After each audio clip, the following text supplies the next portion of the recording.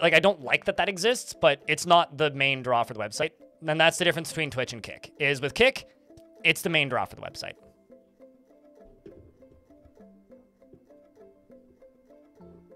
You're in the middle of converting to Linux after being forced into Windows 11. It's horrible.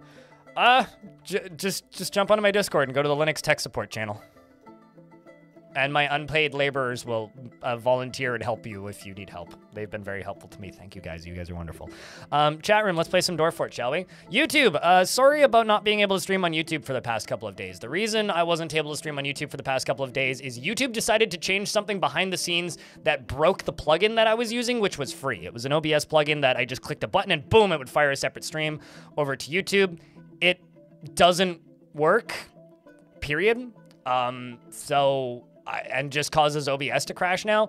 And all of the early reports came in from Linux users, and I'm convinced that Linux users are just faster to complain about something not working on GitHub than Windows users, because Windows users are also complaining. To the people here on the Twitch side of things, if you would like to help out my YouTube stream, you can do that by clicking on this link here once I get it. This link here that I'm about to link is a link to my YouTube stream, and this YouTube stream is playing sound in the background because I don't know how to mute sites. If you go to that stream and you click the like button, it will make the like number go up, and the like number go up make the view count go up on YouTube. People on YouTube, if you want to help this Twitch stream, open up a second tab and mute it, and watch on Twitch. And Twitch people, if you want to help out the YouTube stream, open up a second tab and mute it. So how far into this fort are we?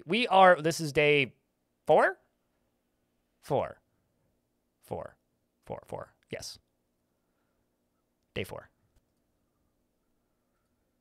You see, I don't want an AI on my computer, but I do want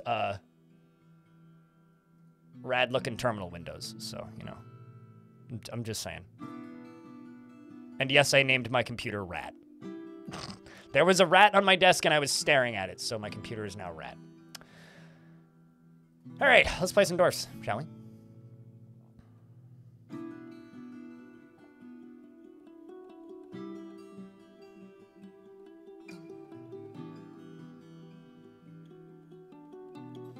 I think it was this one.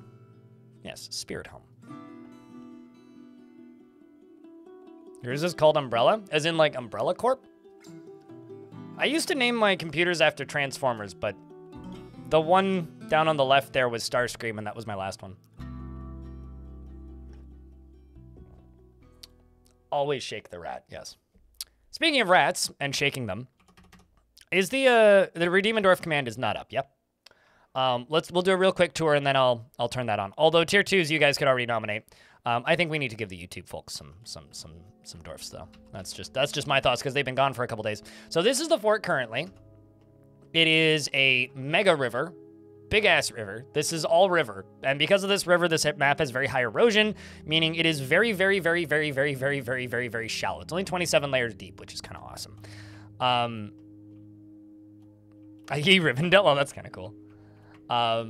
The fortress itself is kind of a little mess.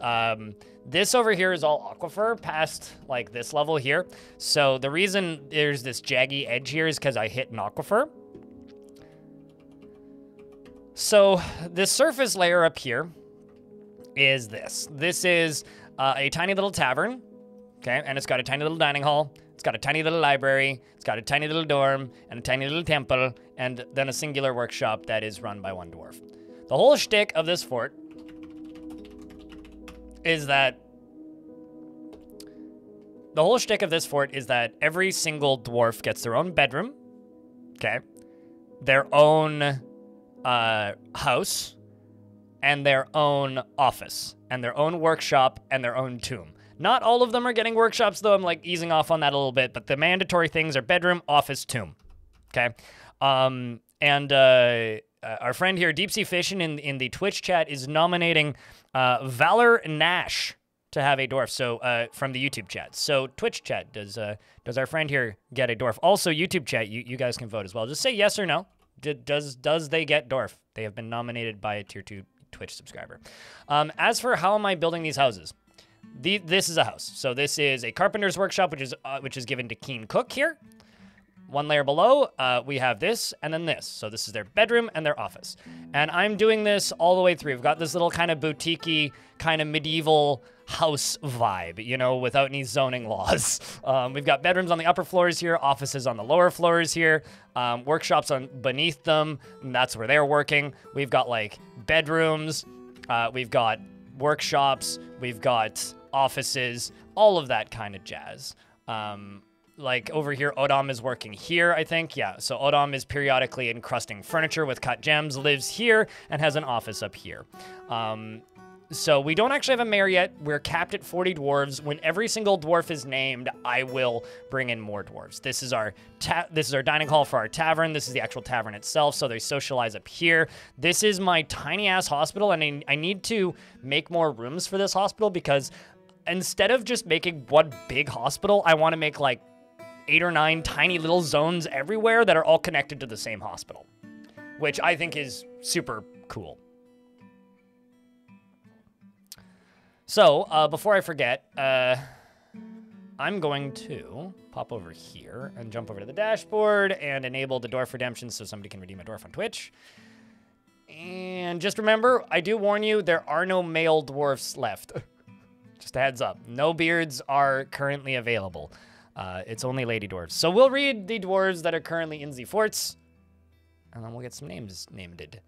So we got Amethyst, Arende, Bevin, Sowers, Big Bang, Cyan Corp, Darius Cardin, Deep Sea Fish, and Diamond Destruct, Dominok, Falgi, Gazoom, and Ghana Tank, as well as Insulina Sama, Jezza, Kashmir Goat, Keen Cook, Kira, and Gushka, Napalm, Sideburns, Noto Casa, Percussive Giant, and Power Tools and Beer, as well as Rafts, and Ranger Rick, and Red Octobear, Salva Daddy, Shark Jumping Walrus, Shinobi, and Travenoid.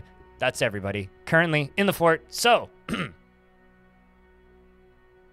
chat room, what kind of dwarf does Valor Nash get? What kind of job do you think they have? Let's see what we have available. We have some stoneworkers. We have some furnace operators and metal crafters. We have some siege operators. We have we're running low. we are running low. What do we have? We have okay. So we got stonecutter weavers, some metal crafters. We got a jeweler. We got a farmer, a bone doctor, a siege operator. That's it. This is what we have left. Also, the way that we're rolling with this is I increase the population when every single dwarf is named. So, Corvius, which one of these dwarves would you like as well?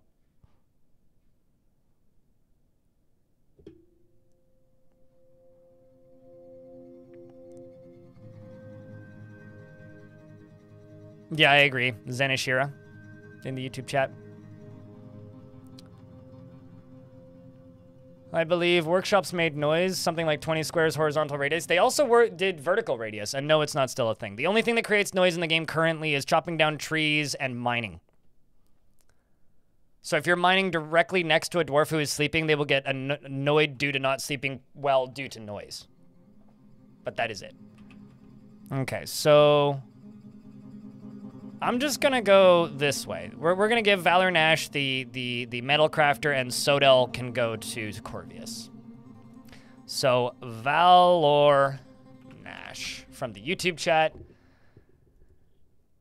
is constantly ablaze with feelings of lust and does not trust others, is slow to anger and can occasionally lose focus on the matter at hand, tends to make a small mess of their own possessions and doesn't focus on material goods, is not inherently proud of her talents and accomplishments, and generally is quite confident in her abilities when undertaking specific ventures. She likes to take it easy and can handle stress. She needs alcohol to get through the working day and doesn't really care about anything anymore. Dreams of mastering a skill and personally doesn't particularly care about craftsmanship and does not care about fairness.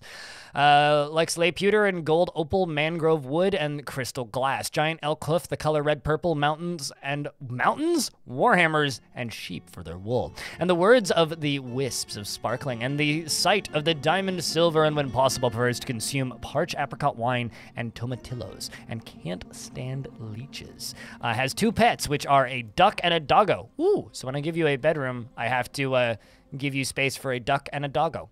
And you also want to pray, you want to be with friends, you want to be with family, and you don't feel great after sleeping without a proper room. Well, we're working on that, okay? And at least you have new, fresh clothing, so that's good. Family-wise, you just have one friend who's Shark Jumping Walrus, so there's that. And then furnace operator is going to be Corvius Suede.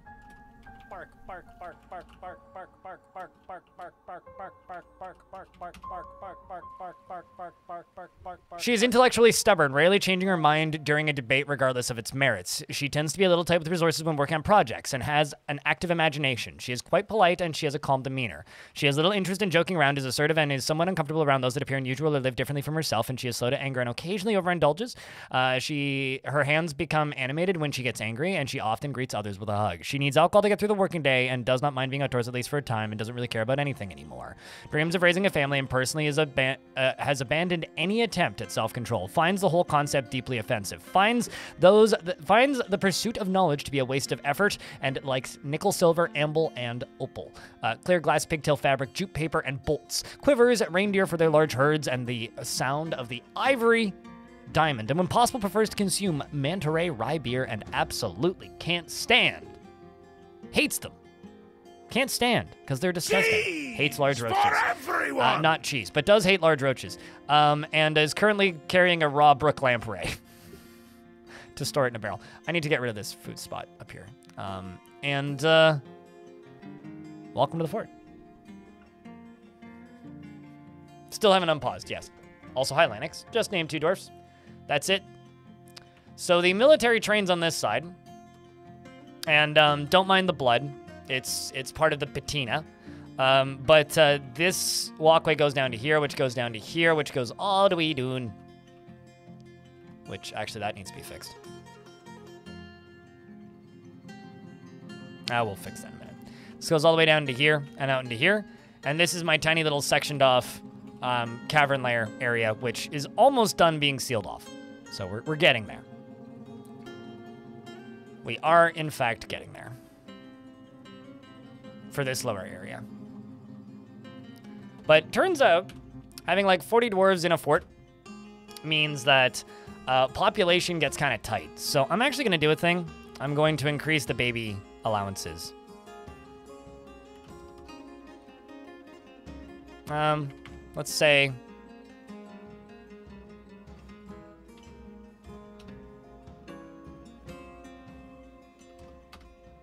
increase the number of babies and children, and let's also double this number. So we get some more kids in the fort, because we don't really have many kids currently, and I think we should have some more kids. And also, visitor cap, I'm actually just going to bump this number up a little bit.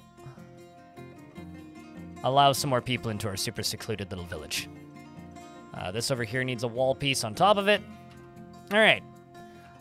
This right here needs to be sealed. So what I think I'm actually going to do is I'm going to dig this up here, do that right there, and then I can just dig out this stairwell and, you know, make an upstair on it. Your time as a homicidal child is coming. I'm far too good at managing children, but we'll see. So I am using minecarts in this fort. This right here is my trash disposal, which turns out quite effective, actually. My trash disposal is mostly disposing of dead fish right now. And currently is en route, I think, because it's not where it's supposed to be. But basically, it goes right here, it loads up, and then it goes wee down here, and dwarves push it. And when they're done pushing it, they then push it back up. Which is currently en route. Yes, it is. And then also we have this one, which slowly fills up. This is for fish that are prepared, so not unprepared raw fish. It's for prepared fish. And here's the minecart back, so this is just going to fill up with dead fish, and then pretty quickly just going to get shoved down and back to the start again. So, if you guys have any questions about this fort or would like to check in with a living dwarf, let me know. Currently, and also this one has a little bit of a powered area. This bottom bit is powered, so yeah. Doing some fun stuff with minecarts this fort. It's been a little bit since I've done fun things with minecarts. So here we are, doing fun things with minecarts. So yay for fun with minecarts. Yeah, I think it's 5x5. Yanvin.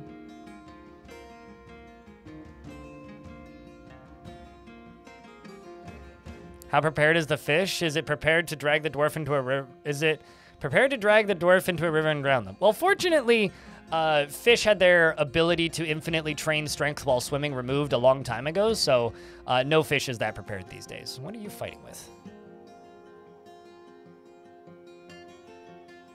Somebody got hit by a minecart. It's only a matter of time. Diamond, are you okay? Yes, you are. Even though you got hit by a wooden minecart, you're still fine. You are still afraid after experiencing trauma. I had a bunch of dwarves experience trauma because I had a dwarf go berserk because I failed an artifact, which kind of, you know, not great for dwarves' mental state. So I'm going to do a thing. I'm going to make a pasture. I think down here would be a good place for a pasture, actually. So that's something I'm going to do. We're going to build a pasture, and I'm thinking in this area. Can we check in with the 2 unhappy dwarves? Sure. The 2 unhappy dwarves are, whoops, no, those are happy dwarves. Shinobi and Ranger Rick. Ranger Rick is upset because they witnessed a whole bunch of people die in front of them. So they're reliving trauma. So we're dealing with trauma on them. And the other one is Shinobi, and same deal.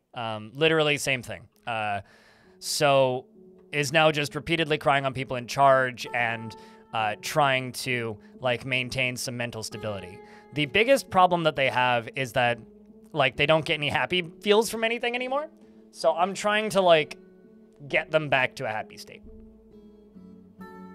Magical adventure find. I looked on the overworld and saw a large river and did a test embark, and it looked cool. I guess it's a combination of using advanced world gen and knowing what to look for. But no, this isn't a magical adventure mode find or anything. No. If you fuck up an artifact, Dwarf goes insane 100% of the time. 100% of the time.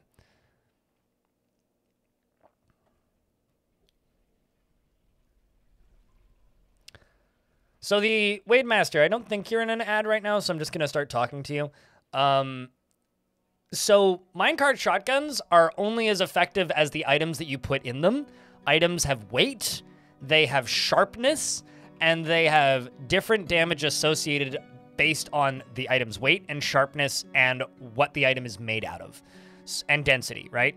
So if you, like, load a minecart shotgun with things that don't weigh a lot, have no sharpness and very little density, it's going to do literally no damage. So if you fire a bunch of fish at an enemy with a minecart shotgun, it's going to do literally null. Just an FYI.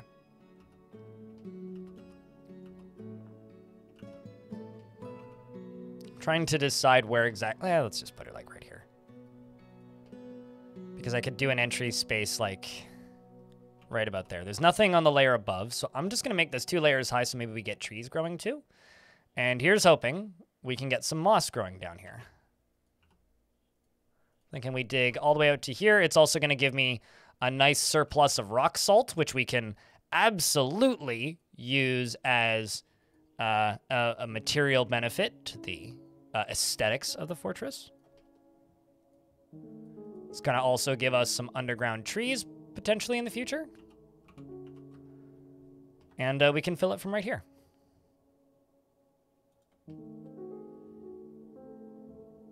It's just like, you know, everybody's like, oh, throw gold statues at the enemy, right? Is often a thing people request when I'm doing minecart shotguns. And it's like, okay, sure, but just realize that gold statues have very high density, but like no sharpness. So they're not actually particularly effective in the slightest.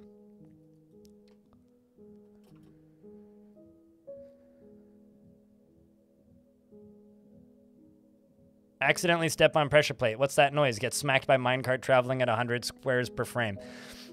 Sure. Why don't just, like, be Gobbo, walk into room, be like, wow, what's that burning smell? And then get hit by a glob of lava.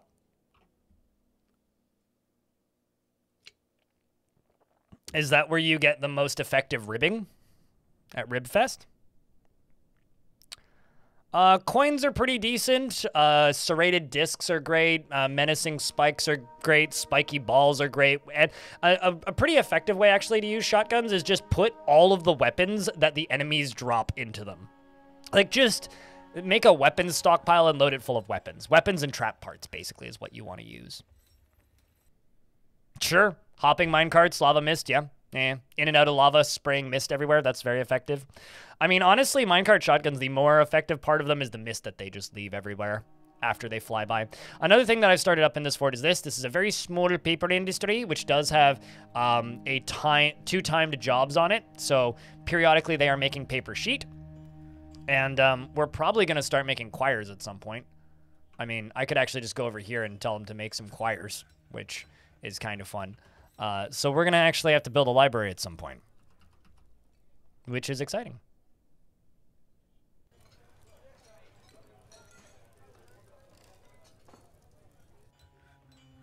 As return to sender at front of the barrel. Let's just send the weapons flying at them that way. Yeah, no, totally. Just throw their own weapons back at them. It's like, you lost these last time you were here, boys. kind of vibes.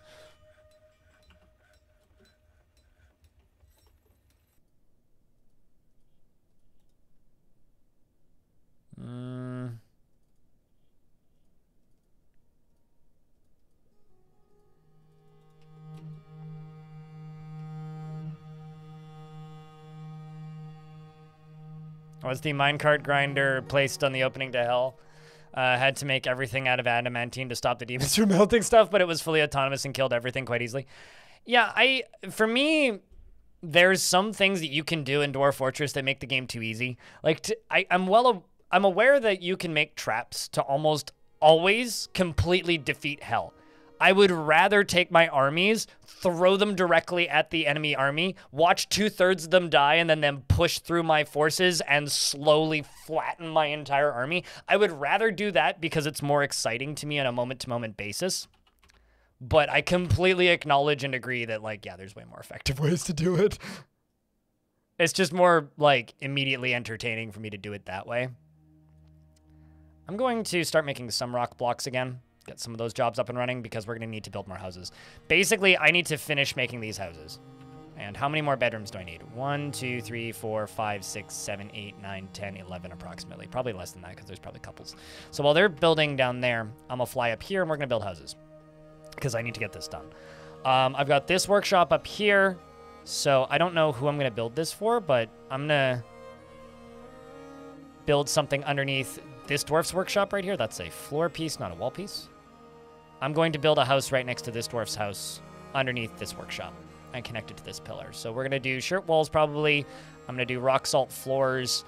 And yeah, that's what this fort's been. It's just been a lot of building small houses, but in pretty quick, rapid succession. So it's been a very different vibe to the last fort. I mean, the last fort, which was Fire Orb, was very violence-focused and very, you know, minute-to-minute exciting, whereas this fort is a lot calmer, but it's got its own kind of, like, tenseness, because whenever a dwarf dies, I have to reorganize half the fort. Because suddenly there's a free bedroom and a free workshop, and I need to, like, pair a dwarf with a new workshop, and, you know, like, that can be fun in its own psychotic way. Now, the problem is, I still want to do these bedrooms. So in order to do these, or these tombs, so I need to make some at this level, a little higher up. So let's go here. Let's bring in this rock salt. Like, these are some of the highest value, fanciest fucking bedrooms I've ever made in Dwarf Fort. Just period.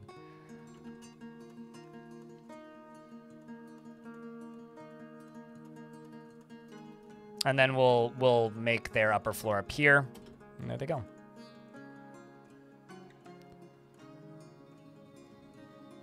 I'm turning into Armok? Nah, losing is fun, mate. I don't have to be Armok to know that losing is fun. I just know that losing is fun.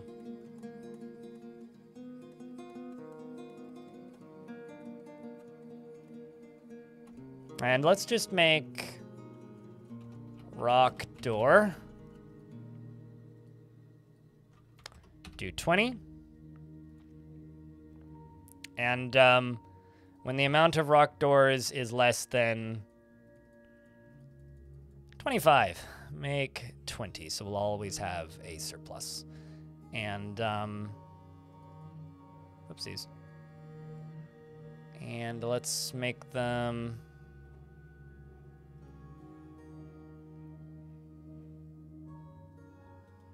out of chert, which I need to get a surplus of again, but fun in the style of editing spreadsheets, but no pivot tables. Huh? It's on cooldown. Wait, what? Raging Cave is... hold on, Raging Cave. I was going to say, you are a tier 2 subscriber. Raging Cave, I have a question. Do the sound commands work for you? Is my bot misbehaving, or... Let me fix this. Because you should have access to this. Yeah, you already have that role. What? When it's just on cooldown? Okay, I need to look into that command then and give it a cooldown command. Sorry about that.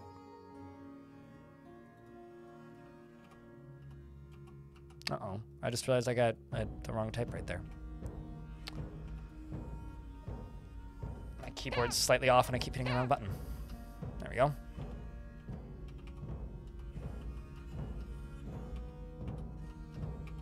Okay. Let's move a little closer. There we go. That feels better. Okay, so right here, what I'm going to do is I'm going to go, say, chest. Chest, we'll give you 2 chests. I'll give you a oaken cabinet. We'll go with a bed down here. We'll go with, if I have a statue, we'll give you a statue. And we'll do table,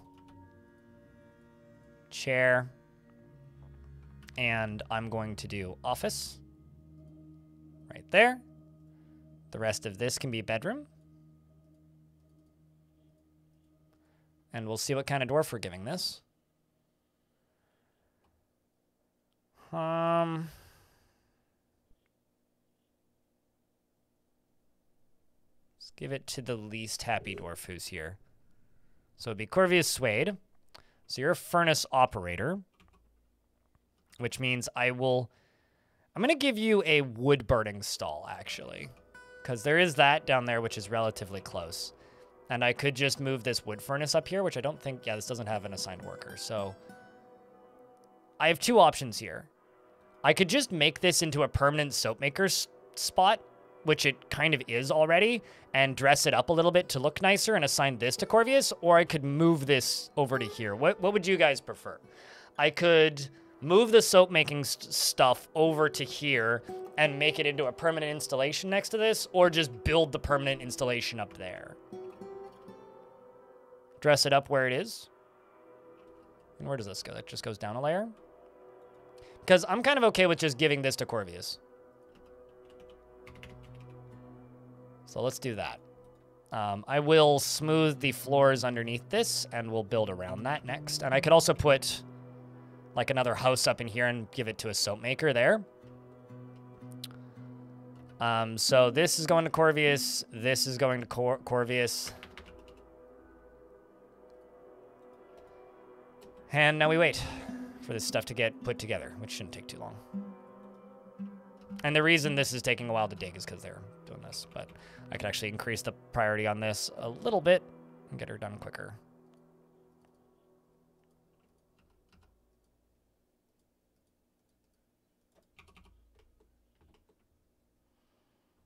And then get floors in there like right away. And this is a statue of dwarves and rock salt. Finally designed image of dwarves and rock salt by Percussive Giant, which is nice. Thank you, Percussive Giant. Up here, I'm going to place this wall again. Except I'm going to do the right material.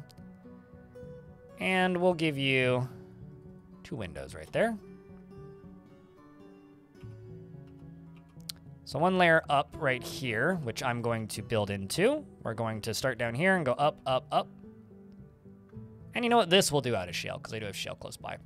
Then I can construct up here, and probably just... I don't know. We'll figure out something to do with this roof.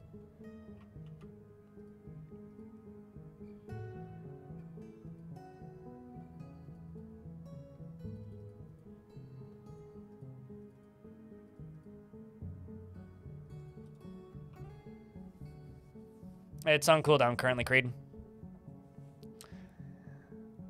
But hello, it's good to see you. Hope you're doing well, mate.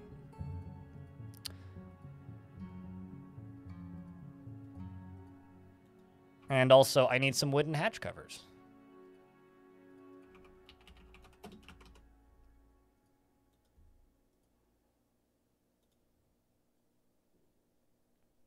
You're going to be driving and miss the timer. No. Maybe somebody else can dwarf you.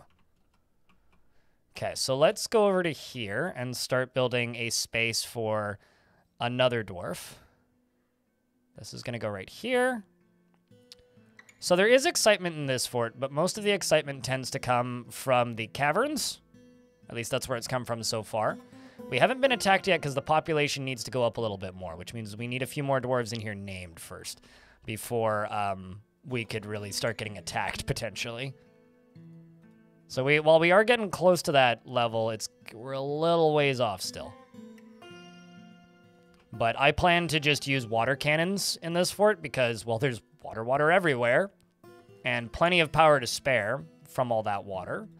So we're going to be using water cannons, which is going to be fun.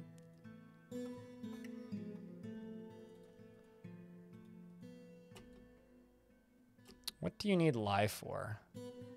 Or what do you need for your lye?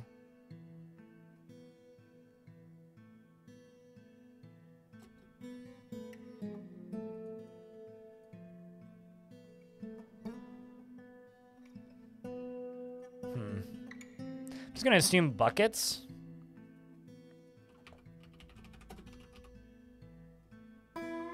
Let's just make 20 wooden buckets, maybe?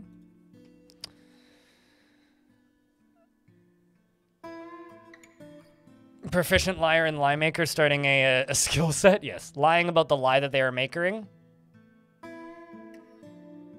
There's a bucket full of lye here. We do need oil in order to have this soap. Also, I actually, hold on. I need to check something. I need to check Corvius's pets, because didn't Corvius have 2 pets?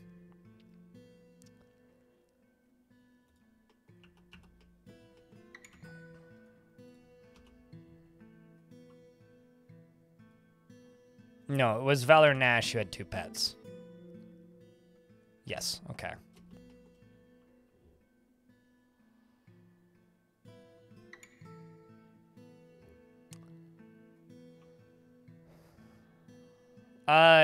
No, you need a bucket to make lye.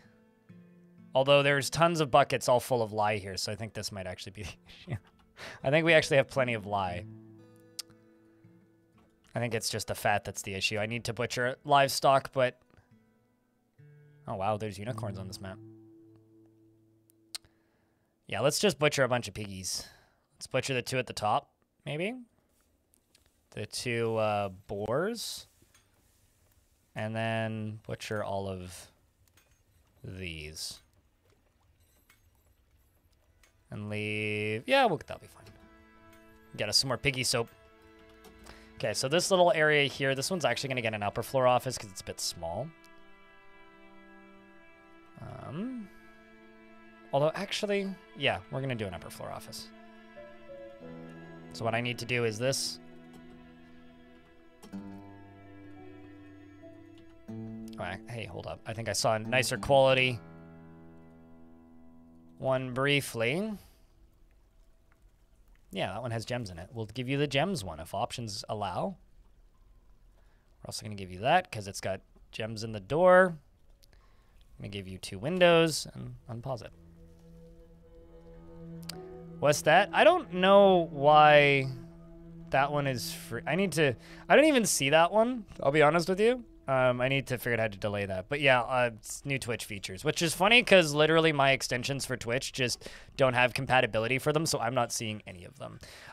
Creed is getting dwarfed based on the generosity of the individual in the chat named Deep Sea Fishin'. So, chat room, does the dwarf for Creed go through? Are we going to permit Creed to have a dwarf?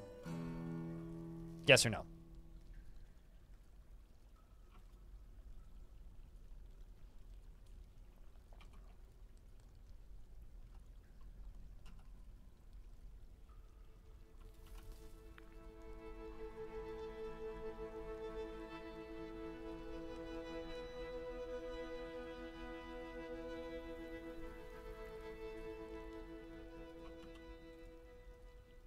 Let's mine through this. Get rid of this. Okay. Well, thank you, Corpus.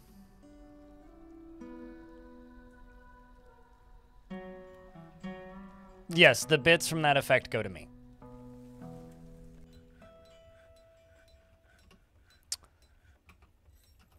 I do, in fact, get the bits from that. We're just going to hack down some trees up here, because it is the way. You keep seeing the pink water wheelhouse and the blue water fog and going, oh, cool, transflag? Wait, where? Pink water wheel? I have a pink water wheel? I don't see the pink water wheelhouse. I'm not... But, fair enough. It's definitely not an intentional thing, but it's fine. The Fisher House? That looks like a trans flag to you?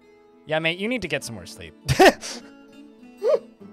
If that looks like a trans flag, yeah, you need to get some more sleep, but it's almost the right-ish. There's a lot of pink rooms, okay? There's a lot of pink rooms. Hey, unintentional Pride Month still counts. Honestly, I prefer unintentional Pride Month over, like, corporate nonsense, so, you know. If given the option, this seems better.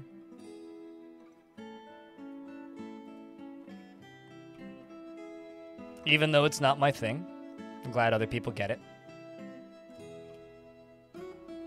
Only R4FFS_ cheered. X260. Crypt beer. Thanks for the $2.60, friend. Appreciate you.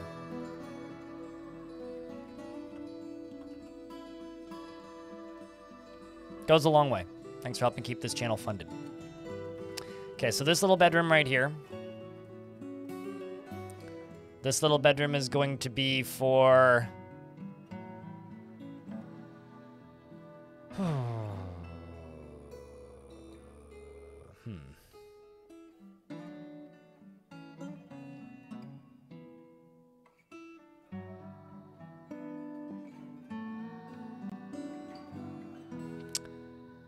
Let's give it to Lorbam the Bone Doctor. Yes. And Lorbam is going to be assigned to this.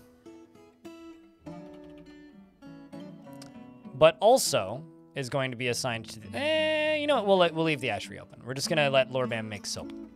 Now, Lorbam, because Lorbam is a bone doctor, this upper level is actually going to be a hospital, essentially. So the way I'm doing the hospitals in this fort is they are, like, connected to other rooms in the fort, basically.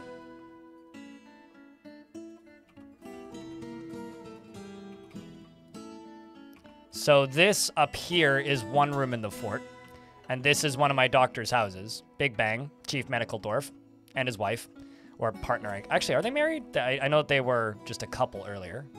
Yeah, okay, they're just lovers. So they both live in this house together.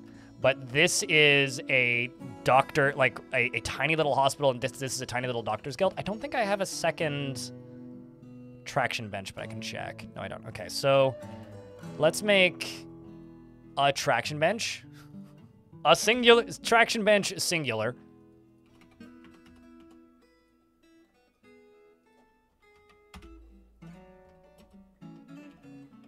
Now that this up here is done.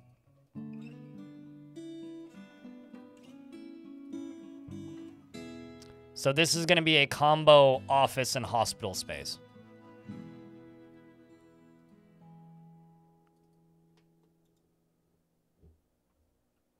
We're just going to shoot water at things, but we don't need to worry about that until the population goes up again. In regards to crazy defense ideas. But nothing super, like, abnormal. I think for this one, I'm just going to kind of go back to basics a little bit. Naturally defended by Big River. Yeah, and then we'll just dump water on the enemy.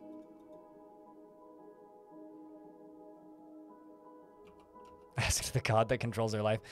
Trust me, if I could make them get married, I would, because then it would allow me to have an extra, like, door for them. It would make my life a lot easier, to be honest, if they would just get married. Because I would have an extra, like, house. Cathode Ray Tube, thank you very much for the Prime subscription. Don't forget to check your Prime subs, chat. Thank you very much for keeping that subscription alive for a 9th month. Welcome back. So first off, office.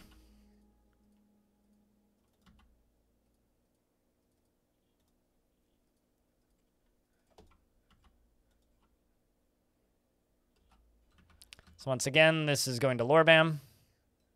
We've slaughtered a boar.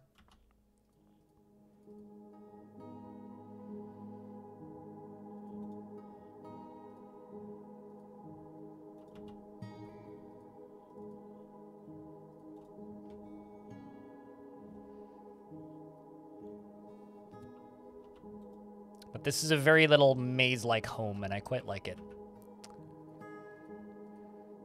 So this little space right here. Oh crap, Rafts, thank you very much for the 3 subscription gift. Appreciate you. Means a lot, dude. Lorbam, where do you go? There you are. Lorbam the Bone Doctor.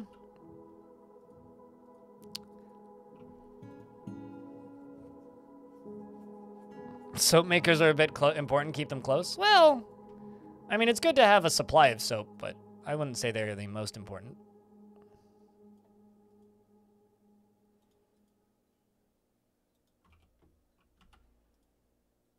I would say that there are more important dwarves in a fort. Considering I've had many forts survive a very long time without having any source of soap. I'm going to throw a gem-encrusted table into here. We're going to throw a traction bench into here, which is also gem-encrusted. You'll love to see it. We're going to put a chest in between the two of them. I'm going to put 2 beds right here. This one's going to be slightly bigger than the other hospital.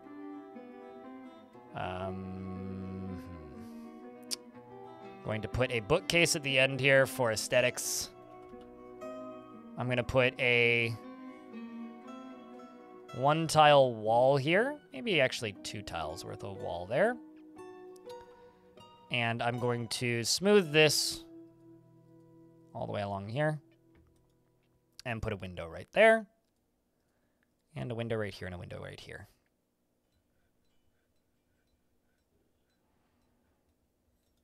Waterfalls do actually clean dwarves, so do mist generators. So this is going to be a meeting area. And it's going to be a meeting area that is rezoned as part of the hospital, the House of Tin. So it assigns the same doctors to it and all the same materials and everything. And then we'll make that office slightly bigger. And Lorbam's tomb goes down here. Although the tombs are the things that I am the most behind on. Because it's just kind of a matter of, like, first building floors in these, placing a tomb in these, and then assigning the dwarf to them.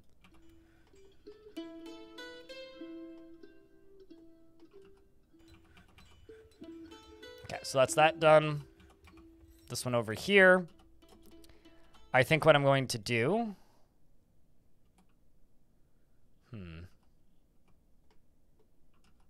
I don't really want to have them running through this dwarf's house. I might actually deconstruct this upper one. Deconstruct this and just let that be a downstair. And then build a stair up here next to it. And then put another dwarf in here. So let's go this way.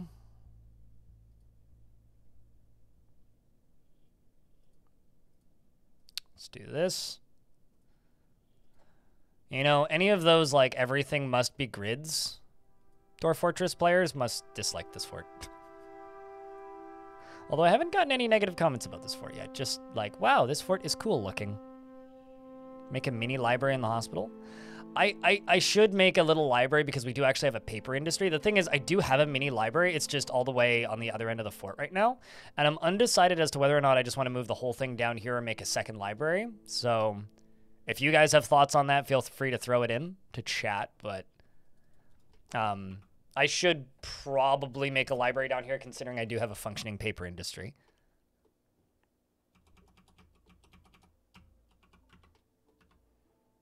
But the greenish vibe made you a little sick. Okay, noted. I'm just gonna put no writing material in here. I don't want any writing material in this library, because this is my library right now, which currently Corvius is sitting here and reading in, which is pretty good.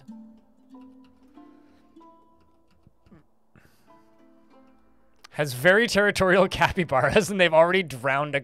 Are they agitated capybaras? That's funny. What's up, BFT breakup? Okay, let's see. Also, just a note for the YouTube folks.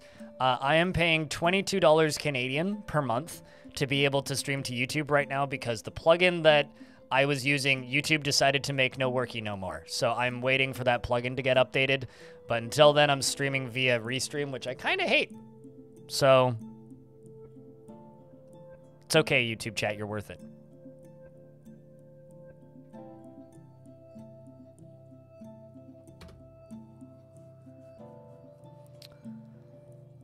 It's like, thanks, YouTube. Yeah. No, initially I thought it was a Linux issue, Raging Cave, but then I looked into the comments section a little deeper and realized that I think Linux people are just way faster to report bugs on GitHub. So I went, okay, well, I guess it's not a Linux issue then. If, like, people are having problems on with Windows as well, with the plugin.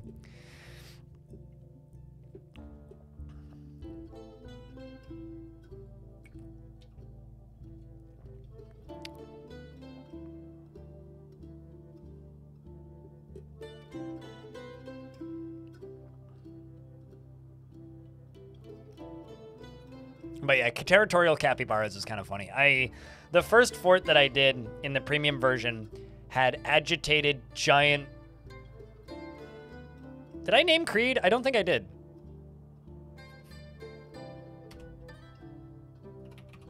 Yeah, Creed got dwarfed and I didn't name them. So I'm going to give Creed a dwarf. Let's just go via happy. And I'll go for the happiest unnamed dwarf. Thigh Cut, who's currently collecting webs.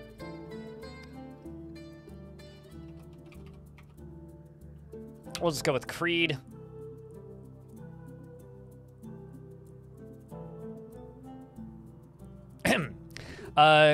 She could not care less about her appearance, talents, or other personal vanities. Has a very calm demeanor and is not driven and rarely feels the need to pursue even a modest success. Doesn't mind a little tumult in Discord and day-to-day living, is stubborn, and has a tendency to go it alone without considering the advice of others. Is moved by art and natural beauty and is troubled by this, and she dislikes the natural world. She likes a little excitement now and then. Finds helping others emotionally rewarding and is quick to anger. Can handle stress. Tends to think before acting. Shakes her finger up and down when she's trying to remember something and needs alcohol to get through the working day, and is a hardened individual. Dreams of crafting a masterwork someday, and this dream was realized, and personally values decorum, dignity, and proper behavior, and does not care about family one way or another, and doesn't particularly respect commerce. She likes magnetite, billin, and banded agate, as well as amber, and short swords, and leather, and armor backpacks, and traction benches, and water buffaloes for their wallowing, and peregrine falcons for their ability to dive through the air. And the words of the adorable monk and the sound of the zephyr of glimmers, when possible, prefers to consume jaguar, water buffalo, and cheese, and rambutan wine, and absolutely hates fire snakes. David Copperfield, thank you very much for the 3rd month with Prime. Appreciate you greatly. YouTube chat says, you should do a fort where you make Mega Beast and Forgotten Beasts as frequent as possible. Have you watched any of my forts? It's almost like I almost always crank up the frequency of beasts in every single world I generate. I do not want to I feel like David might go to prison if he cops a field. I'm just... I'm sorry, David, but... consent is king. Let's...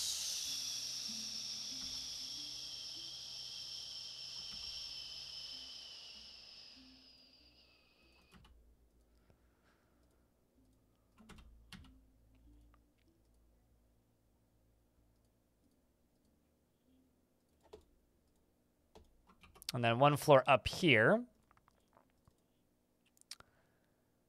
you get this. You get this. And this right here is going to be an office.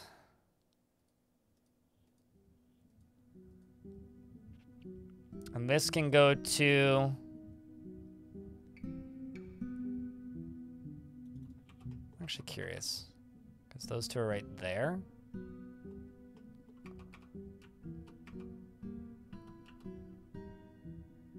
Yeah, let's do it this way. This can go to Valor Nash, who is a blacksmith, if I'm not mistaken.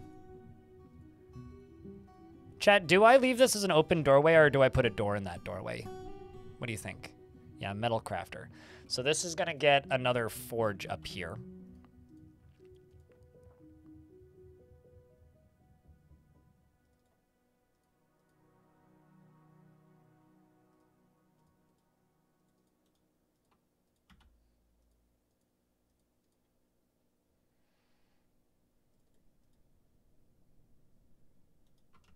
And this is on the outside, so I'm actually going to extend this slightly here.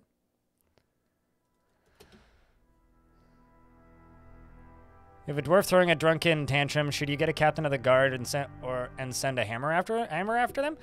Just get a captain of the guard and like make a prison cell and put them in prison, because there is always going to be a chance that it just makes that dwarf happier. Hey chat, I have a question. Are the Gigantify emotes a fair price? Should I raise the price on them? Should I lower the price on them? They're currently just sitting on the defaults. Are they too cheap? Are people using them too frequently? Feedback is helpful there. I heard an explosion. Aquasar. So Aquasar just donated 30 bucks, and they say, YouTube stream for this month. YouTube, your rent is paid. You didn't need to do that. Thank you. The ad revenue would have covered it, but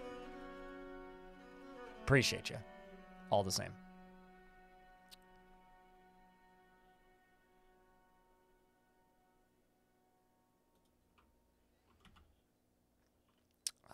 We're going to go up to here and just do a metalsmith.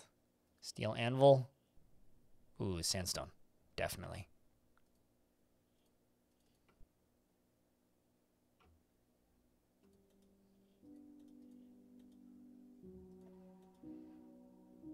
It's more fun this way. Fair enough. Thank you, dude.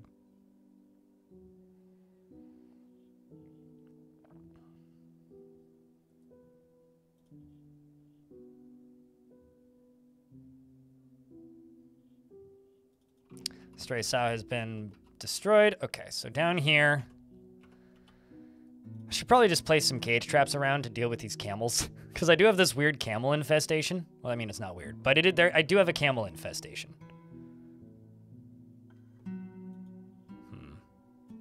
So I need a wood cork and a wood pump. Well, actually, I don't need those. I can just go up to here, deconstruct that.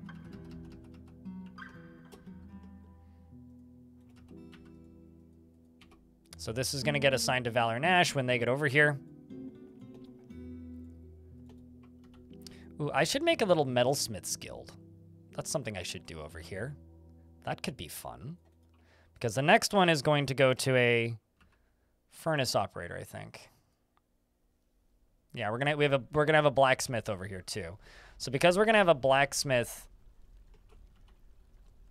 which actually I think I'm going to give them a, let's go to furnaces. We're gonna give the blacksmith a smelter. Well, not the magma smelter, obviously, just the normal smelter. But because I'm gonna give the blacksmith this, I think I'm gonna put their house right here.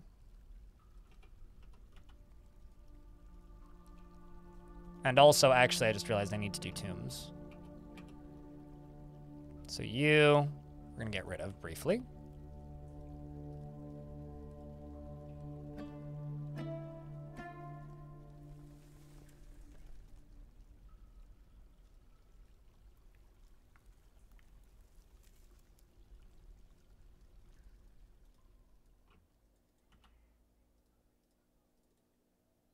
Okay.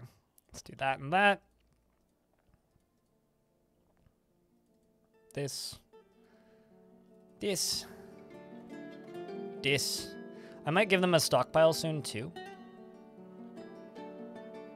The YouTube viewer with the best reason for wanting a dwarf gets one. I don't know how I rationalize that. How do I... Dominic, can I ask you a question? Can you be a bit more specific? Can you please be a wee bit more... Just slightly. Like, I don't need, like, ultra specificity. But I do need you to be slightly more specific. Make me laugh.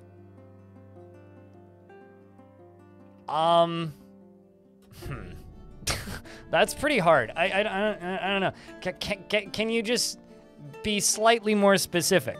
That isn't really more specific because it's your gift. You are bestowing a dwarf upon somebody else. So could you be slightly more specific? Or maybe Twitch chat could decide. Or how about this? YouTube chat, pick a number between 1 and 10. I'm thinking of a number. The person who selects the number gets a dwarf.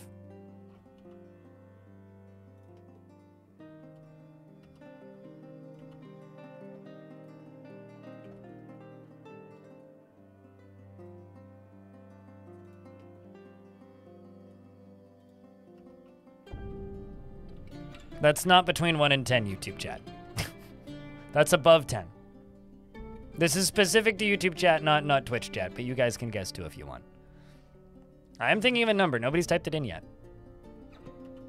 I think you're allowed to guess multiple times. But what do I know?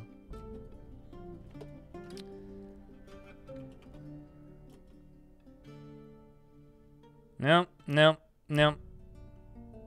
Turns out this ain't a very good... well, here's a hint, YouTube chat. Somebody in Twitch chat got it, but I won't tell you who. But none of you have typed that number in. I don't think E is a number between 1 and 10, but good try. I'll give you an E for effort.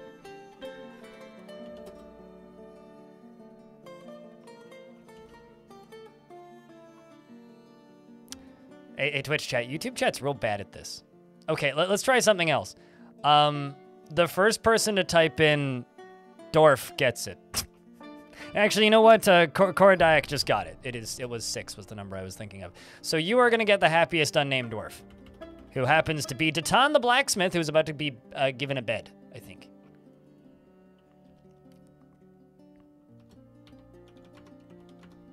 Cora Dyack is the creator of Agasholal Shareshudos, whatever that means.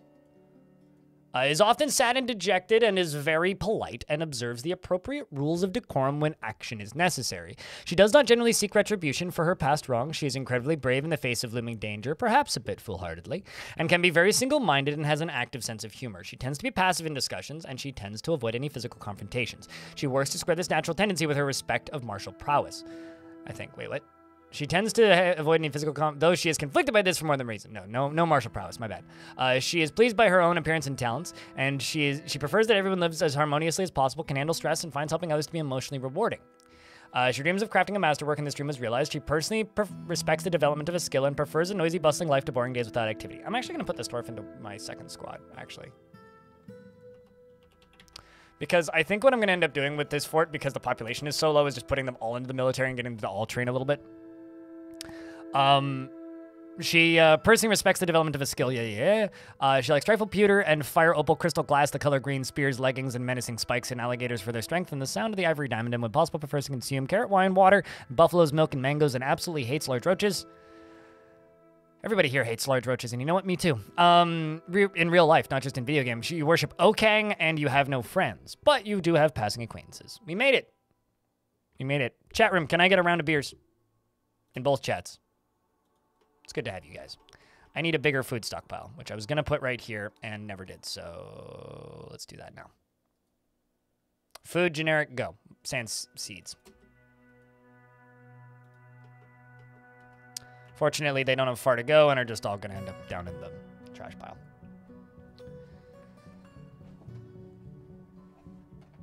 Oh, hey, Zending. Good to see you. Nimlark as well. Hello. Becomes around. What beers around comes around? Just a reminder, today is going to be a shorter stream, and the reason today is going to be a shorter stream is because I have a meeting.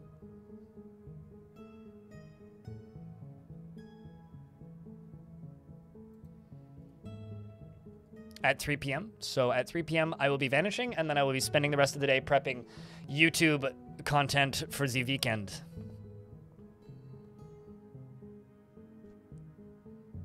You were this close to send a save in for what?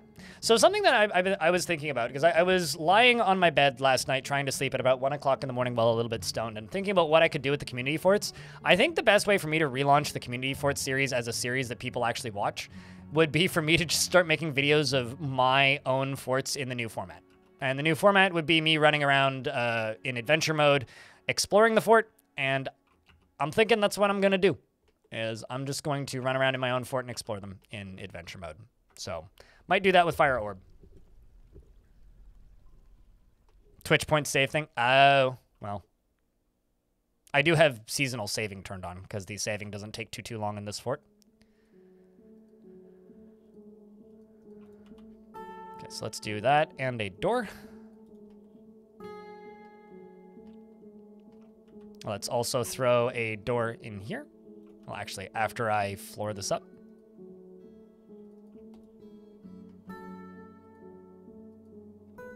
I don't know why this minecart's invisible, but it is, apparently. There's also a dead turkey on the ground. Then I can move most of my livestock down into here.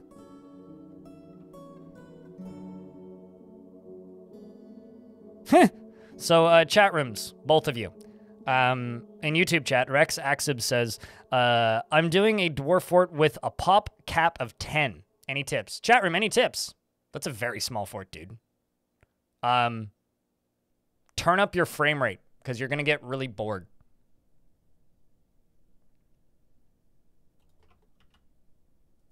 That would be my tip. Don't let them die. Yeah, very important. Play very slowly. Slowly. Very slowly. Very slowly. Give all the dwarves what they want and get attached to them. Yeah, and then cry profusely when they do die. Just, like, cry into the floor. Loudly. Very, very loudly. So we're getting this constructed, which shouldn't take too much longer. We're just waiting on a singular piece. Although this might actually get... I wonder if they can actually build this here.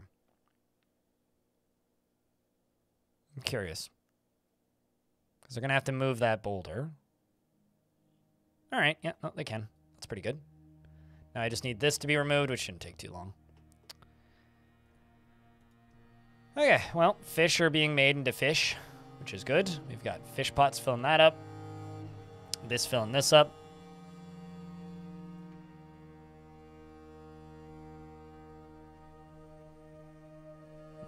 I really wish I could set that to a lower percent.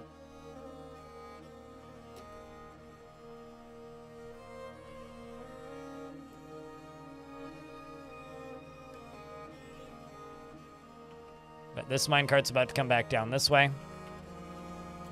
Because it's up here now. I just like watching minecarts, they're fun. And it comes over, bonk, wee, bonk. And it generally doesn't go fast enough to really cause much damage to dwarves. And then this one right here.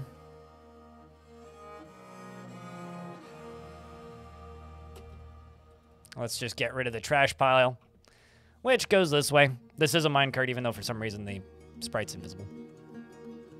Get a hospital up and running, so if something happens, they don't lose limbs or sick and die. Yeah, have a ample stockpile, have a decent-sized stockpile of soap and a fully stocked hospital, I think is probably actually the best advice. And maybe make a doctor's guild as your main form of, like, socialization. That would be my best advice.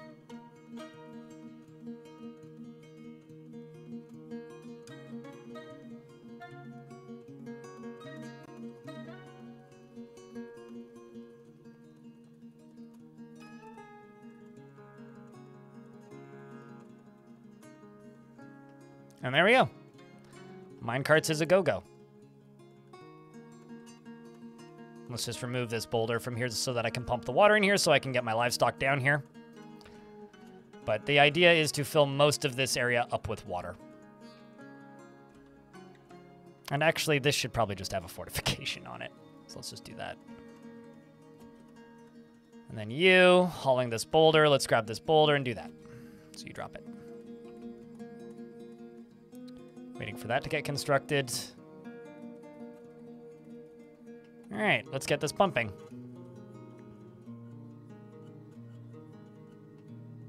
But yeah, I find that when it comes to very small population forts, it's all micro, right? Like, you can't really just allow the dwarves to, for lack of a better term... Okay, actually, I need to lock this door. This is pumping way quicker than I thought it would. But you can't really allow the dwarves to just assign their own jobs, because it's very likely that they will be quite overwhelmed with the amount of work you're making them do. So you have to be kind of careful. I'm going to wait for that to hit 1 deep. Shouldn't take too long.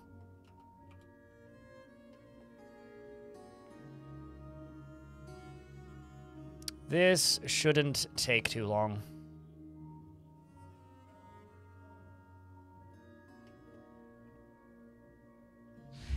Oh, somebody opened that and let some water out. I guess that's fitting. Cyan Corp, the Boyer has been taken by a Fey Mood. We'll check in on that in a second once I let this dwarf out so I don't forget about this dwarf and let them die. I could probably open this now, right? I mean... Dwarves are running in and out of here again. There's Frog over there.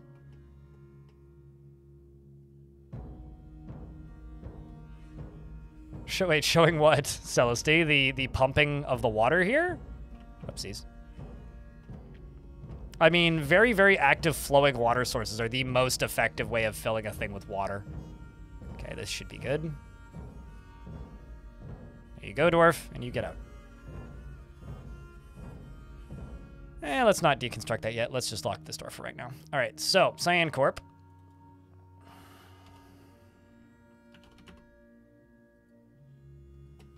Okay, so you're just standing there. Do I not have a boyer's shop? Do you have a bedroom? You do.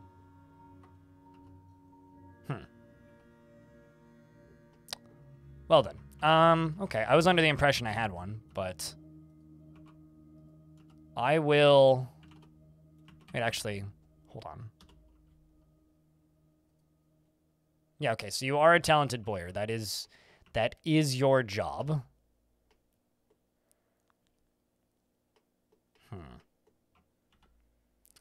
I kind of need to put your workshop around here.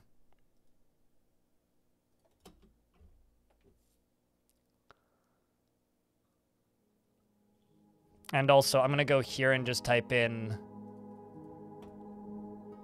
display case. What are... Actually, display cases require glass, don't they? Rock pedestal. Let's just do 10 pedestals. Those will be quick and easy to make. Okay, so Cyan Corp should come booking it down here in a moment. And claim this. Yeah, there you are, I think. Grabbed oak logs, featherwood logs. What do you think they make, chat? Bow or crossbow? Because this is a boyer. So it's going to either be a bow or it's going to be a crossbow. Leather. We did get you named, Creed. Just saying. Playing Kenshi with Star Wars mod plus zombie mod. That's another thing, actually, that I feel about the Kit Fox game that I don't think I mentioned the other day. If that game has even remotely decent mod support, that could be kind of rad, actually. A thin decorated bowl? You mean a bow? Blowgun? Yeah, true. Although I think dwarves can use blowguns now. I've seen them equipping them. A bowl? Like, actually just straight up a bowl? Huh. That's intriguing.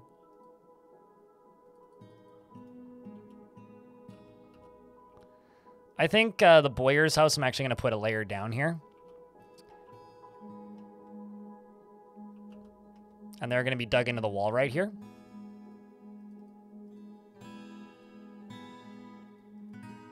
But we'll make up for it by giving them fancy windows.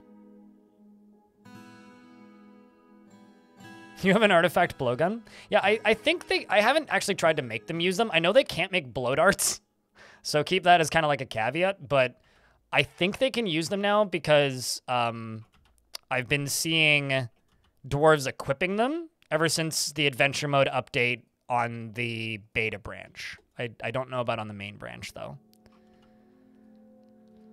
Because, like, when I say weapon of your choice, I've seen them equip blowguns, but like I said, I'm not sure that they can use blow darts, so there's still some question marks on that.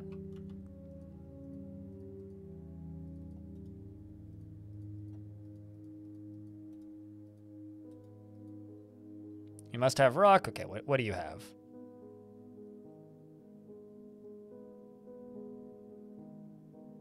What was that? Raw gems? Rock blocks, metal bars.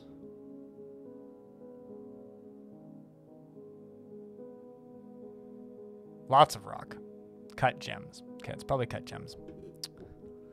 Because I am encrusting all of my gems as fast as I'm cutting them. Actually, there's a gem cutter shop down here. I don't actually know.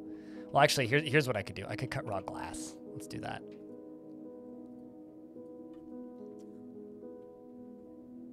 Because these are all getting encrusted with gems. Like, this is just menacing with various little gems. By building over the sea, it's only possible if you can connect them with one fort. So if one fort connects two continents, then it works. Otherwise, it doesn't work.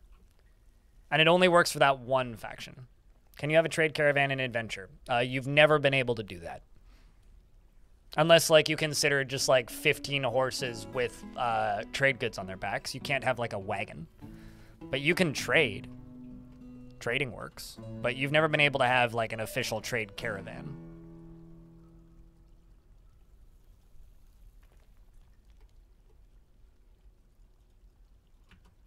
So let's follow you and see if you go get that.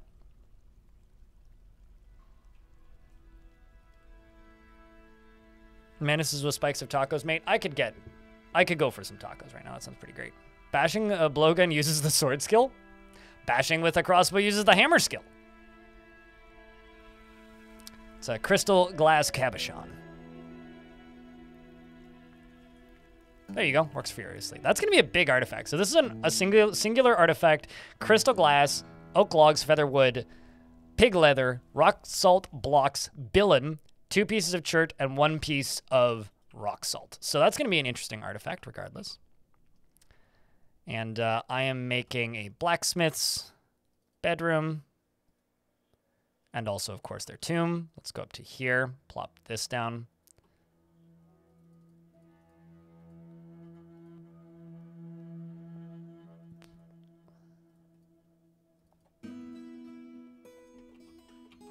There is supposedly iron and some other materials on this map. I haven't seen any of that yet. Just pointing that out. Let's do dolomite here. Let's go. Dolomite. Dolomite.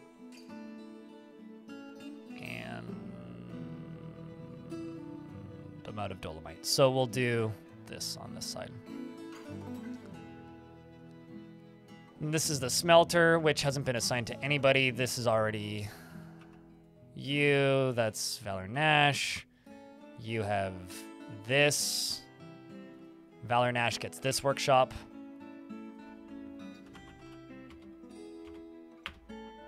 Who's a legendary metal crafter, which is fantastic. This smelter. Corvius Suede. Actually, no, wasn't it? Corvius was going to get this? Okay, we'll just swap these. It's fine. Yes, okay, I did get it right. So if Corvius gets this, Valor Nash gets this. I'm going to put trapdoors on both of these. I really like the look of the oak trapdoors, by the way. I think they look fantastic. I need to make this slightly bigger, looking at it. 1 tile wider. Not entirely sure who's going to get this one. We'll find out in a sec. Or maybe that's just an office. I don't actually know.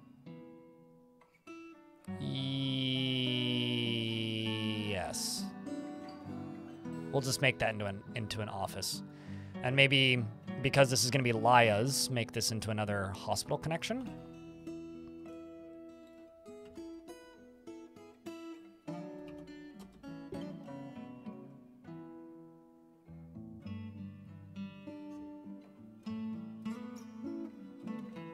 Any tips on how to get out of building the same? Any tips on how to get out of building the same squares or anything? I think you may have just gotten caught in an ad, so I'll just say this.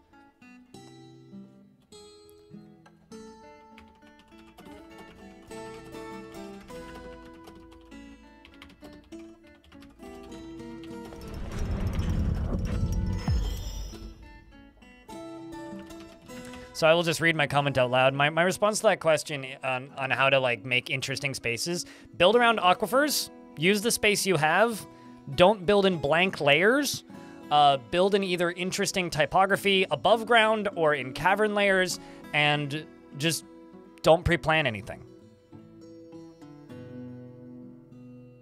There you go, Rex. That sounds like a good place to start. So we did get a blowgun. We did, in fact, get a blowgun, and it's been offered to the Big Fall. The Boyer has created a Gostrageshiel, an oaken blowgun, and offers it to the Big Fall. The oaken blowgun is going to go into this dwarf's bedroom, though. So we're going to go here, and I'm going to place this right here. They also have an office down here. So once this arrives, and also I'm going to give these 2 hatch covers.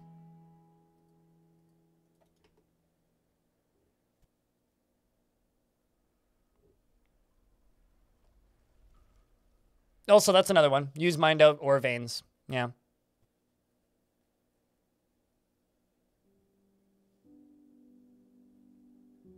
Thin cherry wood, bow, not bowl. Okay, there you go. I was going to say, that seems a little odd. Blowgun. So let's throw this blowgun up here and increase the value of your bedroom dramatically.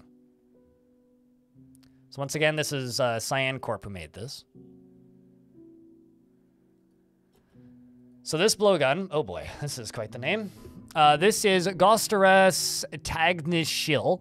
This is an oaken blowgun. All craftsmanship is of the highest quality. It is encrusted with oval chert cabochons and decorated with oak and pig leather and encircled with bands of featherwood, rectangular rock salt cabochons, and oval crystal glass gems. This object menaces with spikes of rock salt and bilin. On the item is an image of dwarves in chert. The dwarves are laboring. The artwork relates to me forgetting that for some reason on Linux I can't use the scroll wheel on these, but the artwork relates to the foundation of Sprithome by the Big Fall of the Still Mirrors in spring of 337. That's a pretty rad little artifact. You know, it's a foundation of the fort.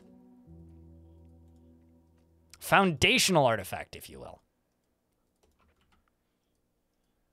I am a fan.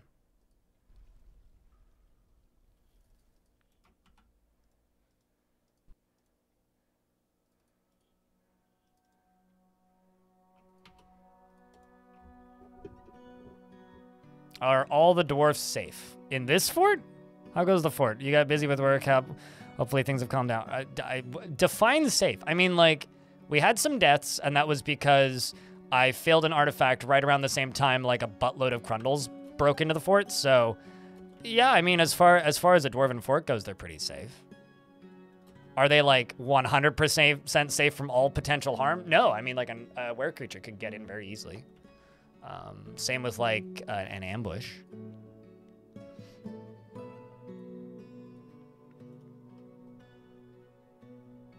Did we name a dwarf Major Tom? No.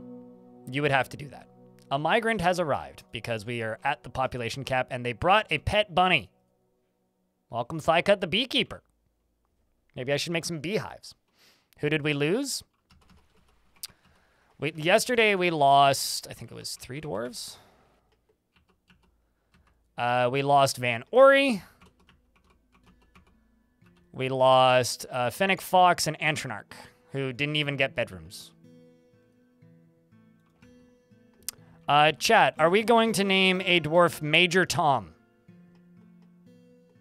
Yes or no? This goes to both chats. You can vote yes or vote no.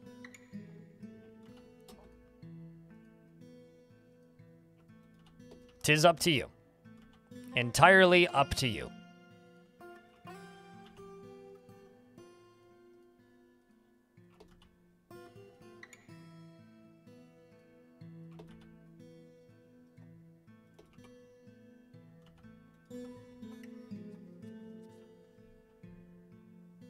Ground to control to Major Tom. Well, yeah, okay, so we got some no's, some yeses, some no's. It's pretty mixed, actually, I would say. Currently, I would say that this seems kind of mixed.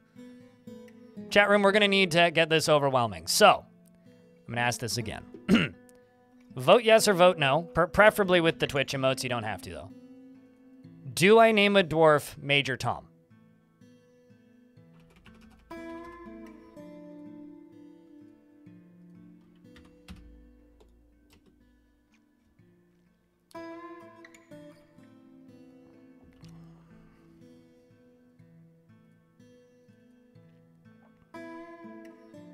Okay, so the Twitch chat is voting yes pretty categorically.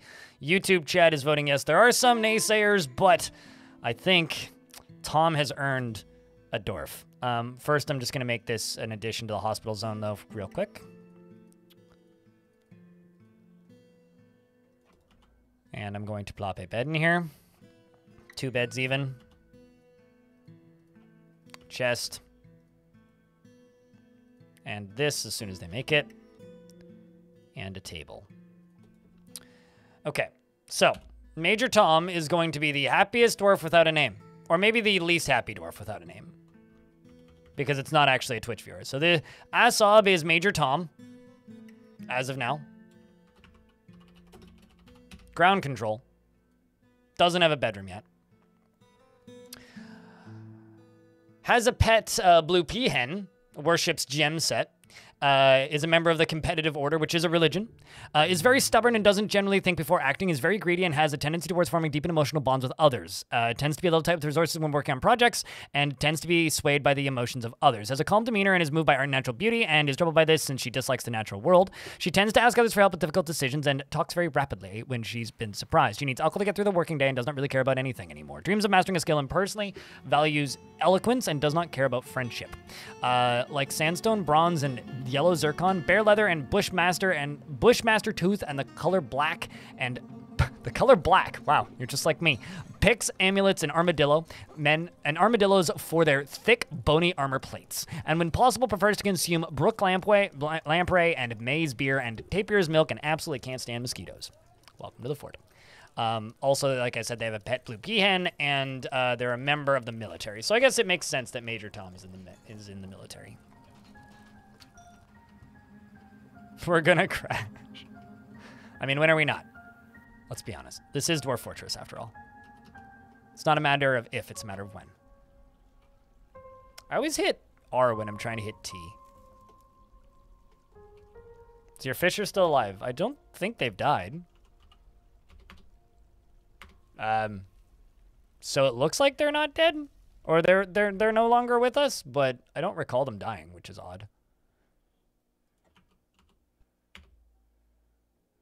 Oh, Kira, right, because it wasn't named Dulkin. Sorry, my bad. I'm not gonna remember username names.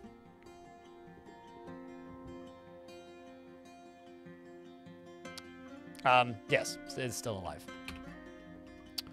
You're gonna have to be more specific when you ask about a dwarf that doesn't have your Twitch name being alive or not. That's all good. My memory for dwarf names is only so good. Oops, no, these are supposed to be walls. Oh yeah, also I'm building these bedrooms above the river that are underneath the bridge. I don't know if these are the higher value or the lower value apartments.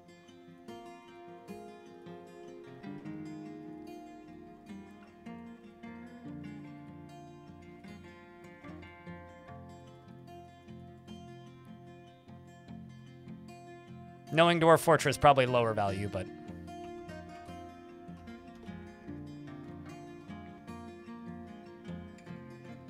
Would you trust Dwarven engineering enough to live in a suspended bedroom above a giant river? Kind of a serious question.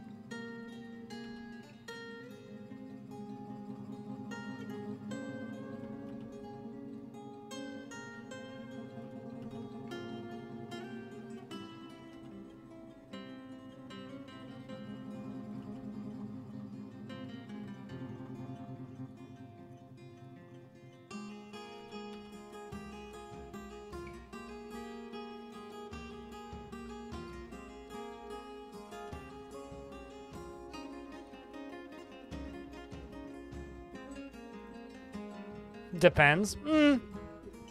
Who's running the fort, I guess? It's like, is this a dwarven fort? Probably. Is this a goblin fort? I think the militia commander makes sense here because his main job is militia commander, so military dwarf. And Darius as well. And then over here, although I don't know where I'm going to put the tombs for these ones. That's a little awkward. Then over here, although actually, this is a little grim, but I'm going to do it.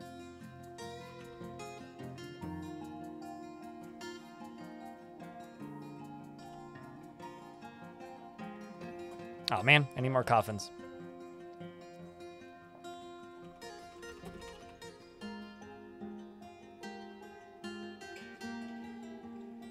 You know what? We'll just get them to make them out of whatever, and we'll just say when the amount of empty rock coffins is less than 10. Make 10. Depends on rent. True. No, I'm just going to put them in the bedrooms. We're going to go a little dark with it. They get to sleep next to their eternal resting place.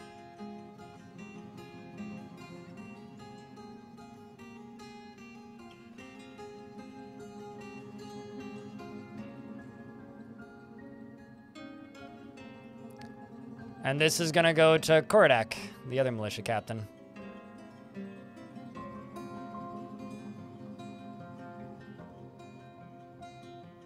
That goes to Darius, that goes to Darius, that goes to Darius, and I just need to place a coffin there. I just need 2 coffins. When they die, someone can just flip them over into the tomb. Yeah, pretty much, you know? And then we just lock them off. What really sucks is the dwarf who has to rent the bedroom or who gets the bedroom after the dwarf died, who lived there previously.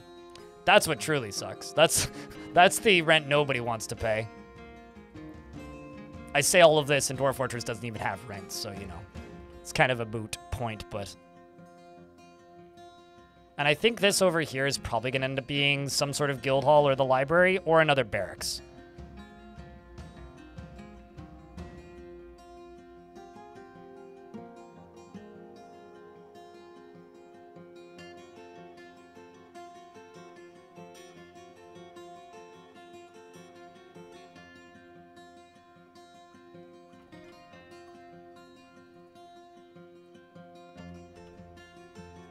So you go here, you go here, you go there, you go there. We're going to deconstruct this.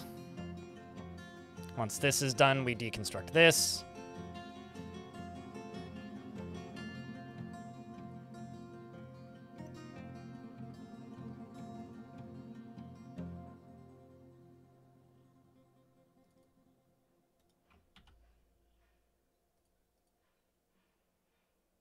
And then I could probably move the animals into that underground area now, probably. I have to have a wall piece there before I deconstruct this, or this will fall. And nobody wants that to fall. I mean, somebody in chat probably does, but I don't want it to fall, so. The complaint to management, something's moving.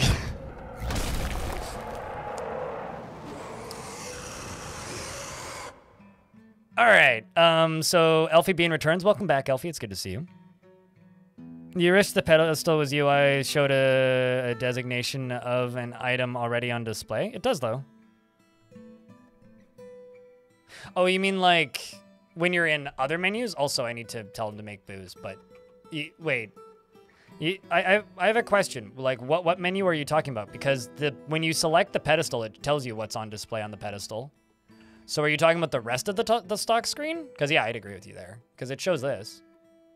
Oh, you mean like when you go to put something else on display? Yeah, okay. No, I get it. I get it. Yeah, no, I agree. Quite annoying. All right, so let's check this. So what is the beastie? Poison vapors. It is a forgotten beast named Abba. It is a one-eyed Dimetrodon. It has 2 broad horns, and it appears to be emaciated. Its pale pink scales are blocky and set far apart. Beware its poison vapor. And it immediately left the map upon appearing on the map. Well, that's good. It definitely has a way into the fort, by the way. Absolutely has a way into the fort. Speaking of way into the fort, I should probably remove that.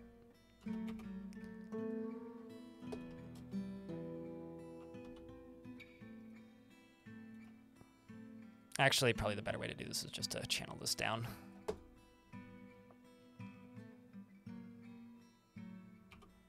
It's okay, I already forgot about them.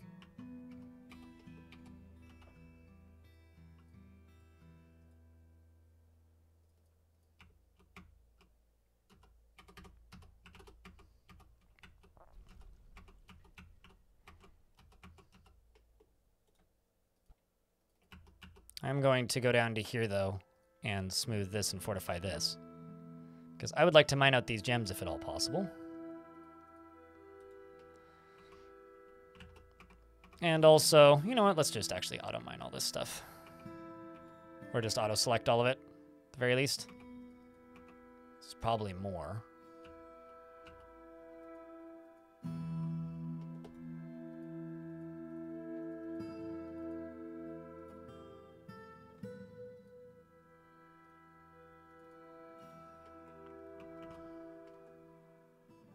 All right, getting some various little moss gems out of here. Let's just get this smoothed and fortified, just to make sure there's nothing scary behind it. No, it doesn't. You only get the 1 warning. It's only the initial appearance. Do you get a warning?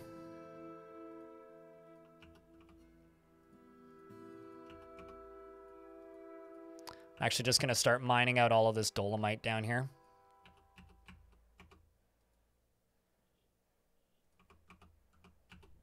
This is a pretty safe spot to just start foraging through.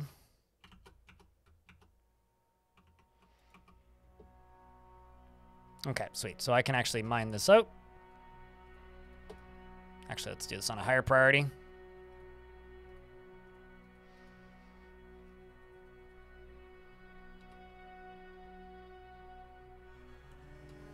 We're getting what? Rough black diamonds. Rough sapphires, rough star sapphires, rubies, excellent.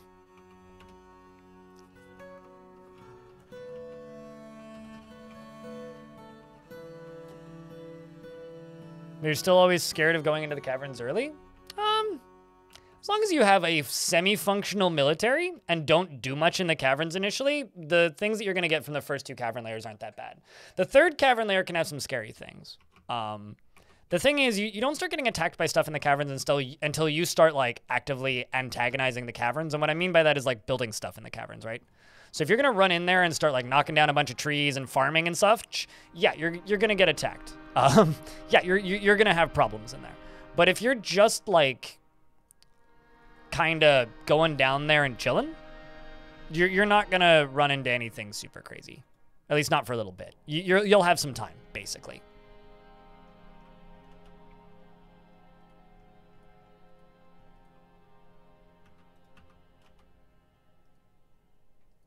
You will have some time.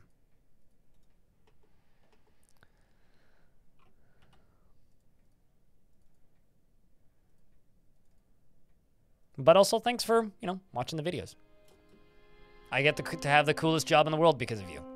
So thank you.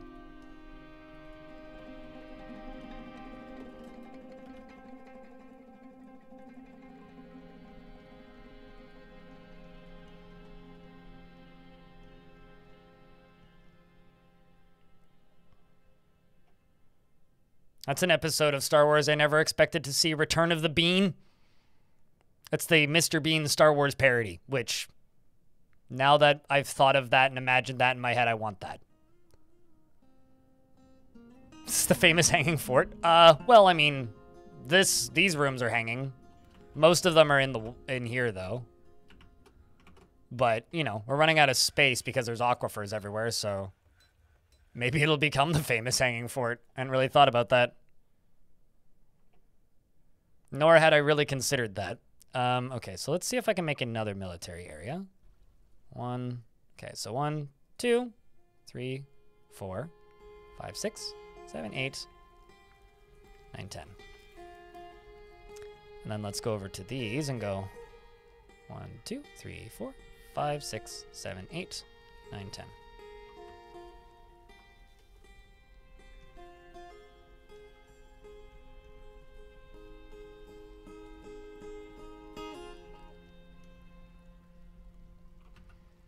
And this can be set as another barracks.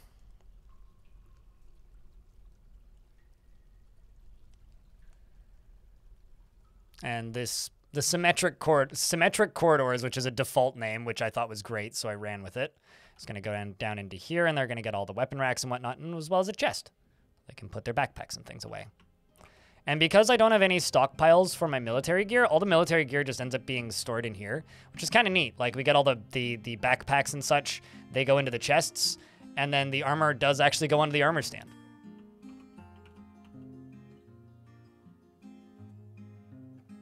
Well, you just did, so boom, boom. Now, actually.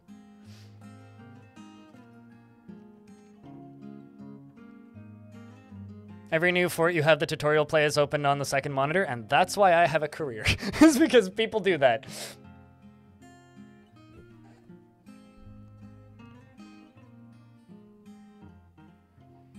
I mean, I'm not playing Civ, so yeah, it's fair to not have a Hanging Gardens reference on the bingo card. It is totally fair. Oopsies. I just closed the tab I didn't intend to close.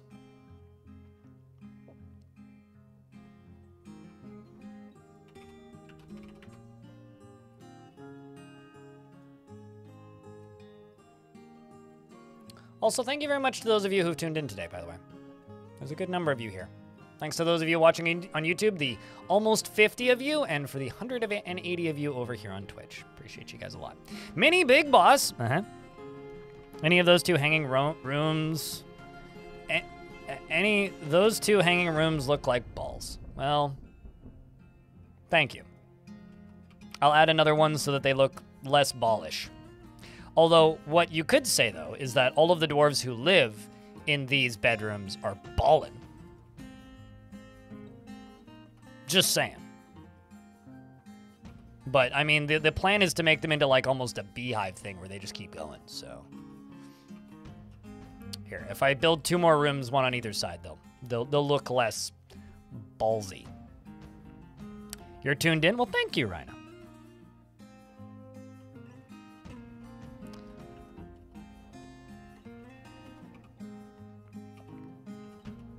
Okay, so I was building this bedroom down here. I might as well finish this. This is going to go to that boiler. Wait, no, the boiler already has a bedroom.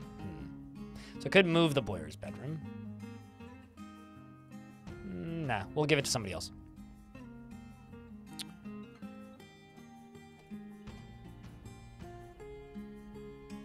Yes, I think I will move this workshop closer to the boiler's room, which is over here. So I could put this. Let's just see. Could plop you down there. That would look awful. How about, like, up here? Oh, shit. Damn. So I just got a $50 super thanks in the YouTube chat. And they say, from all of us, thanking you for your knowledge and patience. Which is amazing because I'm constantly criticized for having very bad patience. Thank you very much, though, for the kind words. It means a lot. Chat room, can I get a big round of beers? In both chats. Please and thank you. Because that's a really big super chat. In the YouTube chat.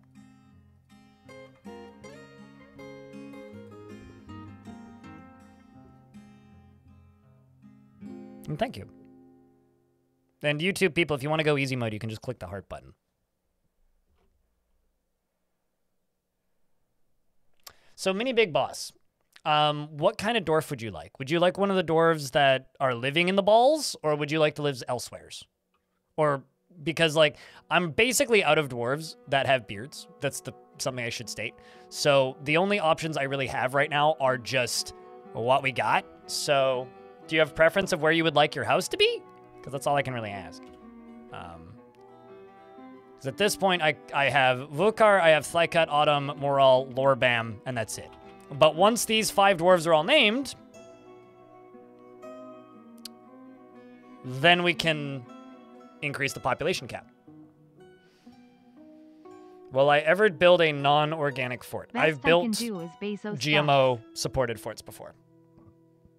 It's okay, I'll take the Bezos bucks. They're Bezos bucks. Bezos bucks is still bucks. All bucks is good bucks. Actually, maybe not all bucks. Most bucks is good bucks. Gambling bucks, not good bucks. That's ill-gotten gains bucks. How about we give you the Beekeeper, Mini Big Boss? Mini Bee Boss. I kind of want to actually have bees, so... Because there are bees on this map, so might as well, since I'm being so weirdly specific about jobs. She is always tense and jittery and quick to anger and likes a little excitement now and then and doesn't focus on material goods. She tends to be a little wasteful when working on projects, and she is somewhat fearful in the face of imminent danger. She tends to avoid any physical confrontations and works to square's natural tendency with her respect and martial prowess. She generally acts with a narrow focus on the current activity and begins to talk much more slowly when she's exasperated, unlike me. And she needs alcohol to get through the working day and does not mind being outdoors, at least for a time. She dreams of crafting a masterwork someday and personally does not respect the law and values artwork. She likes bauxite, tin, and shell, and bucklers, and chains, and elk for their grace, and the words of the lark of cavorting, and the sight of the luxury of trading, and when possible prefers to consume giant ostrich, and cave lobster, and foxtail millet beer, and absolutely hates lizards. So that's a new one. They tend to hate roaches here. You're a member of the luxurious fellowship, the god of wealth, and you have a pet bunny named Limul.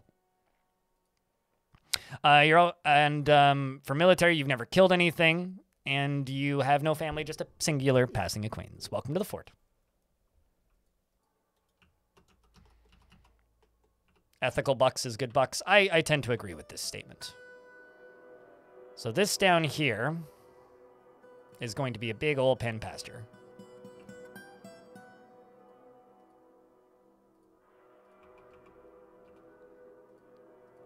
The problem is I need to wait for it to grow a little bit more grass first. Well, I mean, there actually is a decent amount on here. And most of these animals aren't grazing anyway, so it's kind of a non-issue, but...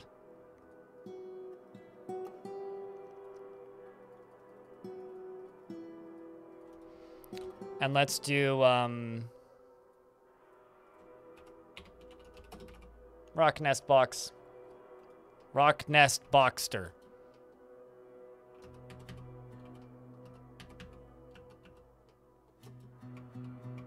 This is the area where food is stored. So I could probably just make like a walkway up to there pretty easily. Do we get a breakdown? Yeah, we get very, very detailed breakdowns of where all of our revenue comes from, so. And it's pretty easy to math all that out.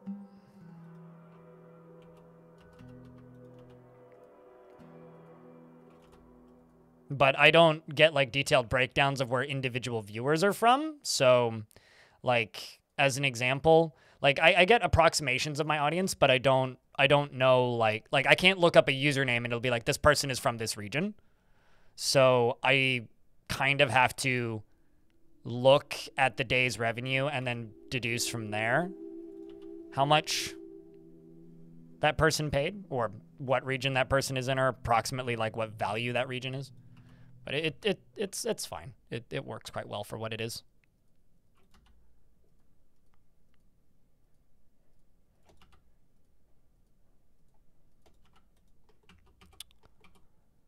I also need to put a traction bench in here.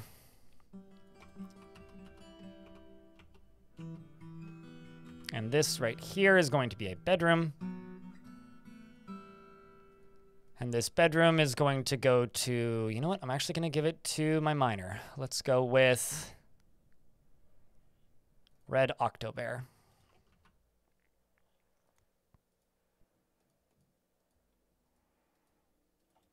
And Red Octobear, do you have any pets? I don't think you do. Yes, you do. You have a turkey and a guinea cock. Ugh. Okay, then. So since you have a turkey and a guinea cock,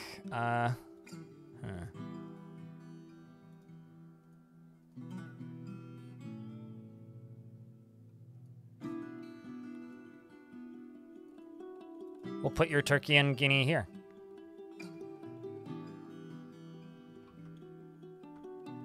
Mug, no news yet? Yeah, reach out to me off stream. But I'm glad the stickers arrived. The girth of the girth of it. 20 ounces is big, dude. Like, that is a large pint. Like, you could put beer in that mug and it would suit it.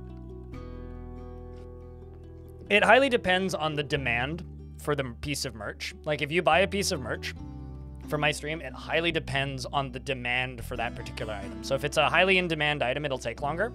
If it's a highly in-demand item, it'll usually arrive quicker. But if it's a highly in-demand item that they're short on, then it'll take longer. So, also thank you, Chad. The between that super thanks and the tip from Aquasar, we are good for Restream.io for the next 6 months, I think. Maybe even longer. I might even be able to just up for a year, but I really don't want to use that. I don't want to give people money if I don't have to. It's kind of a disease, frankly. It's called being frugal. And it's like, man, if I have a free option, I'll use that in almost all cases. Also, if you haven't seen it yet, chat, I did upload a video this morning which has my thoughts and thinks and impressions of the trailer of the new Kit Fox game. If you want to go check that out or support that or leave a like or a comment on it or add it to your watch later playlist if people do that, there's a link. Just saying. And I am in 8 more seconds of advertisements, which is why I am currently paused. It's Twitch advertisements. All right, through that. So I'm going to put that turkey and that guinea hen here. Humans have arrived to trade, and there's troglodytes fighting with getting wrecked by a forgotten beast. Well, it's probably for the best.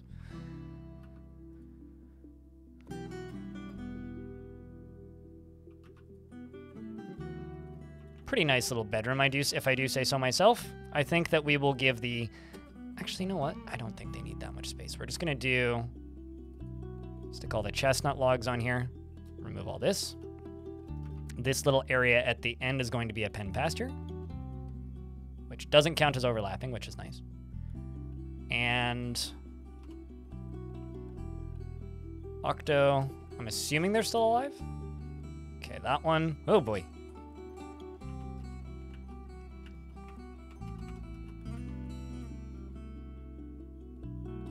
Obak and Tubal.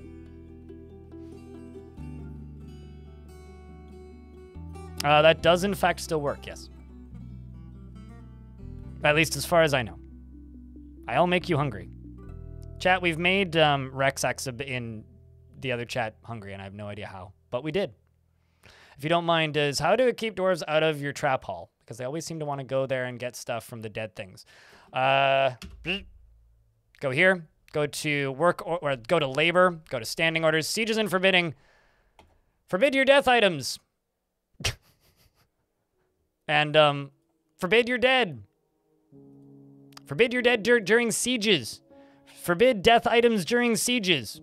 And then you have time to turn it off before they go running in. Or utilize burrows, or, you know. That's pretty much it. Forbid those items. So, because this dwarf is just a skilled clother and doesn't have any other jobs, I'm just gonna make a anything goes craftsdwarf shop right here. So I'm gonna start building these. I'm gonna start just building craftsdwarf shops that anybody can work at, and then periodically be like, all right, guys, let's make 25 bracelets. And then it's just any dwarf that needs a crafting job can just go do it, is what I'm slowly doing. Did I put the wrong one? Wait, hold on. Do you have a pet rooster? Yes, you do. Okay. I thought it was a turkey. I feel dumb now. Okay, so this squad, I'm actually going to get them training for a little bit. And we're going to go here and go train.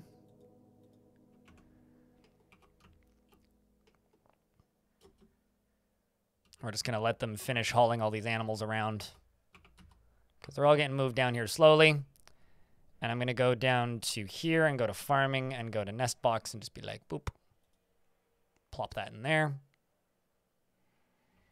So we can start getting eggs up in here. Bit of a cock up, more like a cock down. I don't know why I said that, but, or what that has to do with anything. Let's go over here and let's bring used clothing here. So I do have automated clothing. So when there's less than 45 of any clothes type, they just make that. I don't actually know how we're doing on cloth though.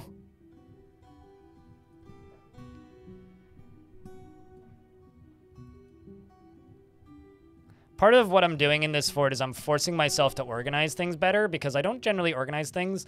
The way I use themes in my forts is actually to get good at different things that I don't normally do. So what I'm using this fort for is because, you know, everybody still can get better at things in games or learn different things in games regardless of how much you know about the game. What I'm doing with this fort is I'm trying to learn as much about different types of jobs that I don't normally interact with, or alternatively specializing dwarves and like micromanaging jobs, because that's something I'm not very good at that I have people ask me for tips on all the time. And you know what, this is the best way to learn things, just by doing it. So that's what I'm doing currently. And that's what the whole goal of this fort is.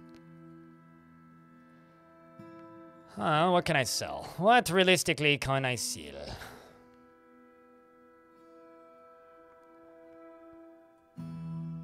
You know what? Let's just sell these robes and shirts. We'll make more. And we're kind of short on cloth, but hey. Yeah, it is to be expected, I would say.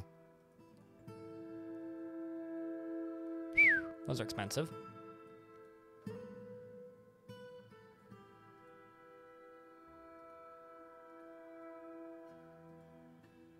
Kind of short on, like, tradable items. At least I have some earrings that we can sell. Let's sell those. Oh, something else I need to do. Labor standing orders. Forbid used ammunition during sieges.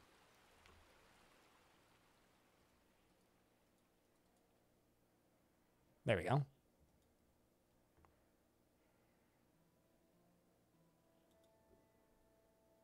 Pork shoulder in the oven and then you're starting to smell.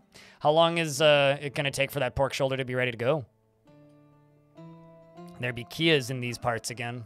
I think I should move trading indoors after this one. Let's actually do that. Just build one.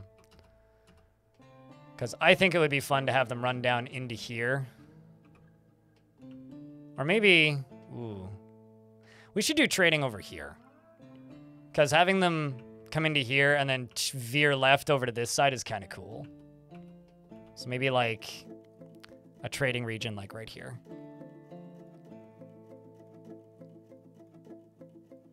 Pork shoulder in 40 minutes? Hell yeah.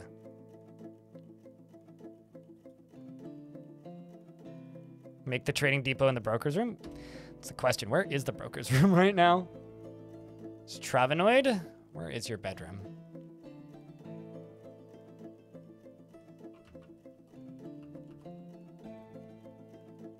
I think I might make a new broker, actually. Unless I assign a new chef to this. Yeah, because Travenoid's my cook. I think I'm just going to make a new broker, probably. That's probably what we're going to do. Yeah, it's a bit too awkward of a location. Beer is empty, pork is still in the smoke's edge. Also, what Raging Cave said, please share photos of this pork shoulder.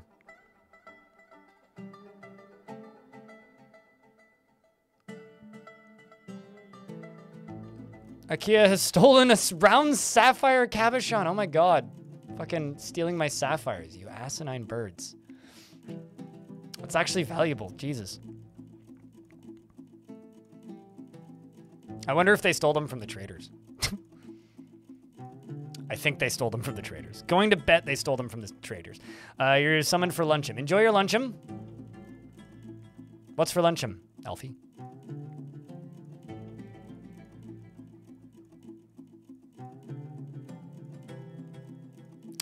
Chat room, Raging Cave would like to dwarf thyself. So do we allow Raging Cave to be dwarfed? By the way, that human is still alive somewhere in the world, I think, Raging Cave. So vote yes or vote no. Leftover mac and cheese with broccoli? Ooh. I need to make me a mac and cheese. It's been a while.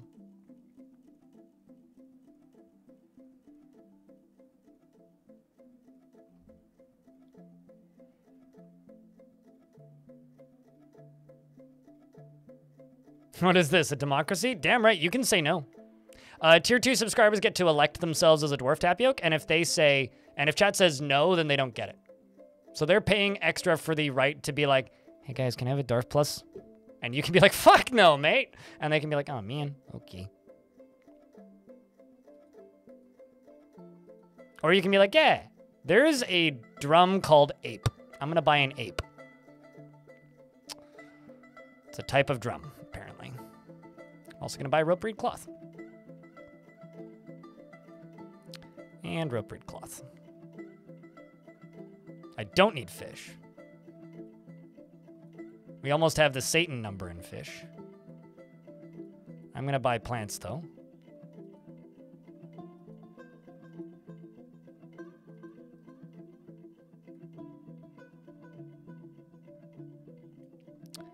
And I'm gonna buy At One with Animals and Climate and Question the Believer. Whoa, deep. I'm gonna buy a cop. Oh, I can't buy the copy of Question the Believer. It's too expensive. I will buy the. I won't buy the paper actually. I kind of want to buy the iron meat cleaver and put it in the kitchen. I'm gonna do that. Okay. And then I'm gonna jump back up here and just get rid of this. Because this is the kitchen. And I think a meat cleaver would be a nice decoration for the kitchen. So I'm going to go into here and I'm going to actually just remove a singular tile of this.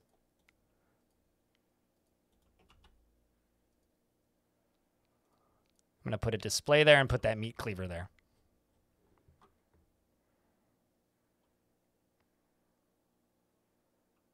You know, actually, maybe that might not be a bad idea.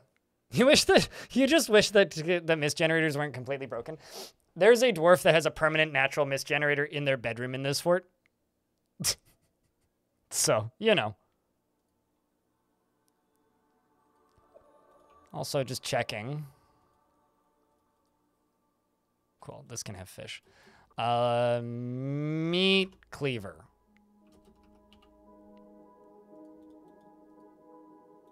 There you go.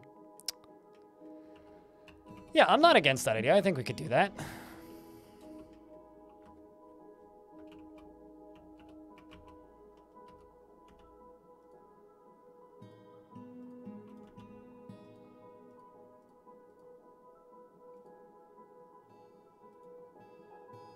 Although I'm running out of blocks. I require a bit of a mining project, I think. Specifically for the blocks that I've been using mostly. So this goes up to here. Okay, it stops there. How about this side? This is all the same type of stuff. How about if I just go down to here? We dig out this way. And just start digging a 2 Z-level deep area right here. Actually, how about, instead of doing that, I just start building a reservoir. Because I'm going to need a reservoir at some point. So how about I go up to here. And I just go down. To about here.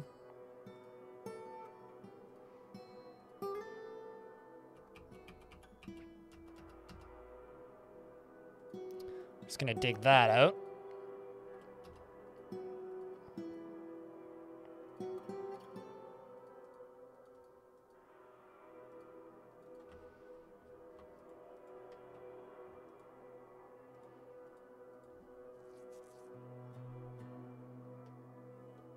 You always scour legends for civs with few deities? Why is that? Is that because, like, you don't like them to just have tons and tons and tons and tons and tons and tons and tons and tons and tons and tons and tons and tons and tons and tons and tons and tons and tons of gods to worship? Or is there another reason for that?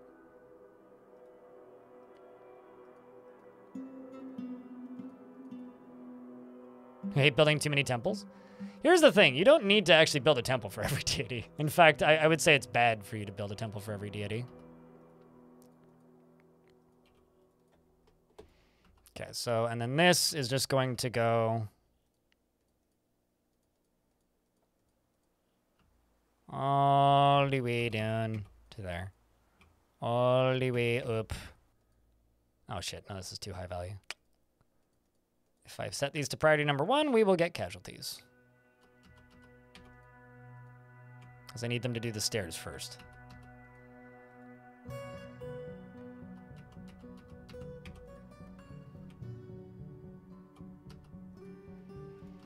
And then this one down at the bottom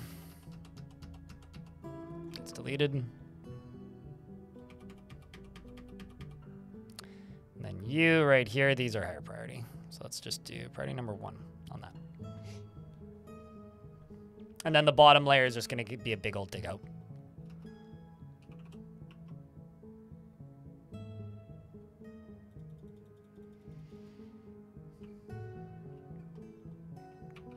Okay, so this is going to be the trading depot. And I'm okay with making it a mist generator above it, although it would be kind of fun making a mist generator above it because I'd have to, like, suspend it. Because the space right there is, for lack of a better term, basically just...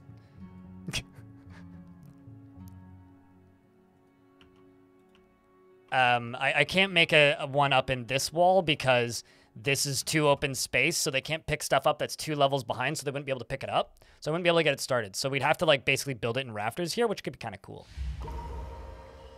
So I think we're going to do that. We're going to make a mist generator in the rafters. And Kira, the fish cleaner, has been taken by a Fey Mood. So God knows where you're going to go. Probably a Craftsdwarf shop, if I had to bet. In fact, you've already claimed something. A stoneworker's shop, actually.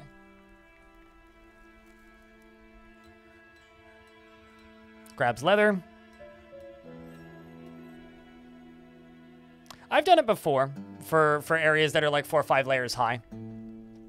I once made a recurring one where it had multiple tiers of levels. Okay, so you need tanned hides, got it. Bones. Bones is what you need, probably. Logs as well. Don't have logs currently. What else do you need? Logs, rock, okay. What else do you need? Tanned hides, you already have that. Bones, yep. Do you need gems? No, okay, so logs. Okay, we have logs. Okay, so bones it is then. Pigs for death.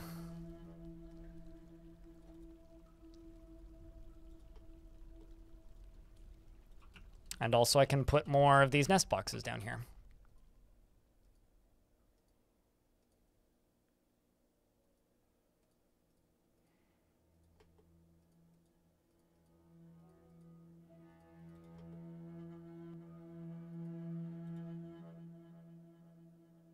Got a nice... Oh, you do? Hey, El Plenty, what up? What happens if I forbid a material after a dwarf starts working? I'm pretty sure if you just forbid anything that they're working on, it just causes them to go immediately insane. Unless they haven't claimed it. If you forbid materials that they haven't claimed yet, then I'm pretty sure they just go grab the thing that they need. With the materials that are available. Okay, so you're grabbing other things.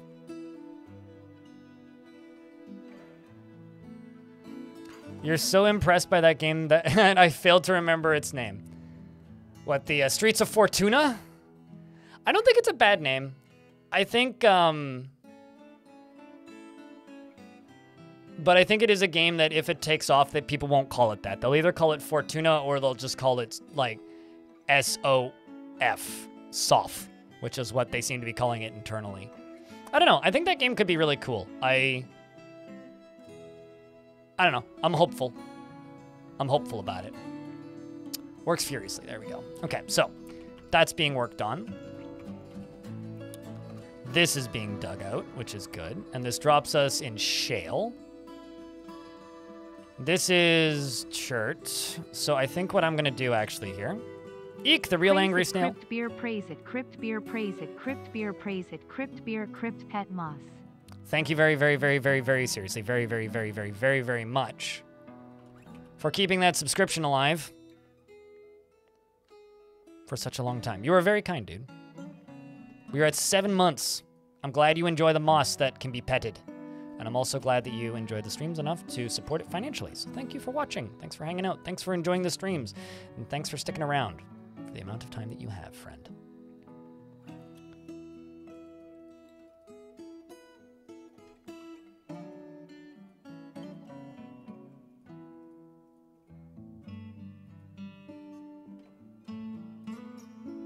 Didn't look anything like that? Gotcha. Didn't look like RuneScape? Okay, so this is how many layers? 1, 2, 3, 4, 5, 6, 7, 8. Okay, so 8.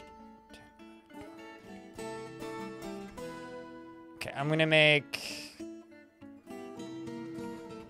wooden pipe, wooden cork. I'm gonna do 15 of each. Okay, well, I need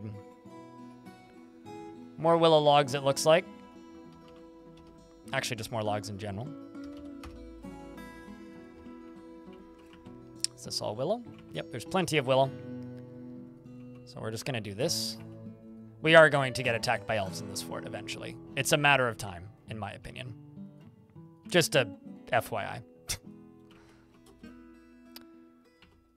Which is also why I'm beginning prep for, you know, a drowning chamber, shall we say. This map is cool. This map is pretty rad. Yeah, I'm quite happy with it. The advanced world gen stuff can get really fun when you start just being all like, yeah, no, this is, you know, let's have some more erosion and get bigger rivers. Stuff can get quite fun. And I'm also going to do this. A migrant has arrived.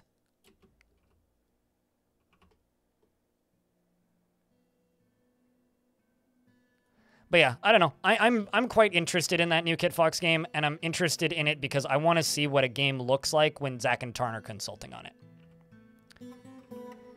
Because, like, people like to criticize Zach and Tarn's game design, like, skill, I guess.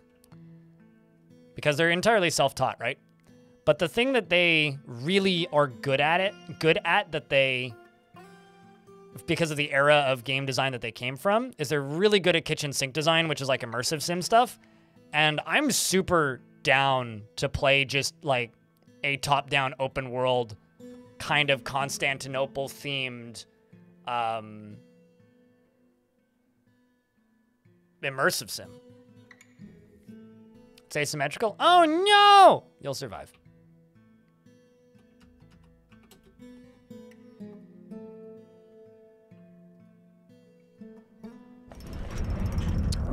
Oh, that's kind of cool. Kira the fish cleaner has created Umastid Sad, a shale crown, and offers it to the big fall. A shale crown.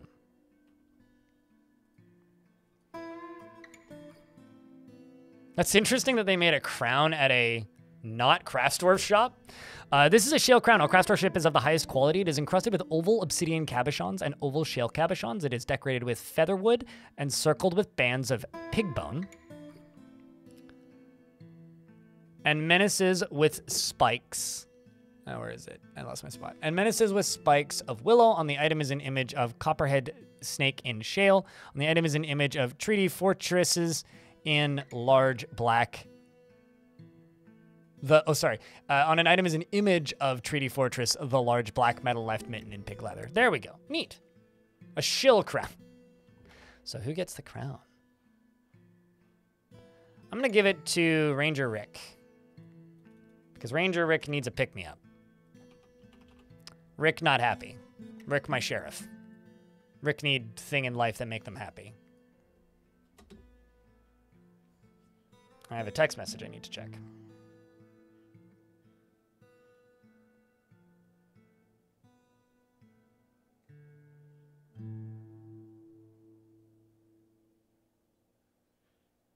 Okay.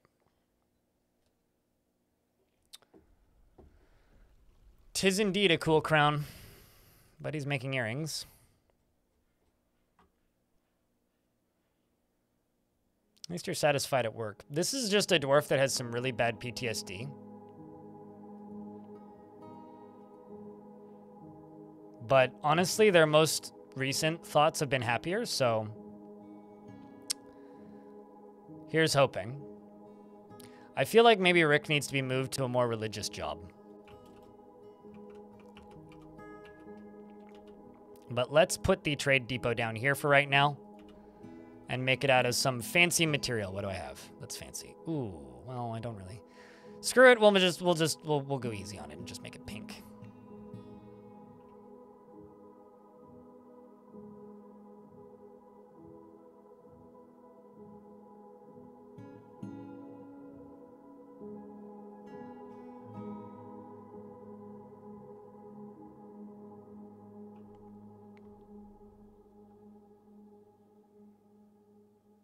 You learned a new way to refer to Canadian geese, cobra chickens. We also call them chicken snakes. But yes, cobra chickens is a pretty common way to refer to geese if you don't like them. I maintain geese are lovely, awesome, like family-focused creatures that are only horrible to humans if you have a dog or small children around. Because I've never had a problem with geese. Like, not once. I've laid down in a flock of geese before and been fine. Or boats. Okay, well, I don't really go around in boats. Kind of running out of space. So let's try and I'm also kind of running out of boulders. So let's do this. Let's go into the stoneworkers' shops and unforbid more of these make rock blocks jobs. Let's start permitting all of the clother jobs again. Let's also well, actually, before I permit the clother jobs, let's just permit the loom jobs and the process plants jobs. We're making lavish meals again. I don't need to do that. That can be canceled for right now. Those can stay. You can pause. And we'll do that. Let's check bars. Let's check charcoal.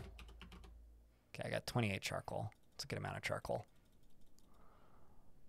And you made that crown. Okay, cool. That has geese in your areas you run by? Really? Yeah, I don't know. Maybe I just live somewhere where people are nice to geese, so I never really have problems with geese. I don't know. They're like any other wild animal. I can tell if you don't trust them and don't like them, and they are going to be more mean and aggressive if you don't trust them and act like you don't like them.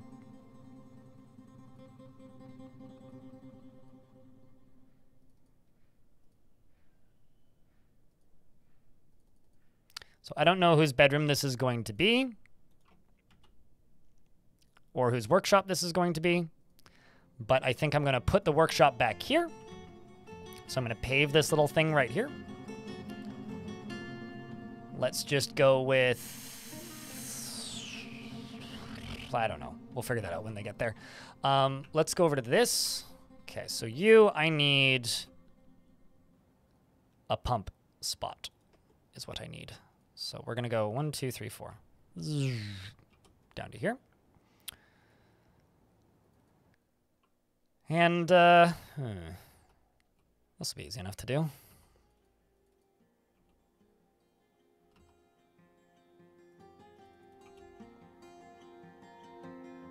Yeah, I'll be fine.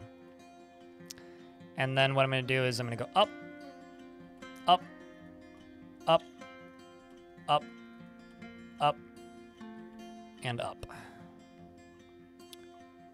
So they're going to pump out to this side at the end. This is going to connect to here. And I'm going to actually do this. That's the wrong tool. I just misclicked.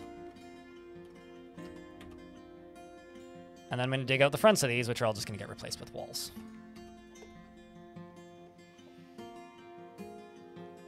Be like hyonk. Hyonk! Like fjord, but hyonk. You lived on res at a boat at BCIT. Oh, really? All right, you lived on res at BCIT and lots of drunken goose encounters. You know, here... So I never met him, but I've been told, Shinobi, that my grandfather on my mom's side, or no, on my dad's side, had a habit of feeding seagulls alcohol fueled bread and then putting them in the elevator at the hotel that he would stay at. So the time before security cameras was wild, I'm told.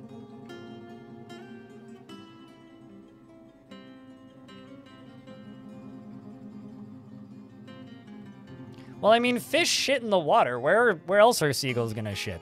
If not on docks and boats. Salva, hello. You have done the thing. You're the third streak.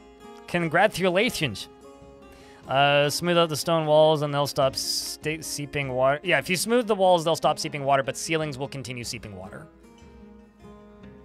Got a text I gotta respond to. Hold up.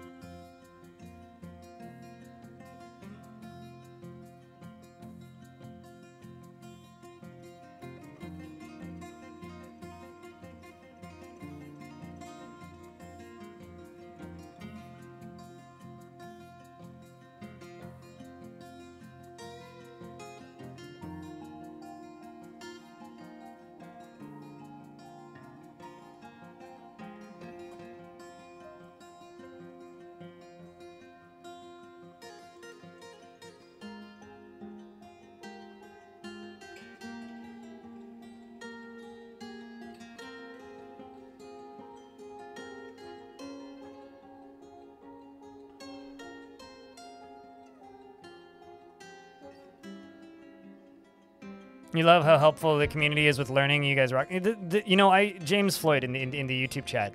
I used to always tell people that the Dwarf Fortress community is like the anti-gatekeeping community.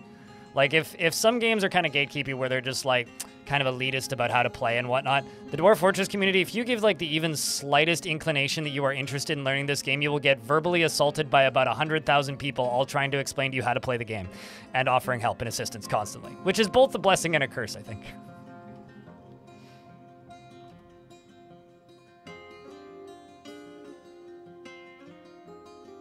Of course, that's a little bit lessened now that Premium is out, but before Premium, that was very much the way of things with Dwarf Fort.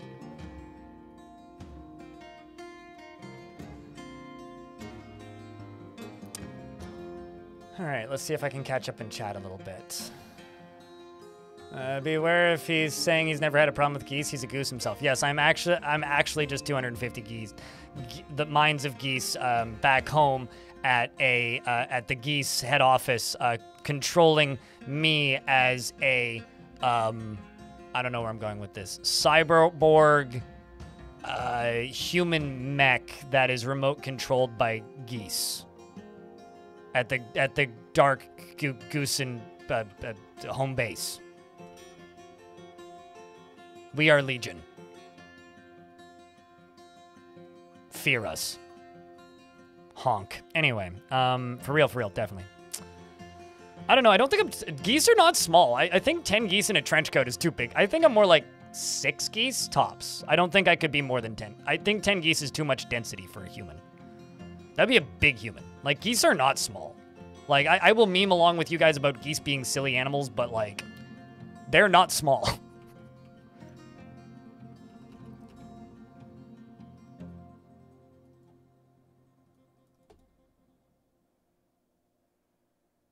Only a G-tuber.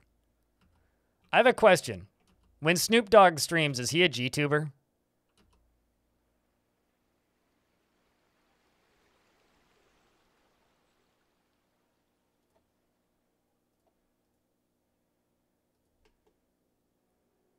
Okay.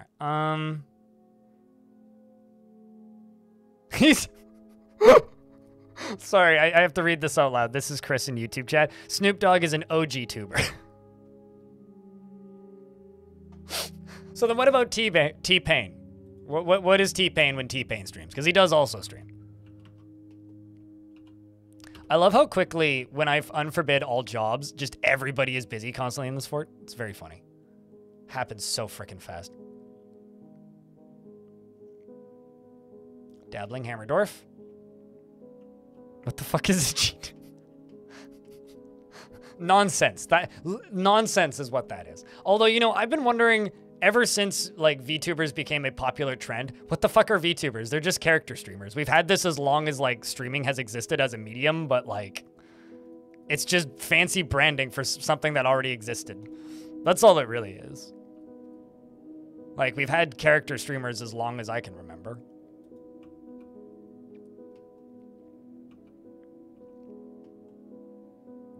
The real question is, why did they choose the word tuber?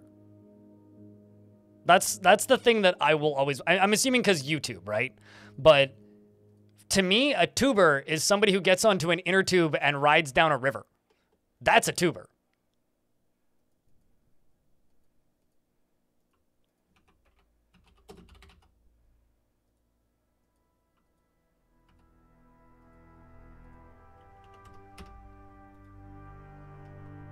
Tuber's a tater? Sure, it's also a root vegetable. This is a valid point.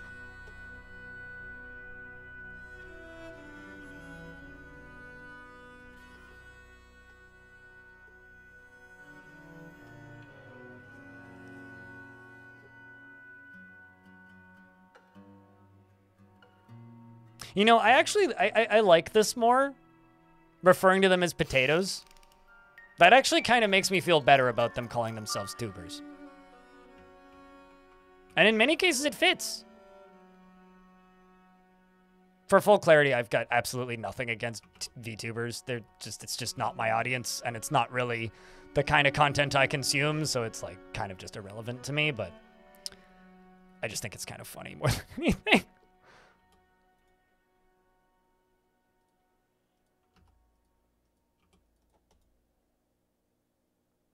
Wait, hold on a second. Sorry, I'm gonna make a joke based on words. This isn't me trying to be mean to VTubers or anything. If they're root vegetables, does that make them the root of the problem? Anyway, I'll be here for the next rest of the week. The next 3 hours.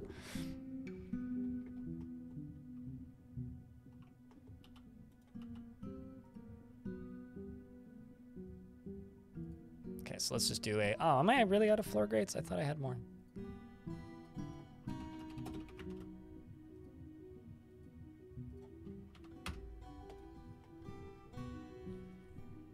Six geese tops. Yes, naturally. Fact. No gimmicks. No fiction. Just pure hard fact.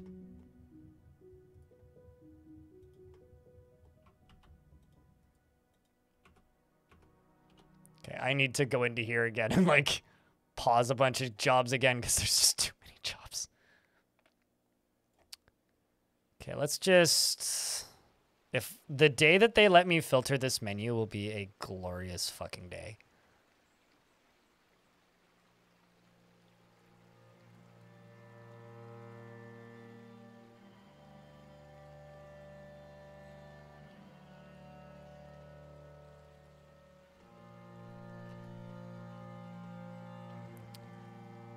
Because you're trans person, you never liked your actual face. That's fair. To be perceived, so it was easy to just that. It's like face rig though. It was so easy to just make a face rig though that I got asked if I was a VTuber and I responded, "What the hell is a VTuber?" Yeah, that's fair. Of course you can be a dwarf, Mr. J. I don't have many options because we are running very low.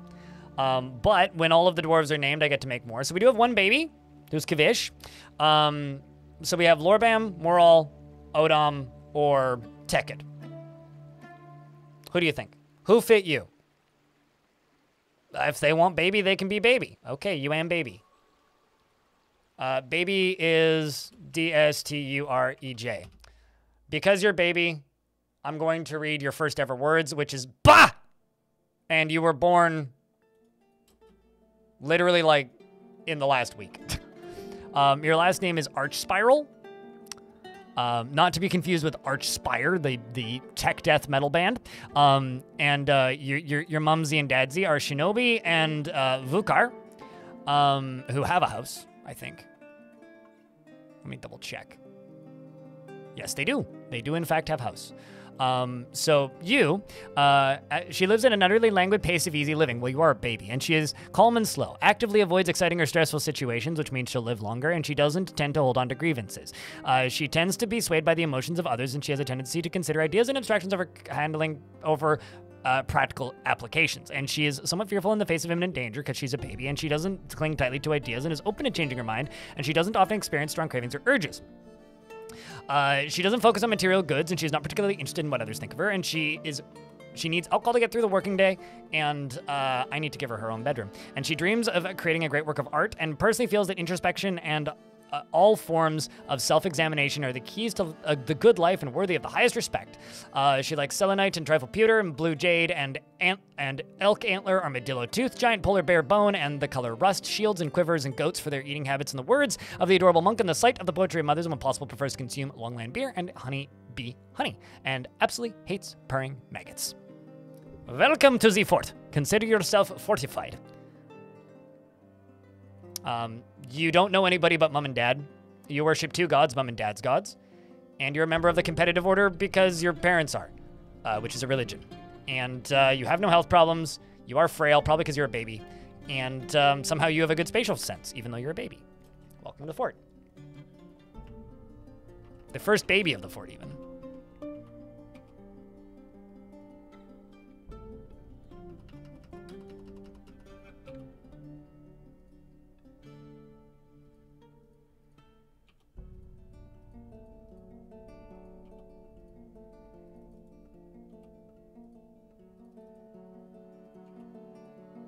Okay, still working on a few more components for these, but we are getting there. So I'm just going to do a little... Okay, well, it has to be at least this many blocks wide. This is just going to be a little power station.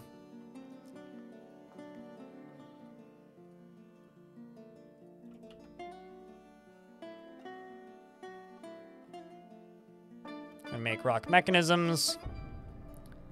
Going to make a singular axle right here. I'm going to make an on-off switch for this sucker. And I'm going to go here, and we're going to do water wheels.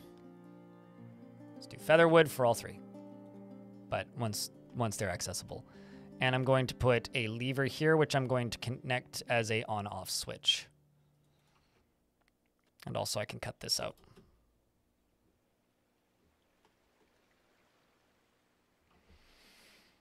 That something I find is weird is that babies are already born with a full developed personality, but I think it would be better that the personality developed as they grow depending on their experiences. Well, it does. Like, yes, they are born with a developed personality, certainly. However, as they grow older, their personality shifts and changes, right? Based on their experiences. So, sure, but they start with a baseline personality, which I would argue babies have a baseline personality. Not that I have kids, I don't know. But they are sentient creatures, and to a point, and based on like their experience of existence. And so I would argue that while they obviously don't have the knowledge base to understand how society works, they aren't like, you know, they still are sentient creatures, so...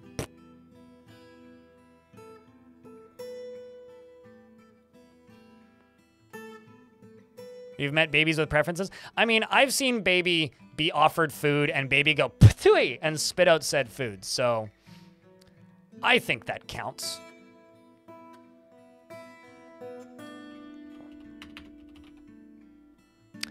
I think I need to pause those door jobs because I screwed something up.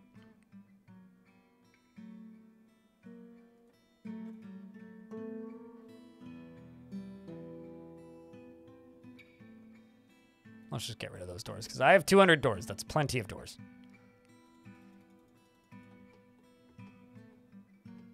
Sentient and sapient are different things. Yes, that's why they're different words. Otherwise, they would be the same word if they were the same thing. Not that I know anything about how the English language works. I don't. Don't pretend that I do.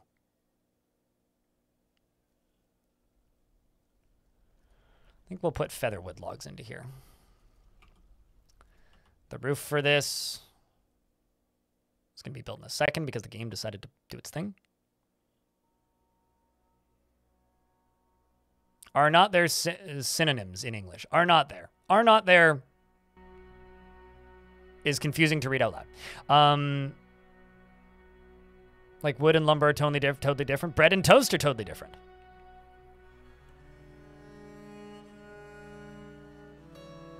So I was listening to a podcast and somebody emailed in and said that this person knows a person who insists that bread, like normal bread, is raw bread and toast is bread. To which I have to say that person is an idiot.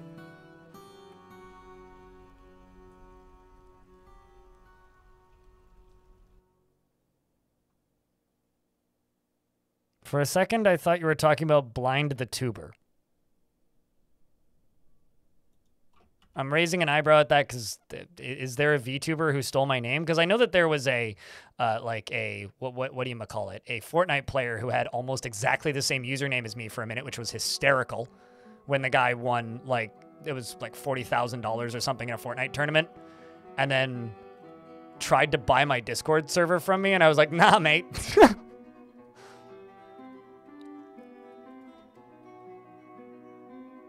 And then, like, streamed and had, like, 50,000 concurrent viewers, and then told people to join his Discord server, and they accidentally kept piling into my Discord server. And so I just randomly had like hundreds of people piling into my Discord server asking where the V-Bucks were, which was just kind of hysterical. Honestly, like none of them were mean. None of them were rude. They were all like polite, but like just suddenly a bunch of children were just piling into my Discord server going like, so I was told there was free V-Bucks.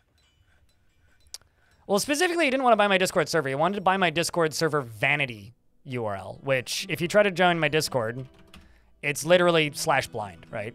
Because this guy had blind, by the way, as his like Fortnite name, blind BTW. So he tried to get my Discord server. You know, to this day, I still don't have free V-Bucks for you. And yeah, this was like this was like peak Fortnite popularity too. And last time I checked, the guy hadn't streamed or taken part in an esports tournament in, like, years, so. Do I not give away free? Oh, wow, this is how I lose my entire subscriber base is because they realized that my free V-Bucks promise was a scam. Well, rip.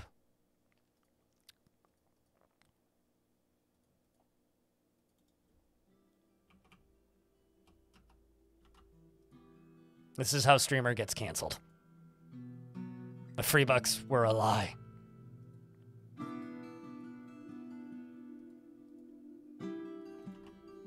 It's just like those crazy Russian Instagram nonsense people who are just like, hey, I'm going to give you piles of free money, and it's all just fake money. It's like, what are you even doing? Who thinks this is real? What the f... Who is this gullible? It's like the same person that you say, hey, it says gullible on the ceiling, and then they look up, and you're like, heh, same kind of thing. Okay, so this right here is going to be a bedroom, obviously. And this bedroom is going to go to Amethyst the Gem Cutter.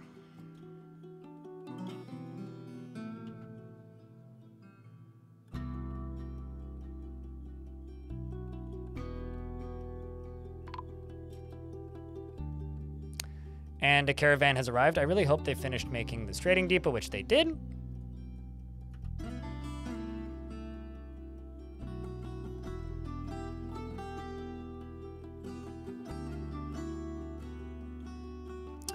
I should really...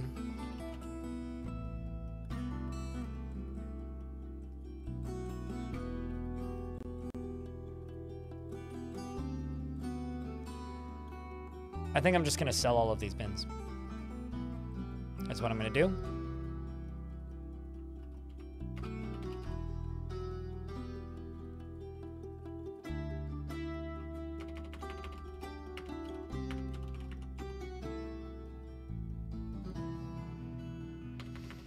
let's say pig tail. How many pigtails do I have? 109. Okay, so I need to increase the number of farmers' workshops. Process plants.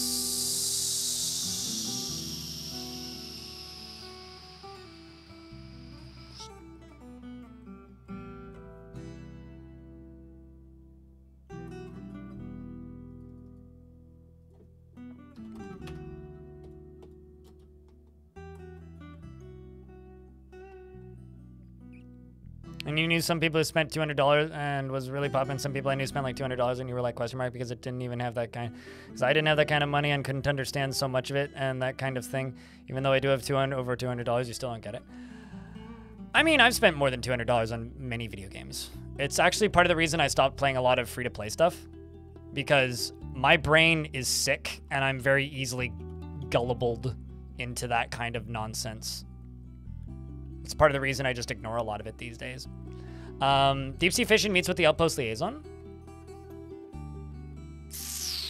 Also, $200 is like fucking pennies to spend on a free-to-play game.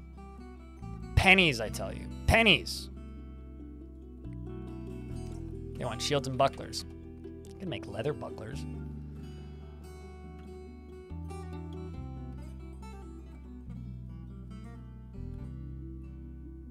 Let's just do this.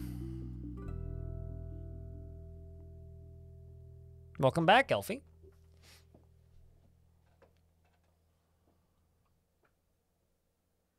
I mean, I know that there used to be like a Founders Edition for Fortnite that was like $150, and one of my mods bought that. It was back before Fortnite was a Battle Royale, when it was a tower defense game. Which is what it was a multiplayer, it was like a co-op tower defense game when it first came out.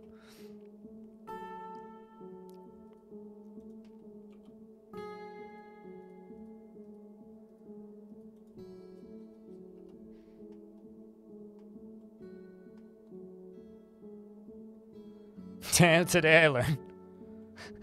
Some people do in fact miss it. That is the truest statement about the tower defense Fortnite thing, is that some people do in fact miss it. So I think what I'm going to do is put a floor grate right here. And a floor grate right here.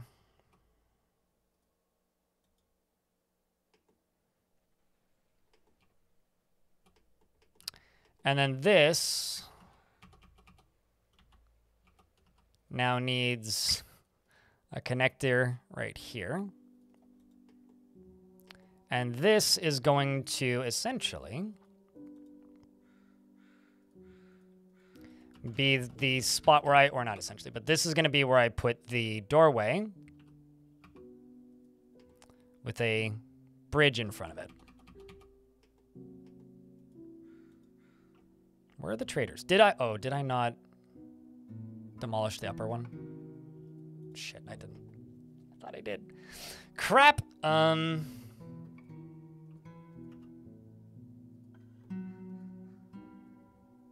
Well, I'll just sell these bins. Thank you for all you do, less than 3. Thank you for watching, less than 3. Appreciate you greatly. It means a lot. Seriously, Neutron Dwarf, thank you very much for watching the content. Thanks for tuning into the stream. And thank you for keeping that subscription alive for another month. It means a lot. I wouldn't get to have this job if you didn't tune in and watch the streams. So thanks for letting me have this job. You're busy at work today, but good day. That's good to hear, Animal. Also, happy Friday, lazy man. Pig Finite cheered. X100. Pig Finite has just proven that those pigs are not Pig Finite. Thanks for the 100 piggies, or the $1.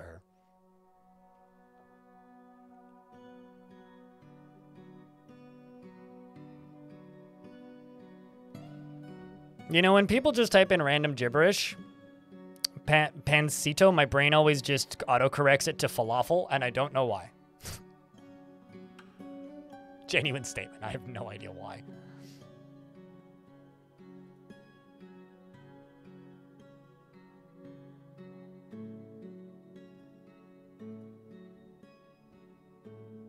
Yep, that's falafel. Definitely says falafel. It's either that or snuffle up, I guess. It's one of the two. The YouTube chat just wrote cafefe. No, man, just for reference.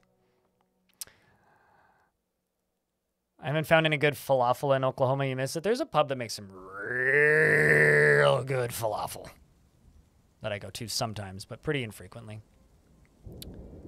Okay, I'm not going to sell that steel toy axe, but I am going to buy as many of these bars as I can. Okay, maybe not as many of them as I can because I can't actually buy that many of them. Let's just not buy the steel. Did they bring any black bronze? No, just rose gold. Well, I'll buy rose gold. It's fine. Buy some rose golds. They brought a pupper. They brought cave spider silk.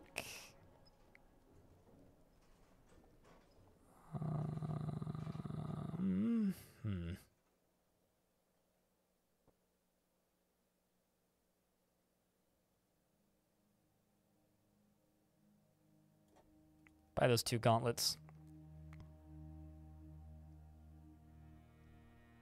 White jade. Oh, damn. Those are expensive. Fancy gems.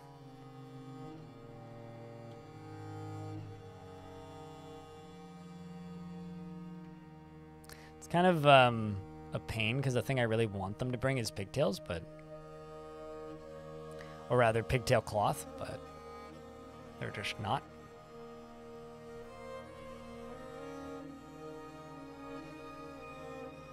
You know what? Yeah, I'm just going to buy bars, I think.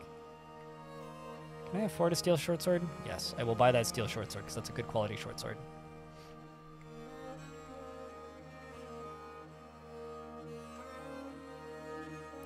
I'll buy the rest of the iron that I can afford, and then we'll call her.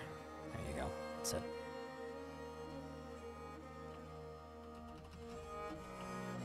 And then when they leave, I need to remember to demolish that. God, it's so nice to just make like a pump stack that's just wood and doesn't need to worry about being lava safe. It's so nice. Let me tell you. Oh, jeez.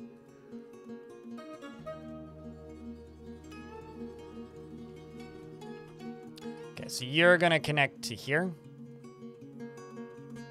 And we'll pull you. And then you right here are going to do this, this, and this. And then around the edge of this, I'm going to do this, this,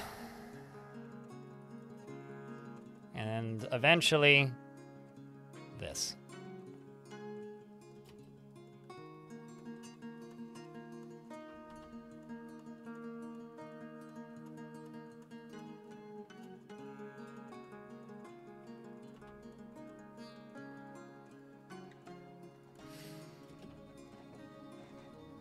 Do I ever deny guild petitions? No, because they just re-ask.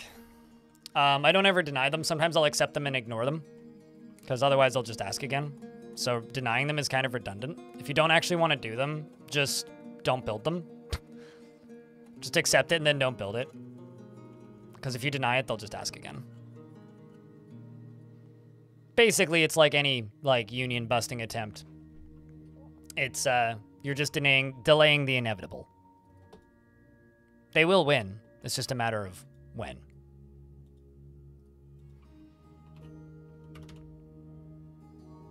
Okay, so I've got...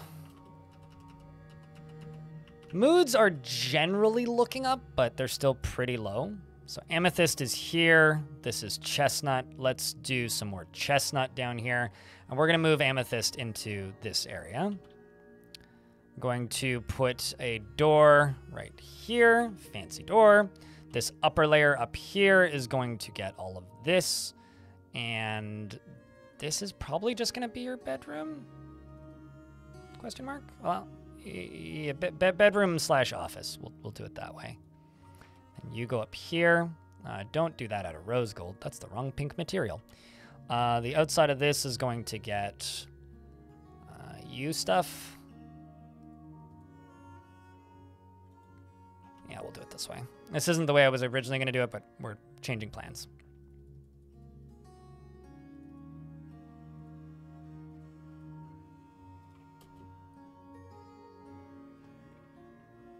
And good morning, Stormwolf. Hello, how are you?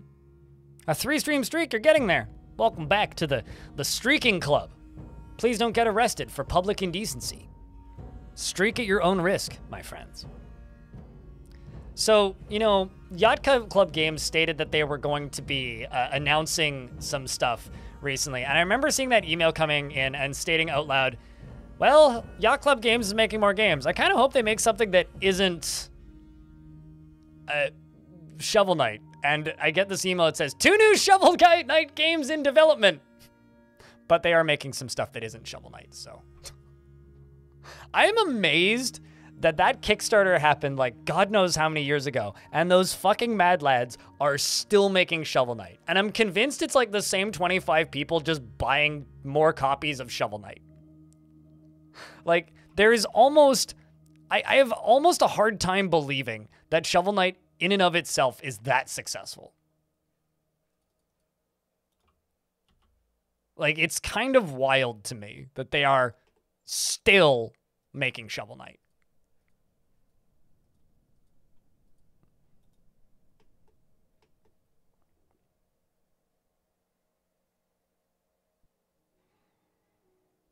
Sure, totally, but like, at the same time, Shovel Knight is just such a specific thing, you know? Like, it's a very specific type of game. And I'm just, I guess, perpetually amazed that there's so many people for that specific type of game.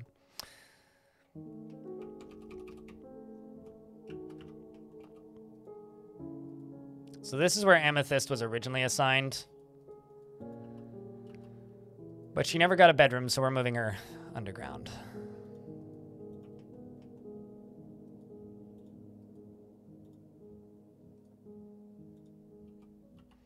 And I'm going to, oh man, I kind of need to get the rest of these dwarves named so that I can get more workshops.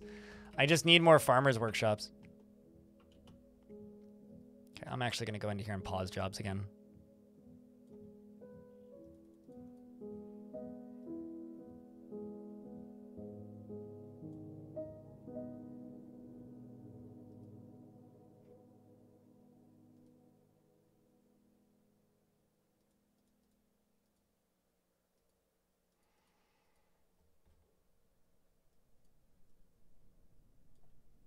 It's like I realize that we're going to end up with more unrelated jobs pretty quickly, but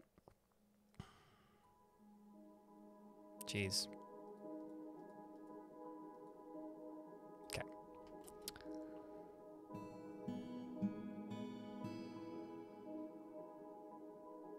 Well, I mean, AAA is getting more expensive because it's more expensive to develop AAA games, right? Like, I'm not gonna lie, if I was still actively playing AAA games right now, I would be fucking excited as hell for that Perfect Dark reboot. I don't know if anybody here has seen that, but if I was still playing AAA games, that was like the type of game that I liked when I played AAA stuff.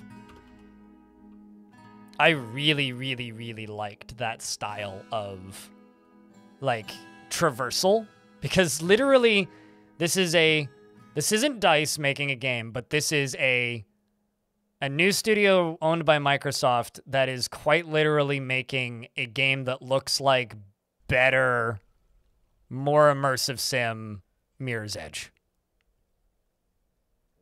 But the reason games just keep getting more and more and more and more prohibitively expensive is just quite simply assets are expensive. You know, generating and making all of those assets is expensive. Distributing them is expensive. Upkeeping servers for games, because everything has a server these days, is expensive. So, and then Microsoft will shut them down. No, totally, absolutely. And then all those people will get new jobs elsewhere in the industry and move on. We don't know. I mean, that's obviously the doomer take, but you never know. I mean, studios have existed under various ownership for a very long time. I have zero faith that Microsoft will be a good steward of all of the IP that they own. But who knows? And also, who knows if it'll be super successful? I mean, Mirror's Edge has sucked. Nobody bought Mirror's Edge, and then they made a sequel, and nobody bought that either. So You know. I don't think you automatically need to take the pessimistic take, but, you know, we've just been trained to do that for so long now. I think sometimes it's healthy to look on the bright side of life. Here's the thing. I disagree with that, Killy Dragon. That is the doomer take, right? The doomer take literally is they'll make a good game, it'll be successful, and then they'll shut them down. Okay, sure. Yeah, there are plenty of studios that have made great games and gotten shut down. But there are also plenty of great studios out there that have made great games that still exist.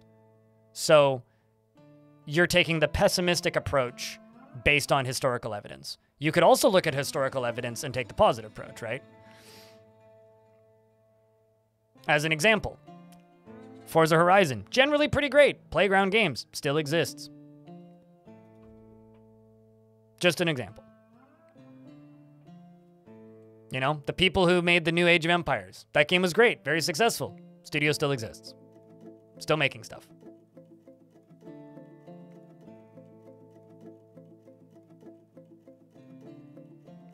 So yes, for every example of game that comes out that's great that no longer exists because awful parent company, there's just as many examples of studio that made a game that still exists after making that successful game.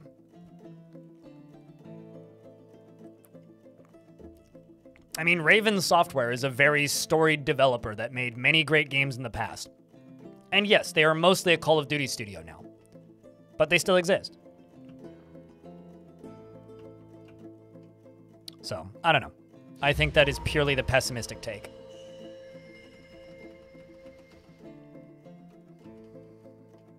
Also, I just realized I dug into a cavern layer that I didn't intend to.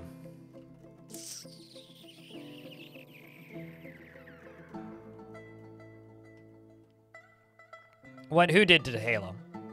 You know, here's the thing, right? I love video games, right? And I love video games as a medium. But when you are in a hobby for a very, very, very long time, it becomes exceptionally easy to only ever look on the worst possible outcome for literally everything, right? This started as a discussion of, like, games are more expensive. Absolutely, games are more expensive because games are more expensive. Because games are successful, right? So whose fault is that? The people who made a lot of those games that you guys are talking about are largely still in the industry. So what's the problem?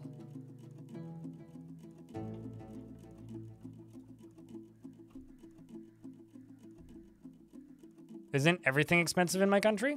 Expensive is relative to where you live. For me, stuff is relatively affordable.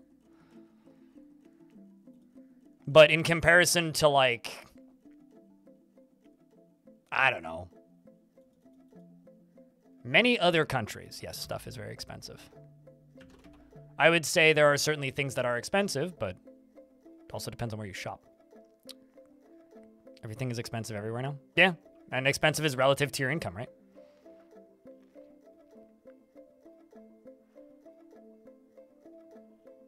Only for the US of E.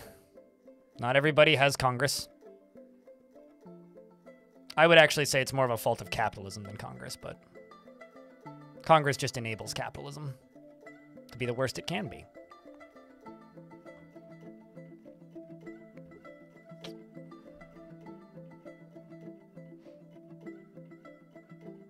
But, you know, at the end of the day, I think it is acceptable to enjoy a artistic medium or form of entertainment without automatically defaulting to the worst possible outcome, you know? Because if you automatically default to the worst possible outcome, eventually it becomes a self-fulfilling prophecy, you know? You don't buy a game because you assume that the studio will get shut down afterwards. So then nobody buys the game, or less people buy the game, and then the game is less successful, and then the studio gets shut down, right? I don't like Microsoft, and I don't like Microsoft owning everything. You know, I don't even use their operating system anymore. I don't like Microsoft. This is a like, what's the word I'm looking for here? A stated fact about me. However, I do try and hope for the best when things get bought. I think that the one trick, easy, stupidly easy way for me to just immediately become an absolute, we're all fucking gonna die nihilist about video games is if Microsoft shuts down not Tiny Build, Double Fine. If they shut down Double Fine, I will 1,000% agree with you on all counts.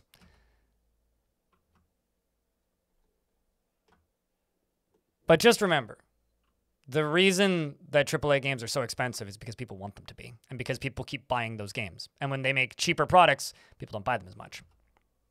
Like that's what's happening, which sucks. It's true. Oh boy, there are too many hauling jobs in this fort. I need more dwarves, help!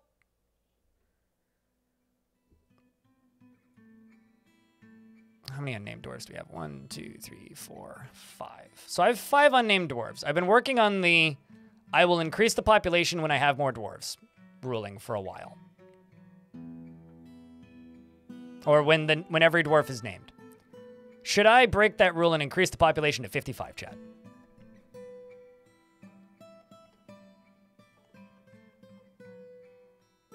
Dwarves go missing when you can't find their when nobody has found their bodies. So if they've starved to death in a weird place, or fallen down a really deep hole, or been eaten or not eaten, or like locked in the caverns or something. That's what happens. That's why dwarves go missing.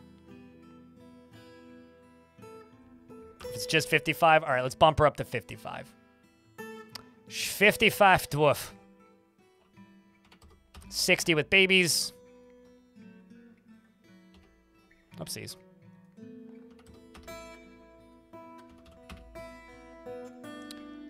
And I should be able to delete this.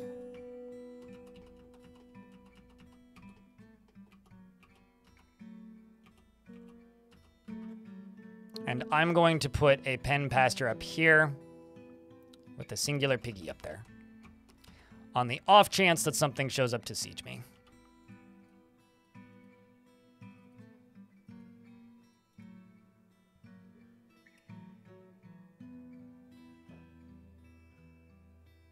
Sandy, you can ask for a doofus. This is fair.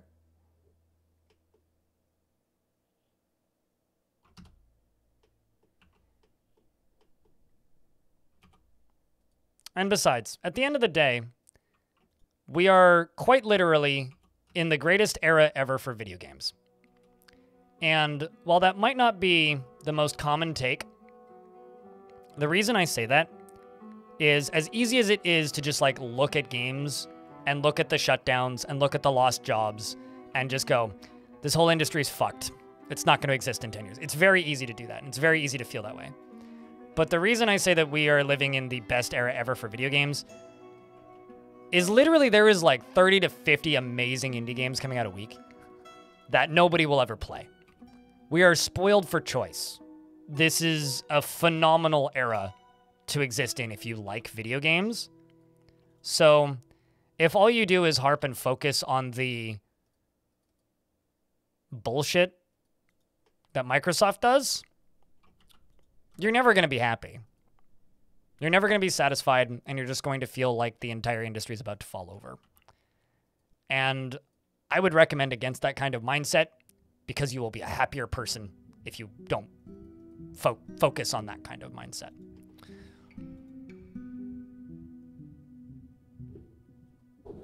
Yeah, it's why games like Path of Acra can exist, Cyanide. You know, it's also... Dwarf Fortress is an example of an early successful indie, and there wasn't a lot of these for a very long time. But now there's a lot of them. And that's cool. You know, Supergiant Games exists. Thanks, Greg Kasavin. You know what's really weird? Is like a lot of people know the face of Greg Kasavin, right? It's real fun going back to like On the Spot from GameSpot back in the day and just like watching like them talk about, I don't know, fucking Tony Hawk or something, and just seeing, oh, hey, it's Greg Kasavin. Like the guy who did all the writing for Bastion and Hades. Because he was a writer at GameSpot for a really long time. Is being better at managing expectations? I think a large portion of the problem with managing expectations is one of the things that I think these big publishers are most guilty of is overinflating their own expectations. Like, audience expectations are one thing. I think that, like, live service games have kind of, maybe not ruined, but made it a lot harder for a lot of people to be better about managing expectations. But I honestly think that we've gotten worse as a people at managing expectations. I'm going to put a library down here, by the way. This is going to be a library. New library. No visitors. And Amethyst is going to be our scholar in here. The Furnace Opera has created Othilulsban, a rose gold scepter, and offers it to the Big Fall. A rose gold scepter, you say? Well, you're offering it to the Big Fall, so how about we put it on display in the library?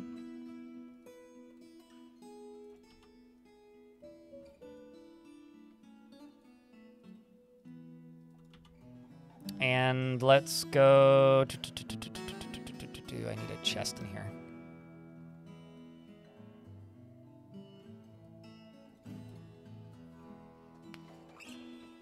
Oh, did that say spear? I read that as scepter. That's even cooler if that's a spear. Yeah, no, it is a spear. Damn! That's an extraordinarily poor material to make a spear out of, but that is really cool. That is really cool.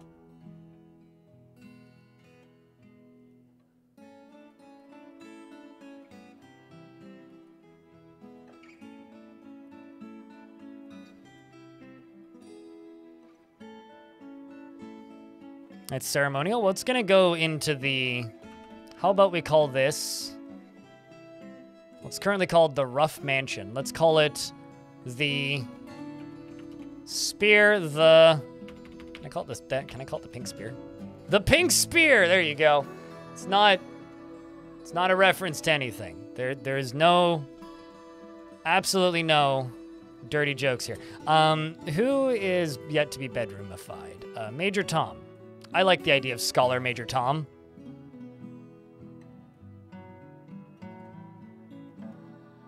You can be my scribe, Tom. As well as farmer.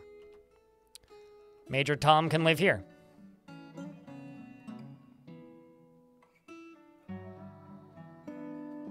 There you are. Let's do these.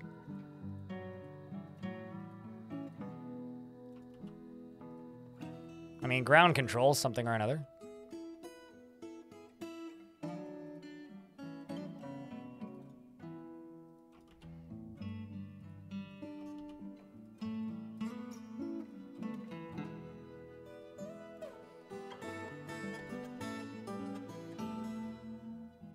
Is the ceiling ground control?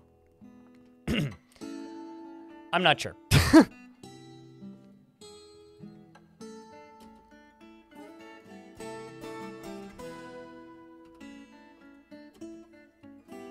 Actually, we'll just dig down this way.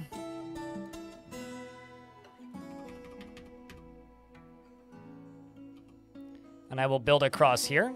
And this upper layer can also be a library with an office in it. We'll connect it to this. Can this library be named ground control? Not the Pink Spear? Come on. I'll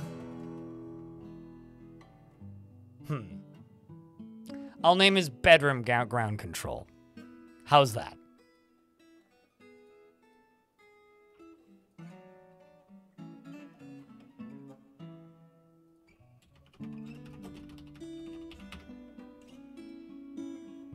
The Pink Spear is his ship. That is a cool looking spear, actually. That is an expensive spear. This is a rose gold spear. All craftsmanship is of the highest quality. It is studded with rose gold and decorated with pigtail. This object is adorned with hanging rings of giant coyote leather. On the item is an image of the blockaded gates, a large pale metal chain leggings in hungry head leather. On the item is an image of the forgotten beasts in hungry head leather. On the item is an image of forgotten beasts in shale, and the item is an image of a trillion cut gems in rock salt. That's pretty cool.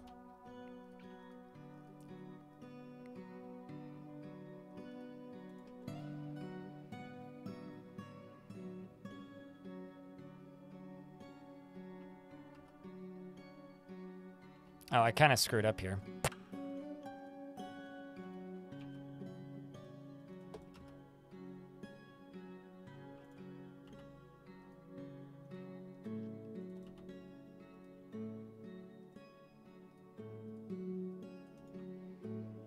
And we can also throw a door in for you.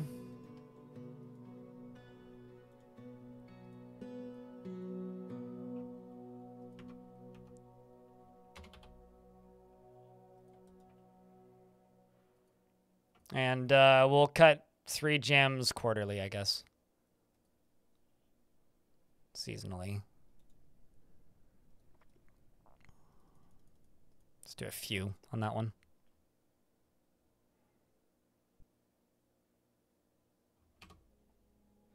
All right, so this is going to get done. We can also go across here. And just use salt, I guess, for the edges of this. Actually, we're just going to run directly across. This is all just going to be rock salt.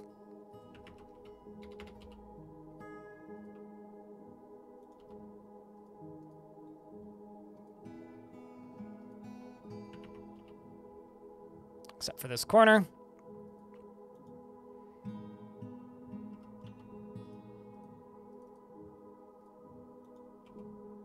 We'll just wait until they dig over here, and then we'll just build the stairs down.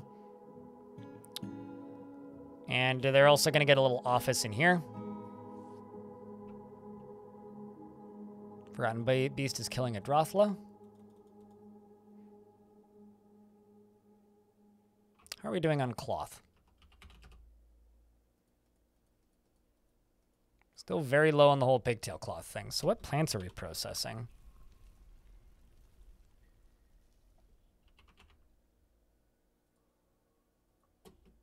I'm actually curious. Because I pretty consistently have dwarves processing plants, but it's like, where though? And I'm also wondering where the cloth is going after the fact, because it's clearly going somewhere. Okay, so you are processing pigtail.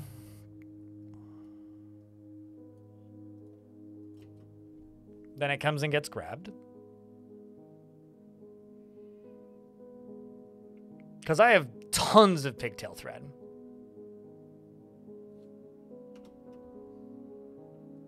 Because I've got you weaving. You're doing cave spider silk, which I... Okay, you know what? Let's just... Okay, let's do this. I don't really want them to collect webs. Because I realize I screwed up. And this area right here is probably filling up with webs pretty rapidly. So let's fix this. I'll just use whatever's closest.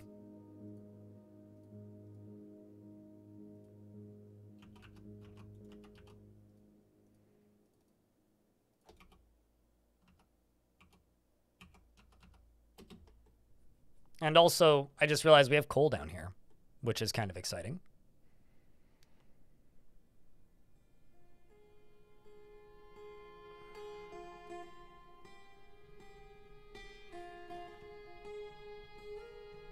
Also, I have to say a real quick thank you just to everybody who's following the channels today on Twitch and YouTube. And thank you for, you know, the follows, the chats, the super chats earlier on YouTube, the bits here on Twitch, the gift subs as well. And of course, you know, a round of beers if you want. Looking over at the Dwarf redemptions, I think a dwarf name should be redeemable. But keep in mind, we are out of boy... actually, maybe we do have boy dwarves again. We may have a single beard, if you are dedicated to that sort of a visual aesthetic to your dwarves. Got these coming through. Q and green tea. Pick one. It's easy.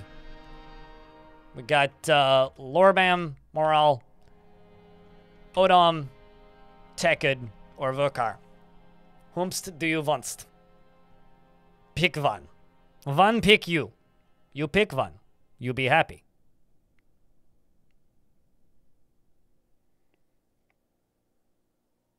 You're going to nominate Calcium Crypt? Well, Lorbam. Okay.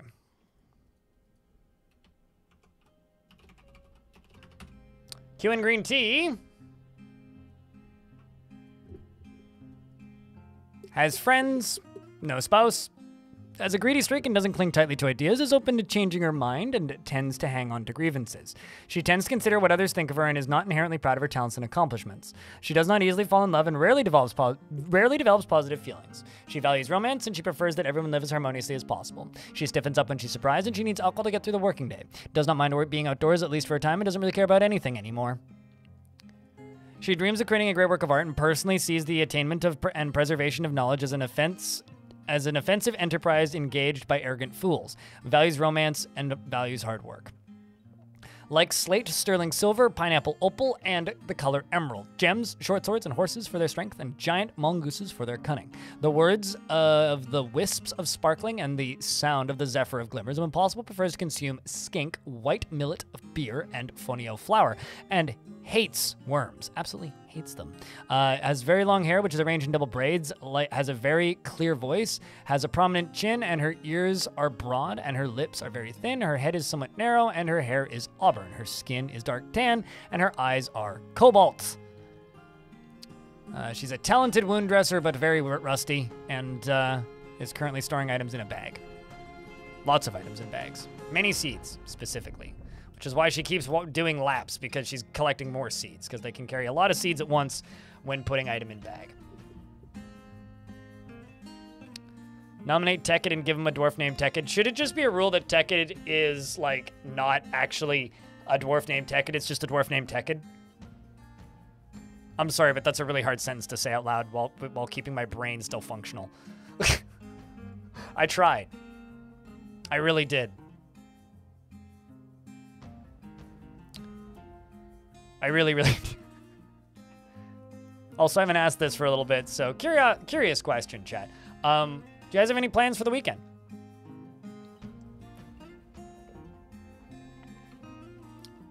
I have a meeting at 3 p.m. today, so today's stream is going to be a little bit short. But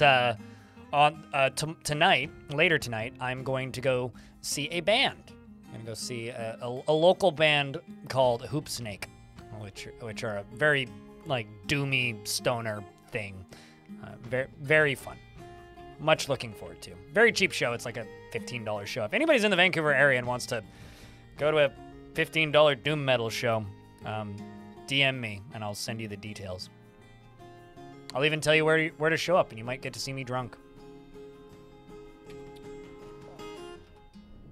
You had to do DMV shit today, though? I'm so fucking sorry. I'll be honest with you. I've been, like, putting off getting my ID updated specifically because I don't want to deal with it.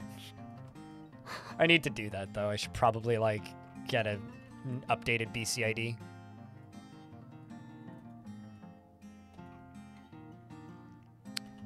There's, like, 4, I think.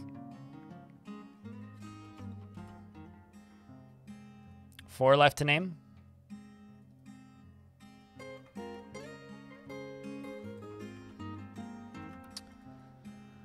Unsuspend this. Okay, let's go.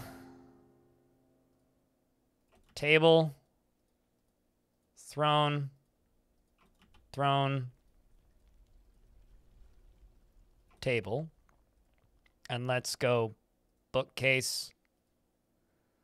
Bookcase. Bookcase. Bookcase.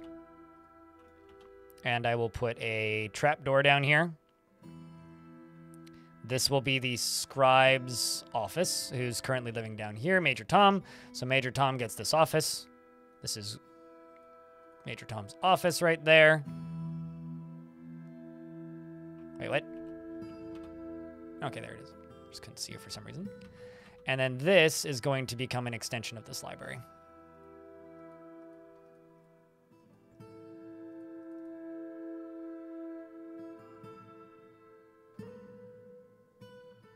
You had to cancel your nephew's birthday party because Slime is still healing and easily wiped out. I'm sure that his exhaustion has nothing to do with him adding a 4th job to his plate. Are these all work from home gigs, or are these like actually like have to go into an office type jobs? Because I know what Slime does, so. It's like work from home gigs, yeah, that's just like more brain capacity stuff, but.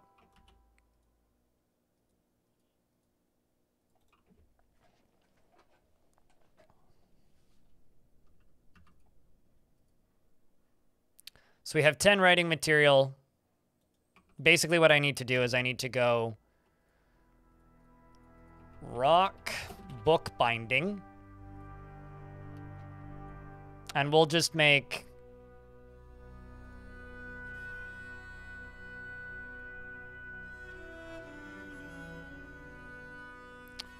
when the amount of rock book bindings is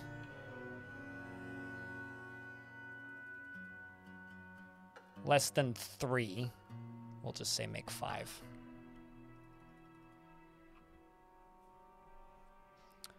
And then bind book.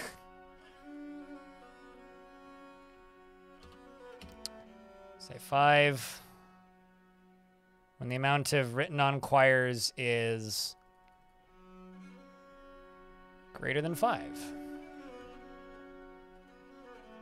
I'm also going to go here and say total number to of each to scribe. We'll say copy each book's x5 times. And there was a book up here, but I think it's actually in here now. So I'm actually just going to pause this library so that these books get moved out. I think that's how that works. Maybe just delist this for a little bit. Yeah, I'd like these scrolls and stuff to all get moved down. I'll work from home gigs, but one of the jobs has in-office stuff. Okay, is that the main one that I'm aware of, Alfie? Don't want to out where he works, so, you know.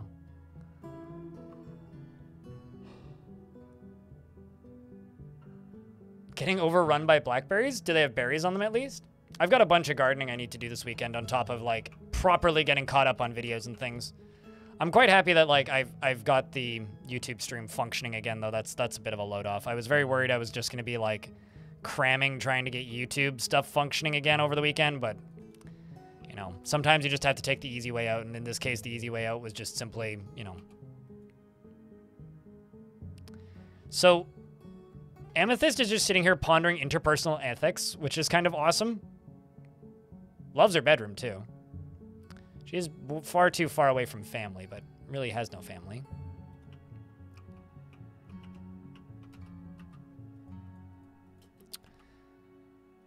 Okay, so let's get this sucker running because this is all constructed here. And all I need to do now is I need to wall off this side up to here. And then this side up top here. Once that's done, I now need this constructed and I need a drawbridge placed in here with a lever connected to it.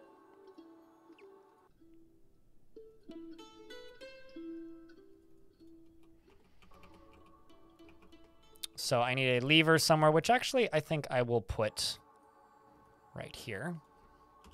Which means I need to make 10 mechanisms, which is fine. Rock mechanisms. The blueberry plants that my neighbor planted a while ago also have berries on them, which is pretty awesome. I'm actually just going to do this. So this is going to look bad for a minute, but this is a really big stone stockpile that will get deleted soon. I want these boulders out. I want them going. Gone, done, dusted, bye-bye. That's what I want. So let's see how many of these boulders we can get moved out. All quickie-like. I could also, you know, just, I think, go down here and add an infinite. You know what, screw it. Let's just add an infinite stockpile. That might actually be easier than doing it this way. Okay, let's just jump over to you and just go minecart. Make me a minecart, please. Actually, make 2. Let's have a spare.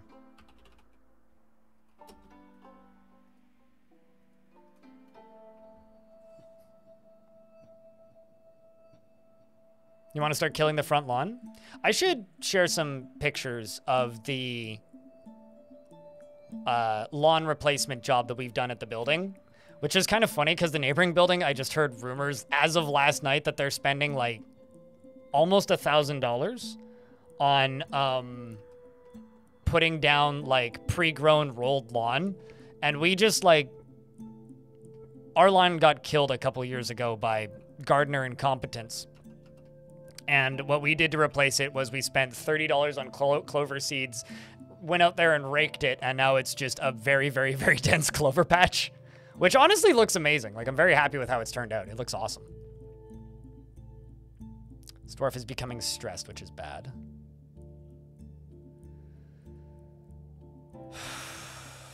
What do you want? What are your needs right now? You need to craft an eye object and acquire an object.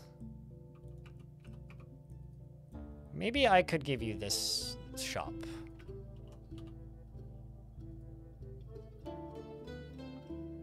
And let's just say silk crafts, maybe? I'll just say make 10 of those.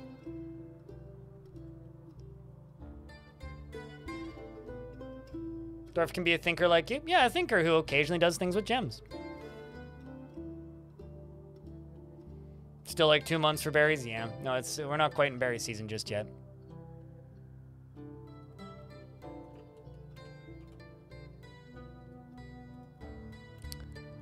Full acquires. Valor Nash's reading book, your reading book.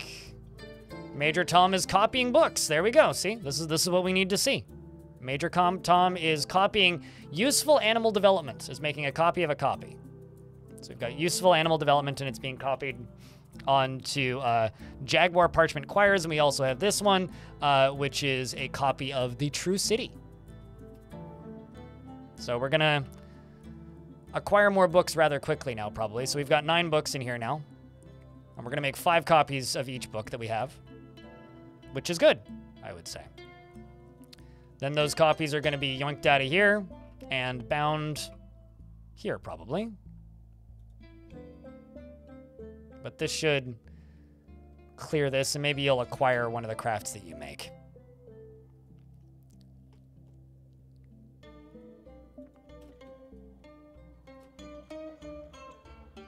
Maybe. Maybe I'm just being too hopeful. But you're satisfied at work, at least. Oh boy. What a dwarf. What a dwarf. Well, hopefully if you make a discovery... You know, I gotta say, even though Major Tom is just constantly re-experiencing the same trauma, they do seem to like their job. They like reading the books, and they do seem to like copying these books. So that's good. They're reading Untitled Composition and copying Untitled Composition. All right, so this... We can now go down to... Well, I could have done this a little bit ago, but we're just going to make this Infinity Stockpiles, which I think I'm just going to put it in the middle of this, actually. It'll be easier to just put it in the middle of this stockpile.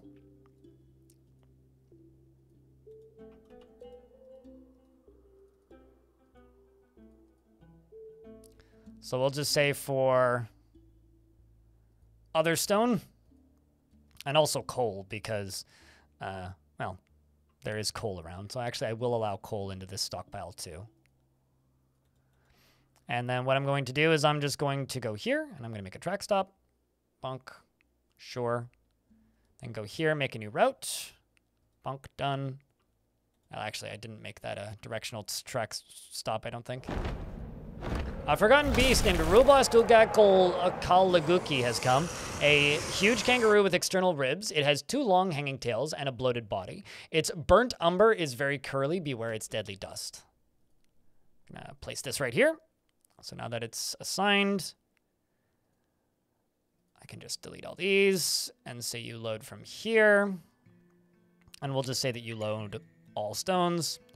And then I just need to put a minecart there. Let's put the featherwood minecart there.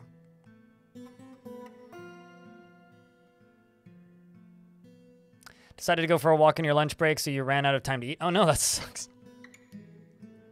Yeah, go eat your lunch. Your late lunch is better than no lunch, eh?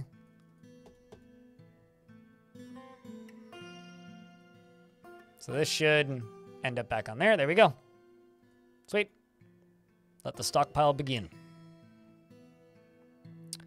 And this is going to help empty out all of that stuff way quicker. Back in 30. Alrighty. I will still be on in 30. But today's going to be a short stream. Just keep that in mind. And also, Mikani Fool. Hello in YouTube chat. Hope you're doing well. The YouTube chat's a little bit quieter, so I don't speak as actively in there. But I do check it from time to time.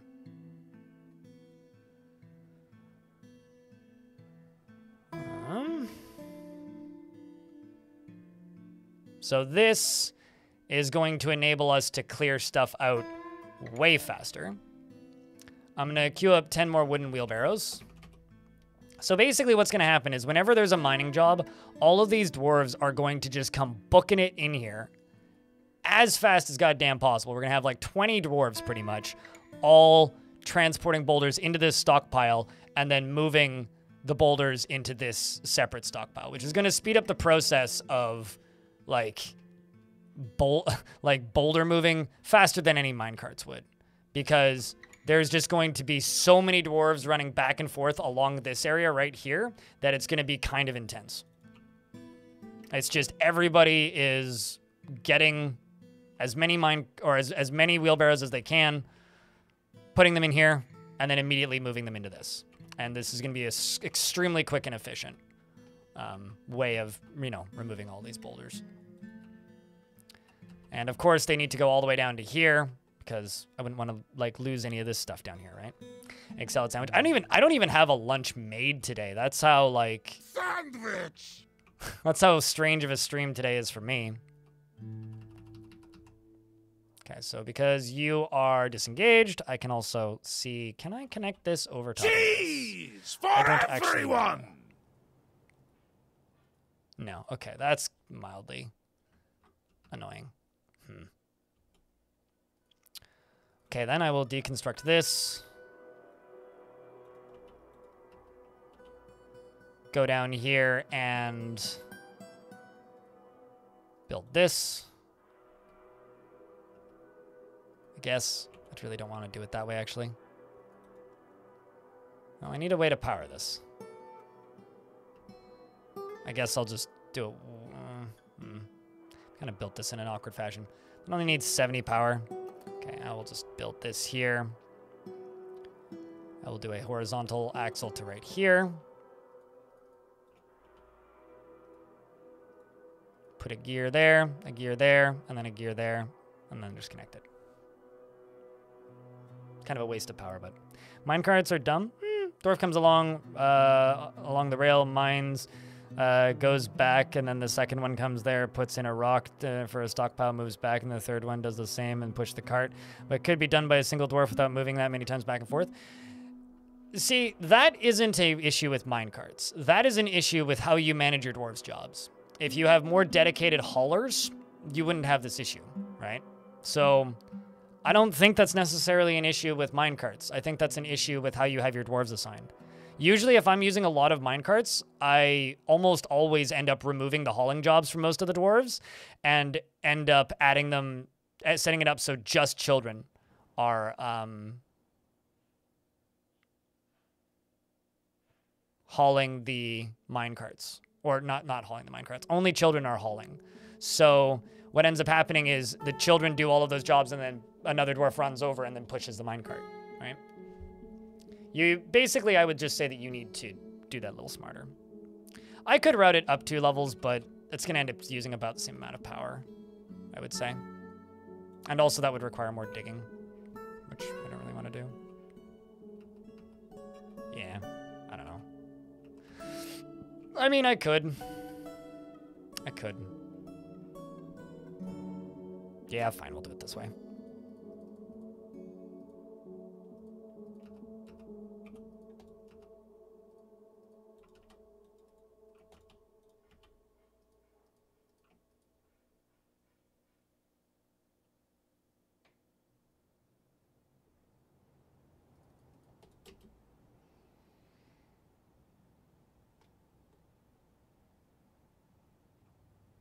I mean, they don't yearn to. I think they actually yearn to play make-believe and do as they please, but,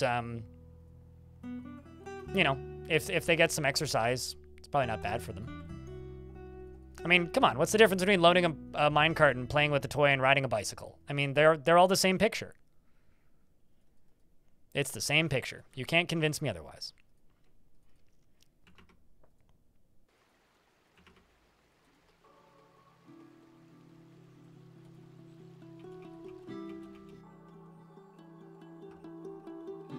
Speaking of hauling, that's a lot of wheelbarrows.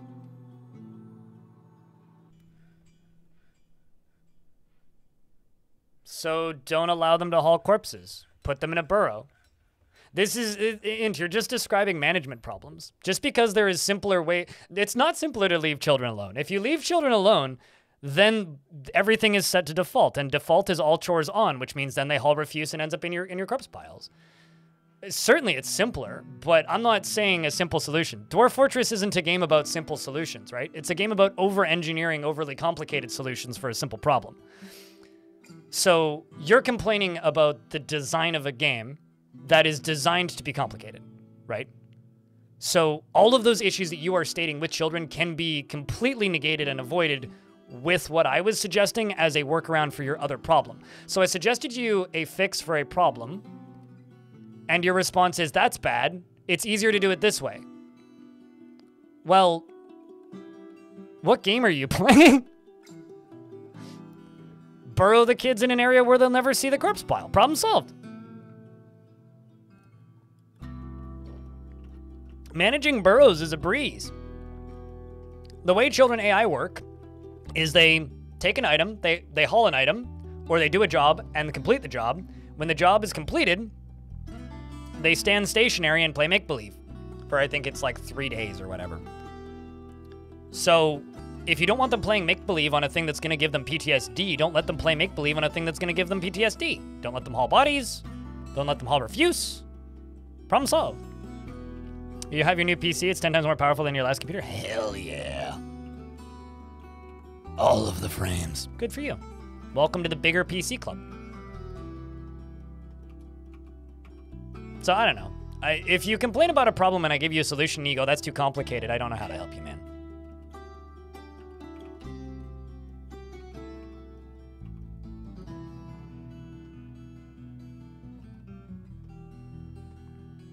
I mean, quantum computing run game bad.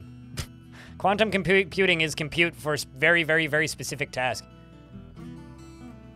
Certainly not run game good.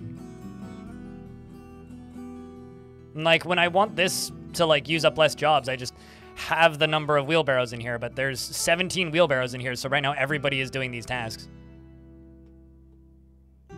Oh, that's really nice of him.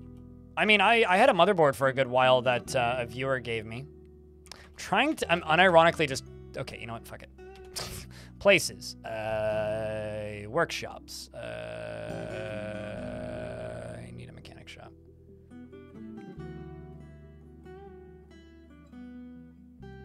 Do I not have... Oh, I straight up... I do. Okay, it's Bevan Sowers. Right here. Oh, it's paused. Right. Right. I was wondering why I had none of those. Well, I mean, honestly, I would much prefer my cousin to give me a cool-ass computer over asking me if I want to go bowling. So honestly, I think you won here.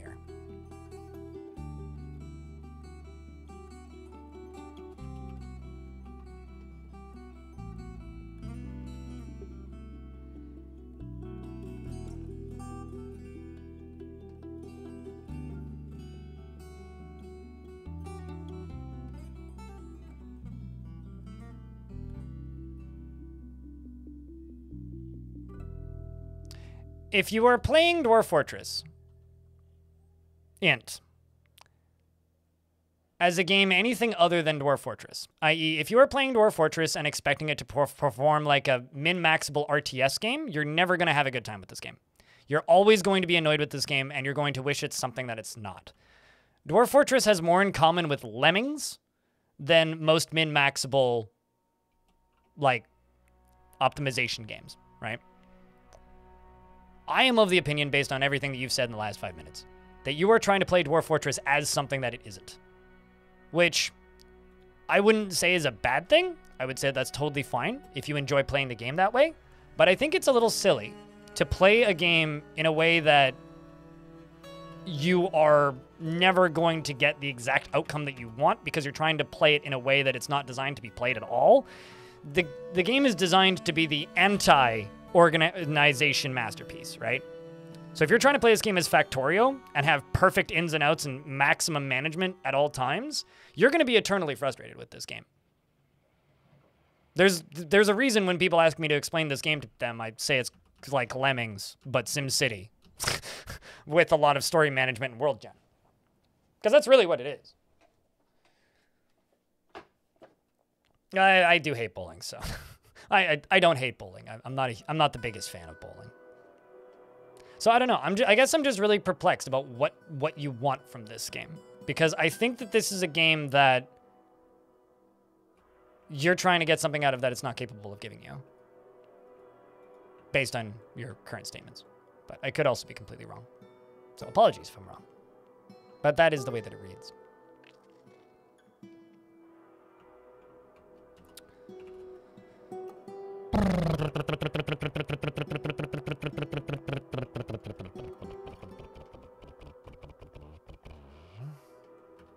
How many books do we have in here now?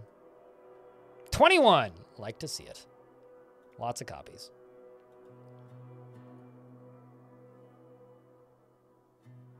Looks like we're also getting bound books too, which is good.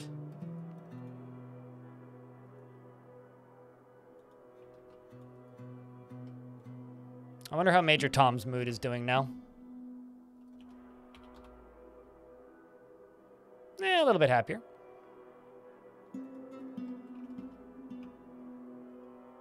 Does the house win then? Yes, I guess. I don't know.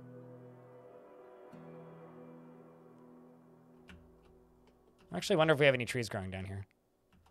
Or, oh yeah, we do. Livestock aren't totally stamping them out. We've also got lots of snails and slugs and things. That's kind of cool.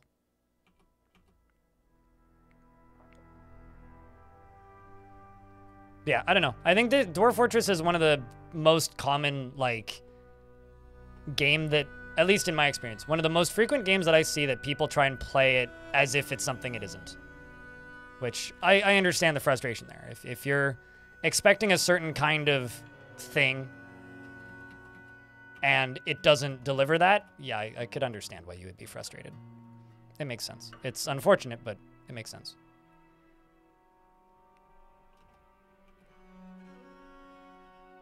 Locked needs... Oh.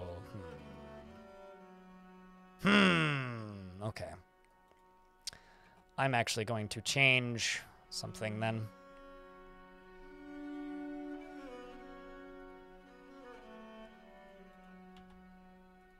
I need the top one to be connected to this lever, not the bottom one. If the bottom one is connected to this lever, then when I pull this lever, it's going to collapse everything above it, which is not fun. Because when it gets disengaged, it's going to collapse the other mechanisms above it. So I have to disconnect this from here and then reconnect it. And then this can get a vertical axle in here.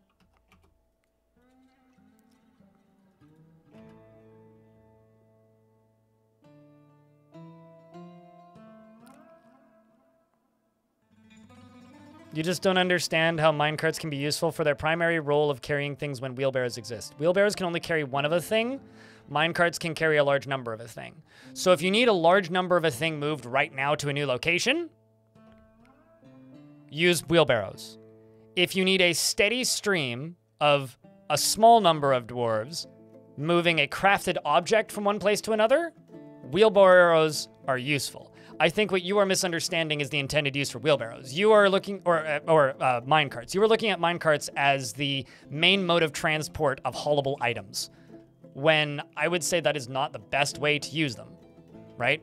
I use minecarts for bringing, so I can have, like, my fish preparation stuff, which is currently all paused because we had way too much of it.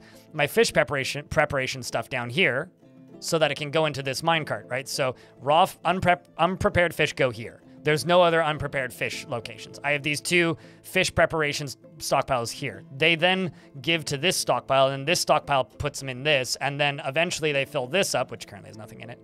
And then a dwarf comes and pushes it, and then you get a stack of like 50 in one tile, all considered to be in this stockpile right here, and not in a stockpile I don't want it in, right? Because this stockpile would not fill up from down here. So it lowers the number of raw fish hauling jobs exponentially.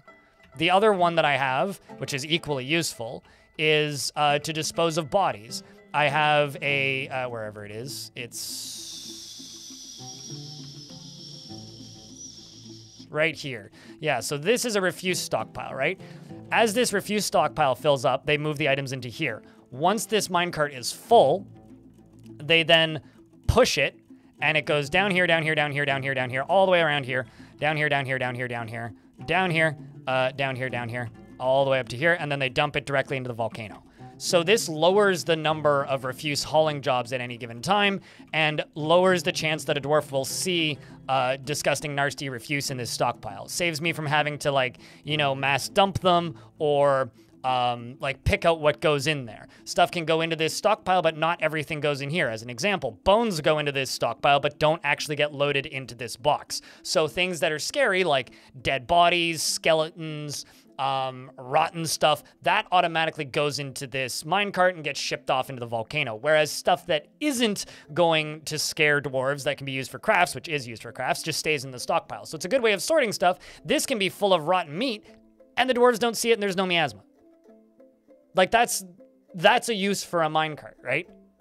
A good use for a minecart would be a easy way to clean up a large number of bodies in a corpse pile, right? So, like, let's just say that you have a hallway here, right? And this hallway is full of spike traps that go up, down, up, down, up, down, up, down, up, down because of a pressure plate or some nonsense. Right here, you have a refuse stockpile behind a drawbridge, okay? Then you have a minecart route that goes from here that then dumps into a volcano, okay? Or let's just say the lava sea, right? It goes all the way down to the lava sea. It's way faster for your dwarves to then haul into this and then fill up a minecart, because as the second it goes into there, they then pick it up and put it into the minecart immediately. Then it is to haul it all the way down into the fort, up 2 levels, over to here to your normal refuse stockpile. Does that make sense? And you can, like, seal it off half the time and not worry about it. It's that kind of thing. Like, they're a niche use case thing that can very much speed up a job if you are in the specific scenario where they are useful. They're not a catch-all transportation thing, and that's fine. People try to use them as, like, a form of public transport as well, which I think is cute, but again, they don't work for that.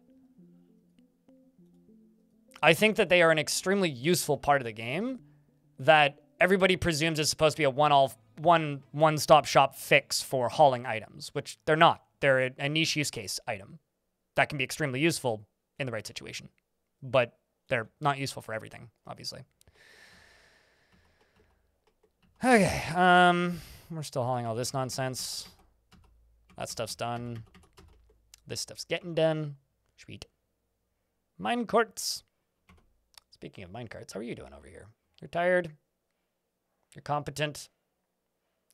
Well, I'm going to remove this dwarf from training. So you got off duty. Remove you from here.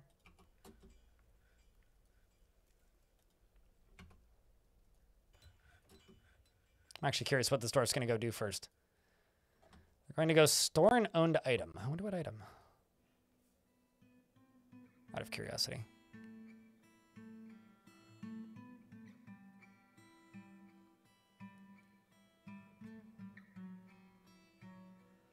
You can also use minecarts to train swimming. So, you know.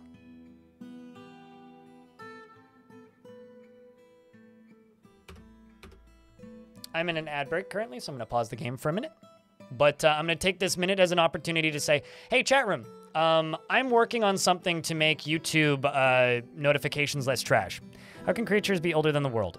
Because the history starts at year 1. The world doesn't start at year 1. Just like on Earth, it's the year 2024, but the Earth is more than 2024 years old. Unless you're a crazy person, in which case, congratulations, I consider you crazy. So anyway, YouTube notifications suck. So do Twitch notifications. They both suck. So I'm trying to make them better. And one of the ways that I'm trying to make them better is I'm working on a newsletter. Right now, it's not up and running, and it's not going to be run through any service that I'm currently using. I'm building basically a blog for it. There will be other things on that are useful in the future, but it's going to be a slow rollout of stuff. If you would like to get in on that early, one way to do that is go to my Patreon and become a free member. And the reason I say go to my Patreon and become a free member is I get your email when you do that, and I can add it to that list. So if you would like to get that newsletter as soon as I make it and actually start sending them out, which will probably be in the next 2 weeks, go sign up for my Patreon as a free member. And what's going to be in that is it's going to be a list of the videos I made in the previous week. So if you missed anything, it's going to be a list of that with brief summaries on what the videos are. It's also going to be a list of the stream schedule. Yes, the stream schedule. The stream schedule for the next week and what I plan to do, what I'm working on. Save files for forts if and when I have them, and some other behind-the-scenes stuff, as well as games that I'm interested in the future, and that'll probably be a monthly thing, though. And games that I'm probably going to look at that next week if there is new stuff that I'm going to be looking at that week. So if you agree with me and think that YouTube notifications suck, help me fix them and become a free Patreon member. Can we get a stream schedule too? A stream schedule too. Alongside of the stream schedule? Sure. Definitely. I can absolutely 100% guarantee that I may or may not do that. There you go, Shady. 7 days. 7 streams. 7 memes.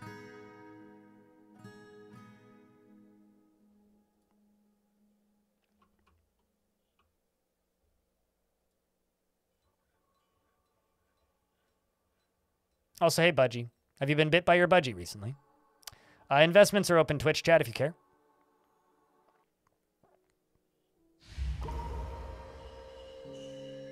Leading an unexciting life for too long. Kashmir, the manager, has been possessed.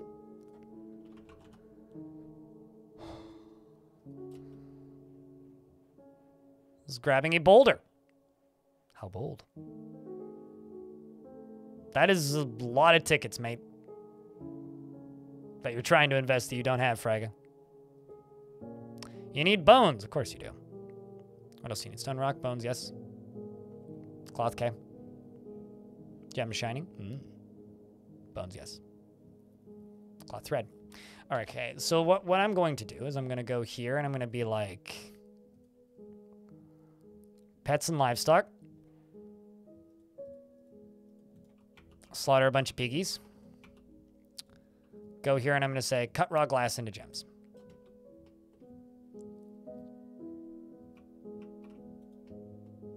And I can also go over to this one and say cut raw glass into gems.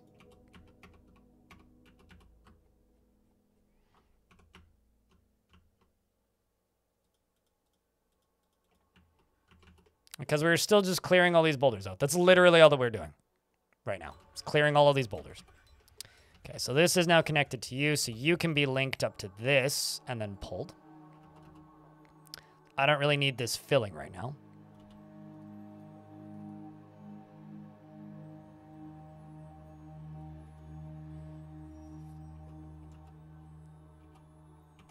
And then this up on the tippy top can just get this grate. Oh, out of floor grates. Never mind then.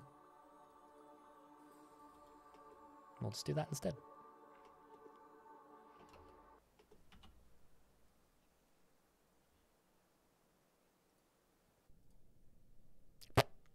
Right when I went to go build a thing.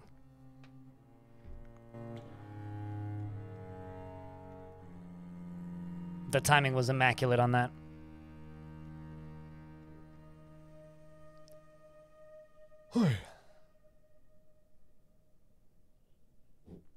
Also, Budgie doing the big beer. You know, I still can't see those. I'm wondering actually how long it's going to take for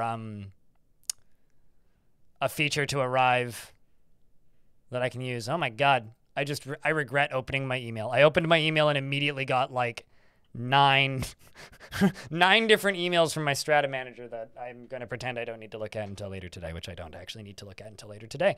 Okay.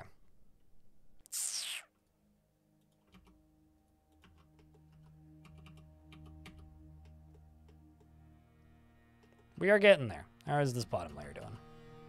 We're getting there as well.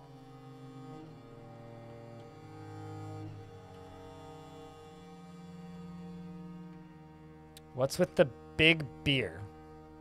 The big beer? So Twitch added a new feature very recently, which, love it or hate it, which essentially just makes it so that, it's a new feature that Twitch added so that you can spend money in bits to modify emotes in ways that we haven't been able to modify them before. As an example, you can spend a little bit of money and make an emote big. That's a lot of tickets, Kokoroko. Congratulations to you and Devilish. And No Man and Big Bang.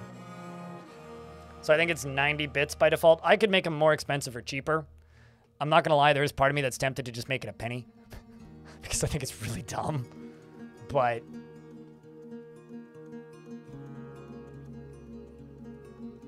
no, it's 60 pennies by default. So if you have 60 cents in bits on your account, you can make an emote big. And I do get 100% of it. It's not like they're only giving me a portion of it, but they're trying to get that TikTok money, shall we say. Look at this. Look at this guy. It's Abba. How much have you killed, Abba? Holy shit. I know I keep saying that he's fighting with troglodytes, but Jesus Christ, man. This creature's been busy. There's also just like smears of blood along the ground. One of my favorite caverns I ever broke into was back in the ASCII version of the game. And it was just, it was the deepest level cavern, and I hadn't broken into it for like 20 years or something. And so the fortress had been around for quite some time. And I broke into the cavern, right? And in the bottom of that cavern was just a pile of dead things. There was just bodies and death just everywhere. Bodies and death just everywhere. It was forgotten beasts. There was like 30 of them. It was troglodytes, crundles, gorlaks, cave crawlers, trolls, cave ogres, like basically jabberers, and also plenty of living things, and just blood everywhere. And it was like, what the hell was happening here while I was, you know, just doing unrelated dwarf things? I was doing unrelated dwarf things, and then suddenly there was just like, out of nowhere, just thousands of dead bodies. It was kind of incredible. So Kashmir, my manager, is making an artifact out of a boulder, boar bones, spider silk cloth, pear-cut crystal glass gems, pigtail cloth, and oak logs, and more piggy bones. Any bets on what this dwarf makes? Too late. You can no longer bet because it's on screen. They made a figurine of a forgotten beasts, and they offer it to the Big Fall. Well, I think it goes into your office, my good sirs.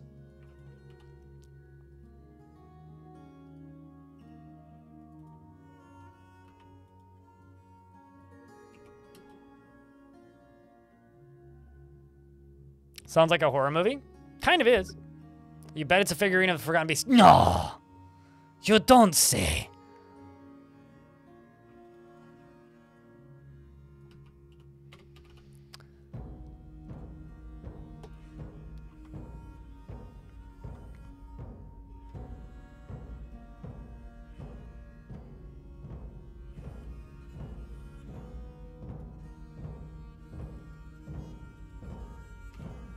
Okay, so let's see. Who's the most upset dwarf now? It's just Ranger Rick.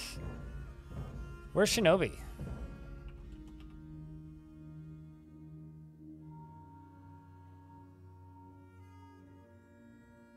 Oh.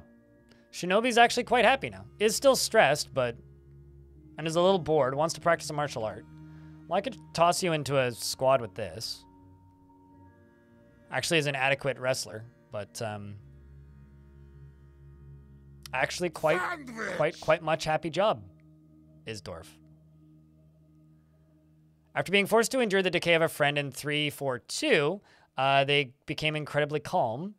They also, after suffering a major injury, is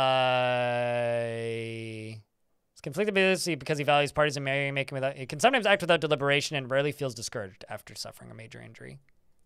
Do you have any like? Oh well, you don't have any like noticeable injuries. You do have some old dead skin on your head though.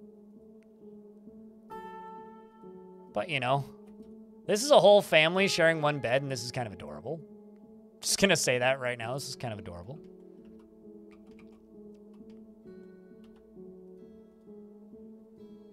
I'm gonna have to give the baby a bedroom, and we're just gonna plop it in here.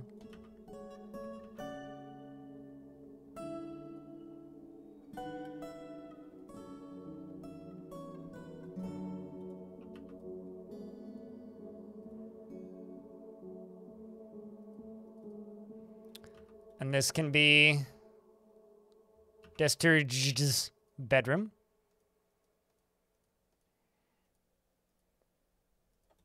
There you go. Baby gets their own bedroom. Not that they'll get to use it for a while. It's just a meager bedroom, but hey, it'll have a bed in it by the time they get in there. The sandwich was satisfying? Hell yeah. Let's go read that artifact, which is probably in there now, which it is. This is a figurine of Forgotten Beasts. All craft store ship is of the highest quality. The item is a masterfully designed image of a Forgotten Beasts in Chert by Kashmir. It is encrusted with rectangular Chert cabochons and decorated with... So if it's forgotten, the beasts, what does an image of a Forgotten Beast that they've forgotten looks like?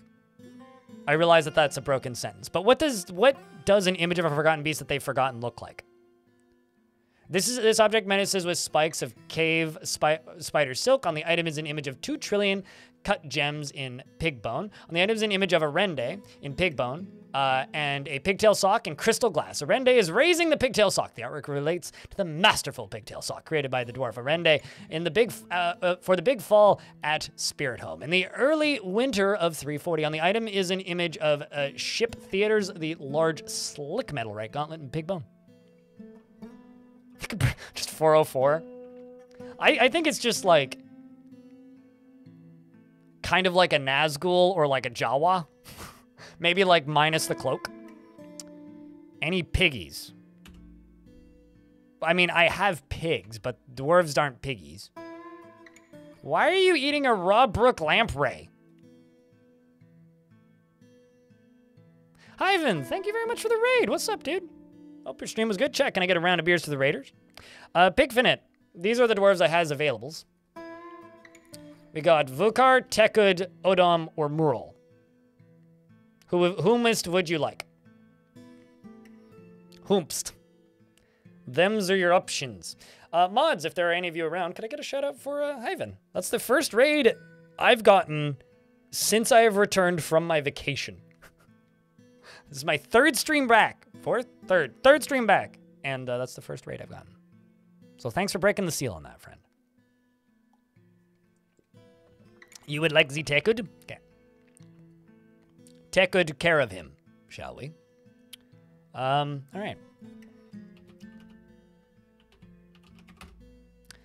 Pigfinite, Pig Finite, is an optimist and dislikes helping others. He is sometimes cruel and is very greedy. Could be considered rude, though he finds the rules of etiquette to be valuable, at least in the abstract. He tends to think before acting, and he tries to do things correctly each time. And he likes to keep things practical without delving too deeply into the abstract. He has a tendency towards forming deep and emotional bonds with others and has little interest in joking around. Takes offered help and gifts without feeling particularly grateful and isn't particularly ambitious. Has an active imagination and doesn't seek out excitement. Needs alcohol to get through the working day and doesn't mind being outdoors at least for a time. He dreams of mastering a skill and personally values loyalty, values decorum, dignity, and proper behavior, and likes pitch blend and nickel silver, yellow glossier, and coral. The colors silver, bows and slabs, and catapult parts, and unicorns for their horns, and the sound of the zephyr of glimmers, and when possible prefers to consume artichoke wine and absolutely hates flies. We should try and breed some unicorns at some point in this fort for the funsies. He's a very long beard, which is neatly combed. He's never killed anything. He has no family here and no friends, but he does have he has a passing acquaintance with Gazoom, and he worships Nish, and is a member, of course, the South Creed. Thank you, mods, for shouting out Ivan. Appreciate you. Welcome back, Elfie. Hi, Ivan. What were you up to? How was your stream? If you're here. If you're not, that's okay too. But chat room, please go check out their channel. See what they were up to. Give them a follow. Because, you know, they did just raid us. Which, in and of itself, is an impressive feat. Because so few people do that. You woke up and I've done so much. I feel like I've made like 0 progress today, so I'm somebody thinks I've done something.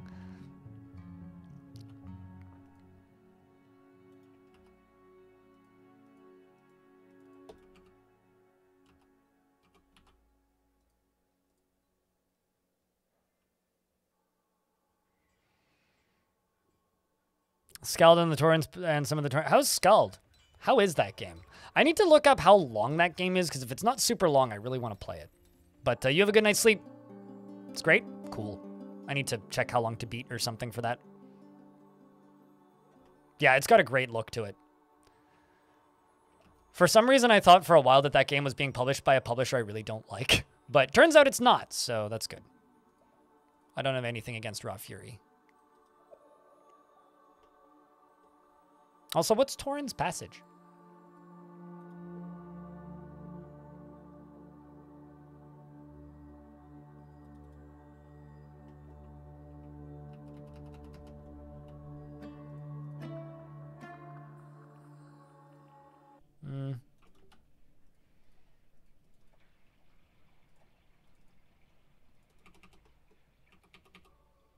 Okay, so that gets placed. This is going to be hooked up to this door. Although I'm realizing a possible problem with this being hooked up to this door this way, but...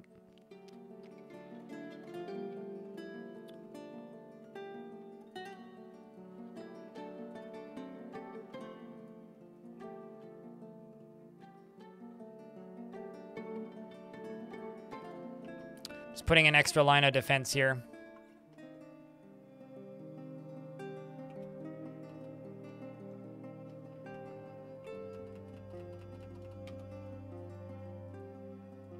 That can get pulled. These are almost done. We are getting there. We are so friggin' close. It's just these last few blocks, boulders down here, and then I can turn this sucker on and open it, which I'm looking forward to. Hey, chat room. I've got a question. You know, or actually, what's the name of it?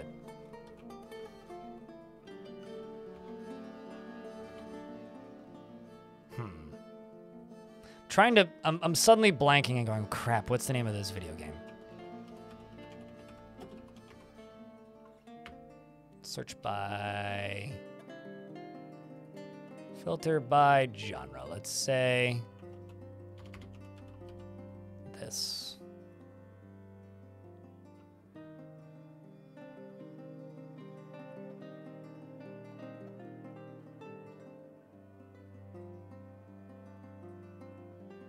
I'm looking for a specific game that I'm trying to remember the name of, that I bought and then never touched. Because I'm curious if anybody knows anything about it and if I should check it out at any point soon. Although looking for this game, I just noticed something in my owned list that isn't even available for sale on Steam anymore. And whenever that happens, I always wonder, it's like, what the fuck happened?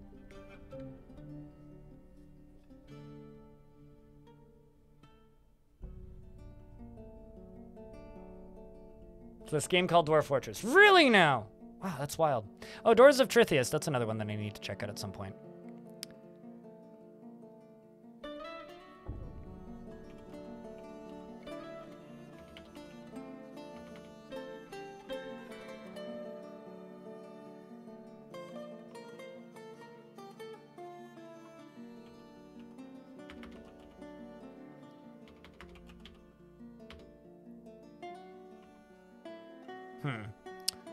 Can't find it in my Steam library. Hold on.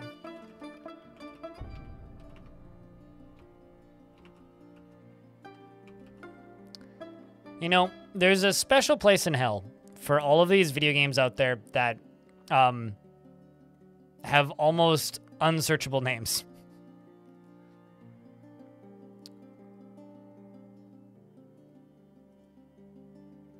Oh, found it. Okay, never mind. I don't actually own it. Has anybody played... That would explain why I can't find it. Has anybody played this?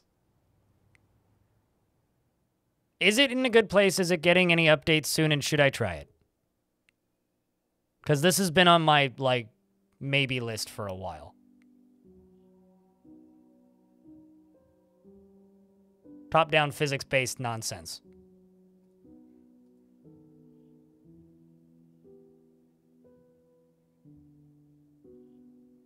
You're curious about the same thing? Same spot as me. Some migrants hath arrived. Let's see, we've got an animal caretaker and a hunter. What else do we have? A miner. Excellent. Did you bring a pickaxe by chance? No, you didn't. Well, that's not good. Some random animals. The reason I'm checking names is because I have run forts here before, and there's quite a lot of named dwarves in this world, so if named dwarves appear, I want to check them. Running in to pick up equipment. Ooh. You're a military dwarf. I may actually just add you to the military, unprompted. This one. A paper maker who's an adept marksdwarf as well. It's always interesting. All right, we've moved up to 50 dwarves, which means we should get a mayor. Oh, we're supposed to get rain later this evening, yeah. It's supposed to pour. Right about the time I should be walking home from the concert, but it's okay because it's very close to public transit, so I'm not too worried. Okay, you know what? Don't actually pull that lever. That's perfect.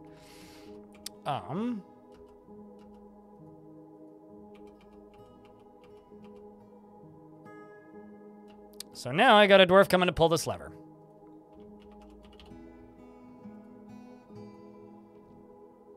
Diamond has the absolute, wondrous, incredible honor of being the dwarf to pull the lever.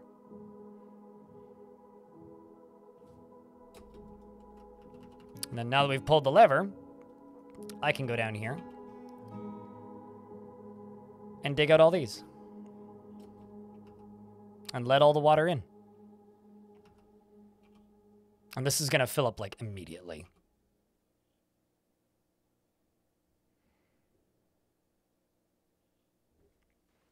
How do people keep all these games in their heads and even find the time to play?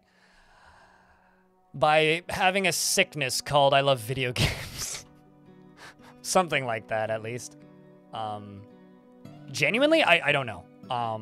I've been staring at and fascinated by video games as long as I can remember, and I will be honest,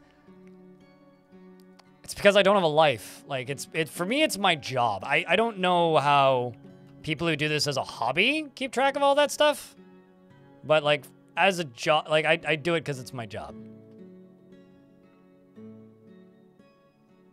No, I know what you mean. Wrong lever! Honestly, over the weekend, I'm actually, because this entire week hasn't been me catching up after my vacation. This entire week has been me coping with the fact that I just got back from vacation and I'm very far behind. Hopefully I can get to, because whenever I go on vacation, I always get, like, excited and interested in, like, upgrading things and, like, changing things about the stream and rebuilding things and, you know, making new shit for you guys. So maybe that's something I should add to the to-do list and, like, add some Emperor's New Groove sound effects. Because that would be very easy to do on paper. We are damn close to finished with all this. Damn close.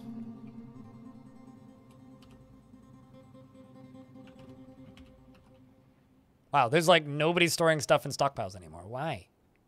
What is everybody doing? Why are you all socializing? It's like the most Dwarf Fortress thing ever. How dare you take a break? Well, how about this?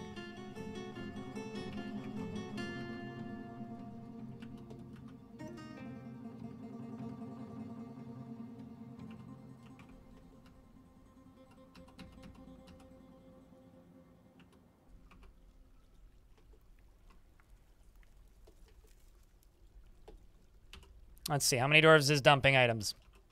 Perfect. Let's get the last of this out of here.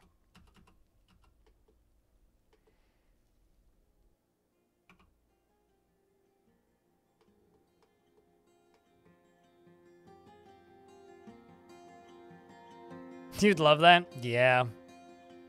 We'll see. I would love that too. It's just a matter of me doing it, you know? All right, who's ready to see this thing fill up with water extraordinarily quickly? Because that's what we're going to do now, is we're going to fill this thing up with water extraordinarily quickly. All I have to do is pull one lever and this sucker's going to fill up with water very quick.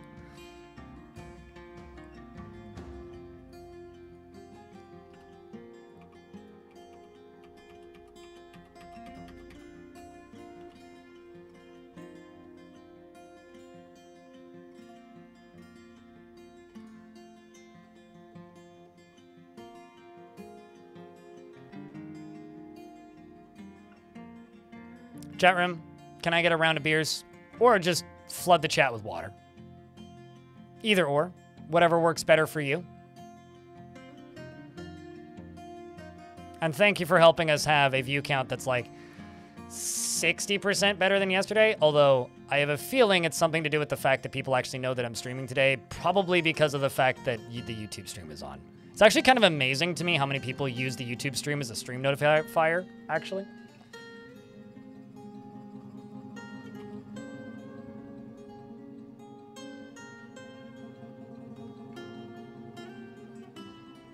Okay, so we've done that and that. Let's lock this. Roll along here. This is all irrelevant aesthetic shit. It doesn't matter.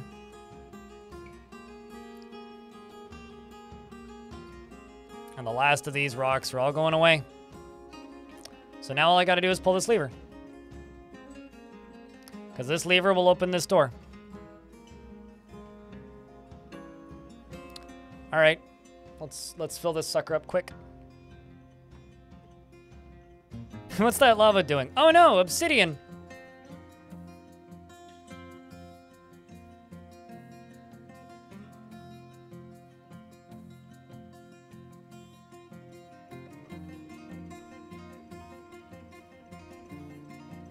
And there it goes.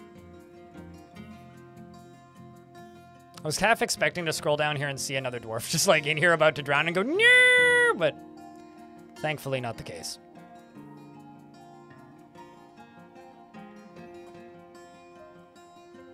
And there it goes. It's a lovely little pool. Whoosh. 'Tis very quick indeed. Oh yeah. So one of the reasons I love these large rivers is because of how fast they fill. Like, just look at that. It's so satisfying.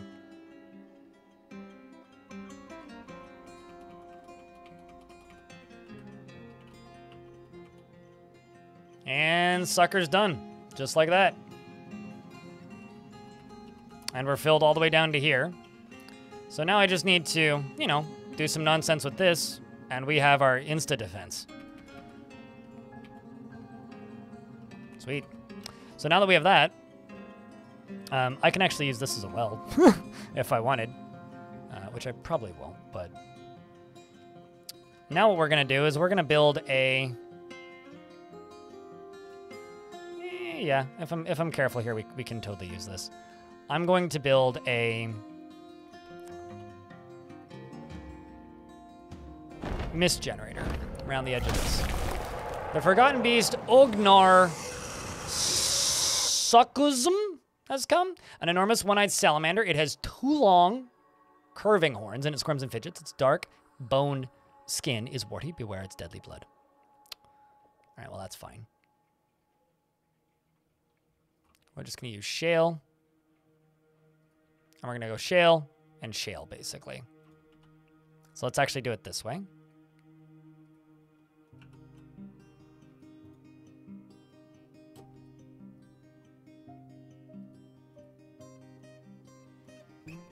Yep, we'll do it that way.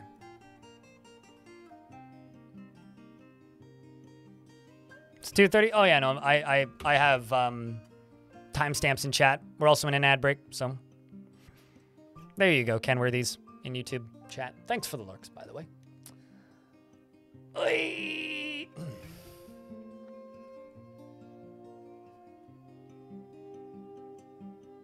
Feels weird streaming less than 6 hours in a day, but hey. The plan for the Friday streams is that they're going to be slightly shorter anyway, so the goal is to just, you know, stretch 40 hours over 4 days, basically. So it'll either be like a 10-hour stream or it'll be a significantly shorter stream.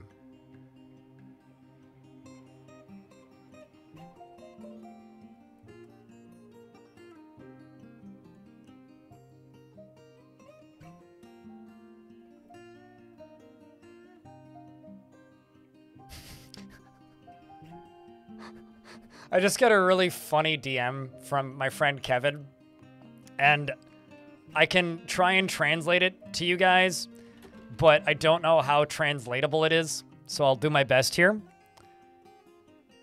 Name of dive bar has changed me. So there's a dive bar that we go to sometimes when we go to shows at the place that I'm going to go see a show today, because it's right next door to that place and also very cheap.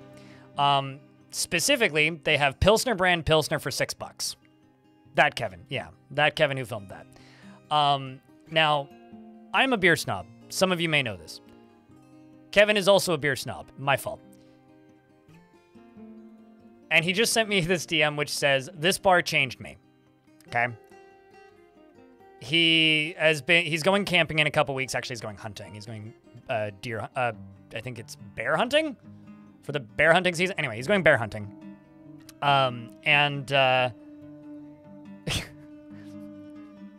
So the name of bar changed me.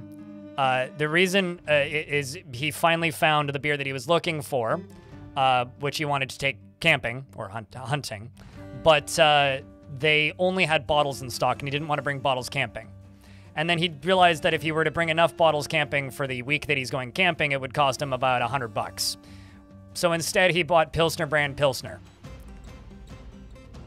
And he says that he feels like a bad person and is now conflicted about the meaning of life and society. And I have a question. Is buying the cheap beer that's good enough an acceptable thing to do? Because sometimes I think it is, especially if you're going camping, even if you like insist on drinking the good shit, which I agree. You should drink the good shit because it's better. But if you're going camping, like fucking bring the cheap shit. Come on. Like buy the 24 pack. What's wrong with you?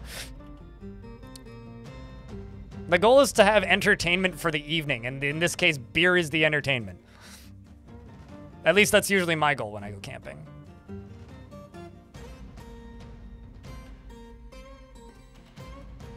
You don't drink so I don't, IDRK, got it.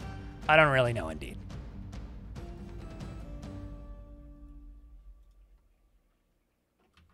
Okay, so I'm just gonna set this as a water source. You know, I could probably literally just put a well here. Probably be a pretty decent well, actually. Whiskey would be lighter? Yeah, but then you're drinking hard shit. I don't know. I mean, here's the thing. They're driving in. Like, they're going hunting, right? They're trying to catch a bear. They're going to have a pickup truck.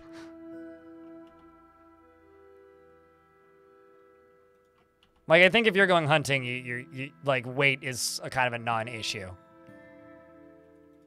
Because, like, the whole goal of hunting is to go home with a lot more weight than you left with, right?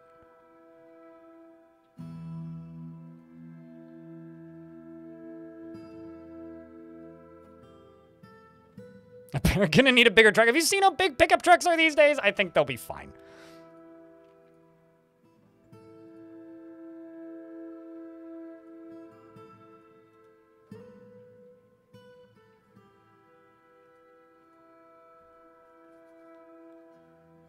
You know, you make a valid point.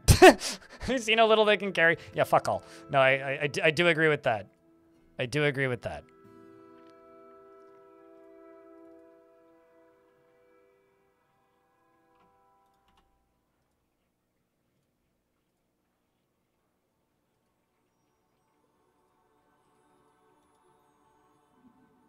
I'm used to just almost getting run over by glorified expensive cars. Isn't that just expensive cars in general? Also, are trucks cars now? Okay, so let's just do rock, grates, and let's just do 20.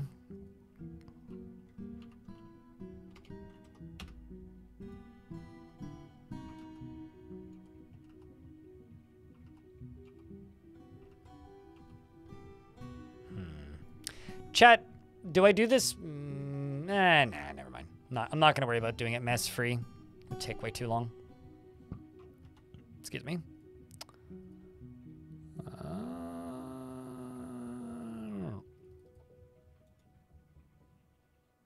I think that's the wrong type. I need to do shale.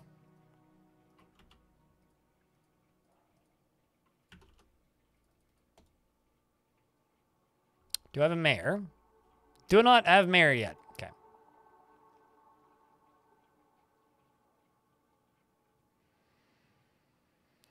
Too high, unstable, and even a sheet of plywood. Yeah, no, I mean, my neighbor has a truck that is from like the kind of the, he has a Lincoln, and it's kind of the, not the first, but like the beginning of the worst of that stuff. And it's exactly that way. Like, we tried to put a ladder in the back of it because he needed to pick up a ladder from his friend, and like we couldn't comfortably put a ladder into the back of a pickup truck. It's like, yeah, admittedly, it's a rather large ladder, but still. You'd think you'd be able to comfortably put a ladder in the back of a pickup truck without issue, but nope.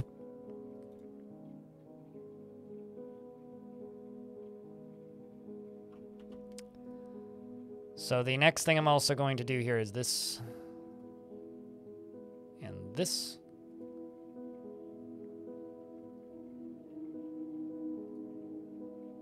And this. Well, actually, let's put you one further up.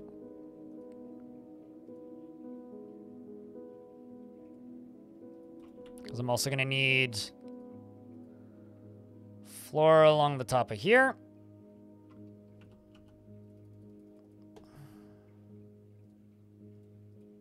And 2 over, 2 over, 2 down.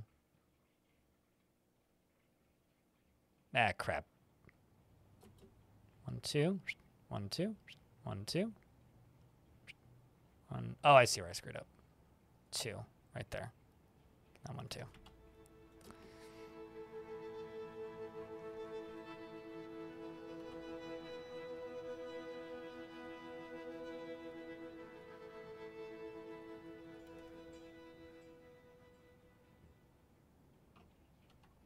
But here's hoping they get a bear. I am hoping on their side because, you know, if they get a bear, I get bear sausages for free. So I hope they get a bear because that would be neat. Then I can die of some weird parasite from game meat.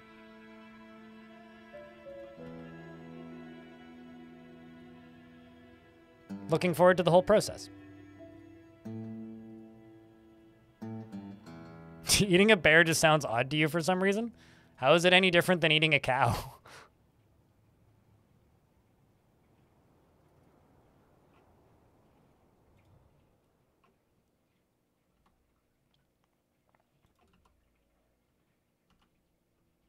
I've said this a million times on stream, and people always look at me really funny whenever I say it, but I've eaten moose nostril and moose testicles.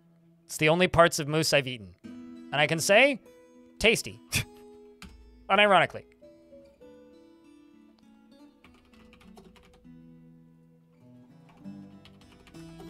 Let's get this construction complete. We can do.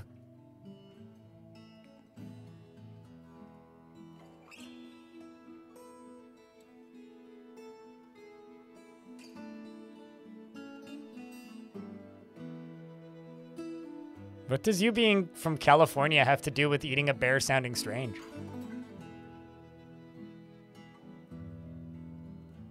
Is this like, does it sound like a sex thing to you or something? Is that what this is?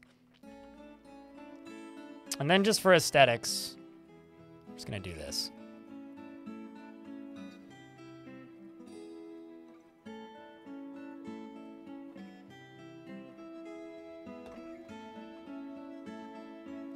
Oh, because of the flag. Okay. Got it. Well, there you go, because that's where my brain went. I'm glad that one of us is fucked up in the head. God damn it, why is it always me?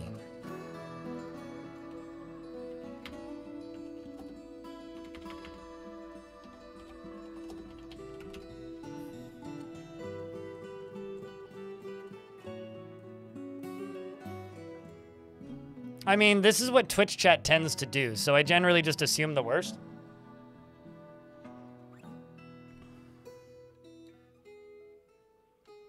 I'm sure, I mean, as somebody who's eaten a cake with a Canada flag on it, I guess I've technically,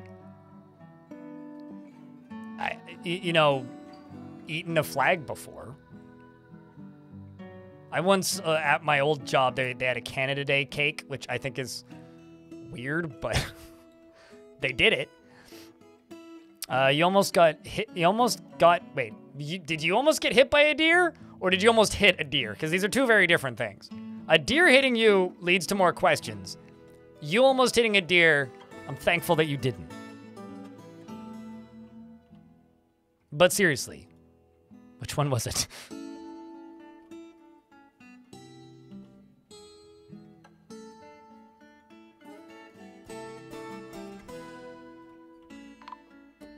Yep. Snatcher? Ooh, haven't seen those in a minute. What kind of snatcher?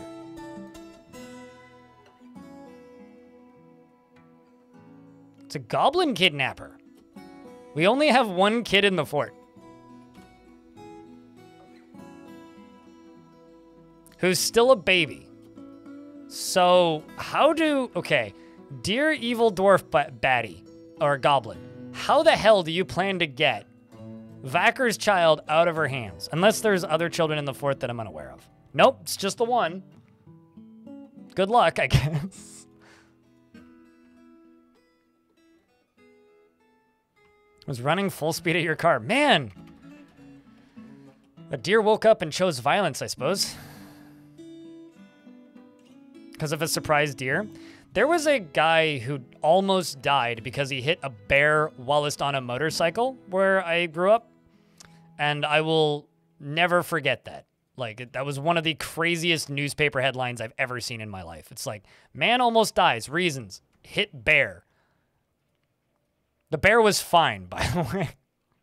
For anybody who's worried.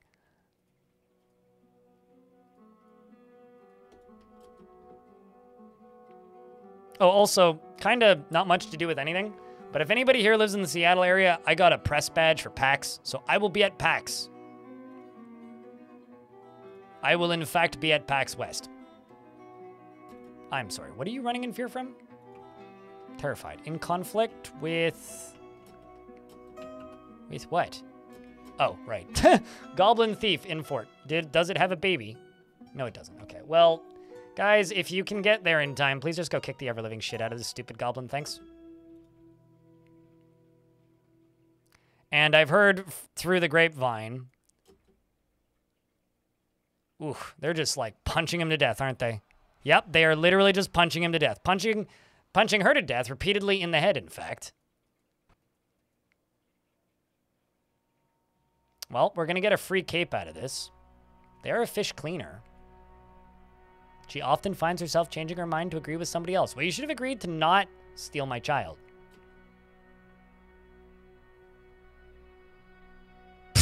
That took them forever. Good Lord.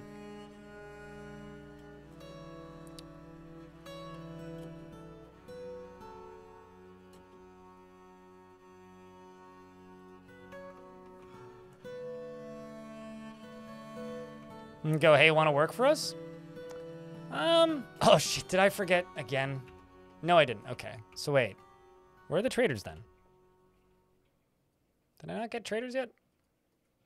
Or did I just like psych myself into thinking I did? Yep, I 100% did. Oh, okay.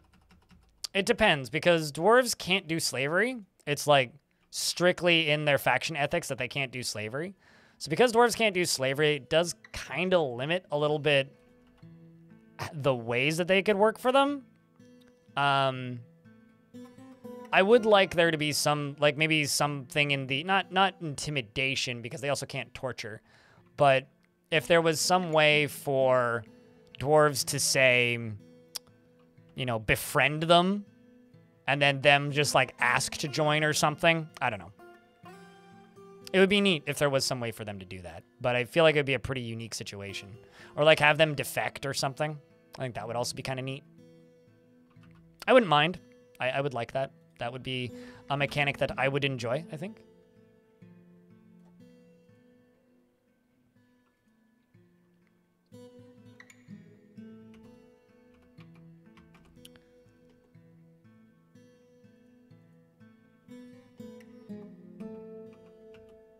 Well, that explains why these ain't getting done.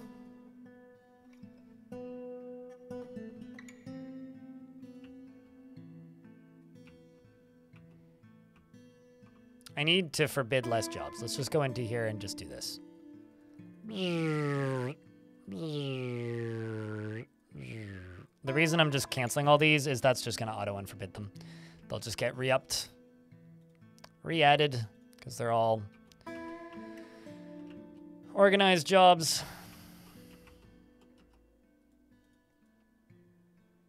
So suddenly these start popping up again. See?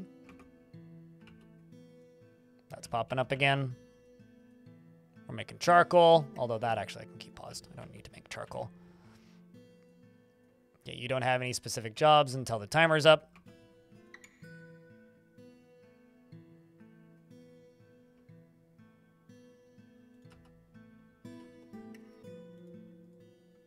Making meals with a lot of pig bits, looks like. I'm also going to go down to here, and I'm going to go over to Fisher Dwarves. I'm going to say only designated do this. Kind of curious, how many books does this library have? 38. Probably quite busy in here, if I were to guess. So many random untitled books. So many random untitled books. Should probably make a little reading room down here and connect it to these two.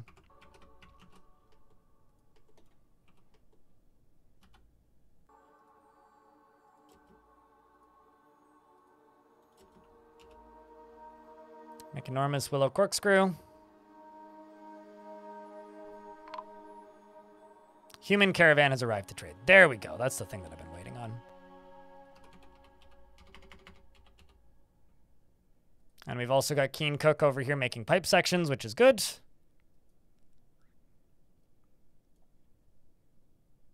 Kind of want you to do a corkscrew instead.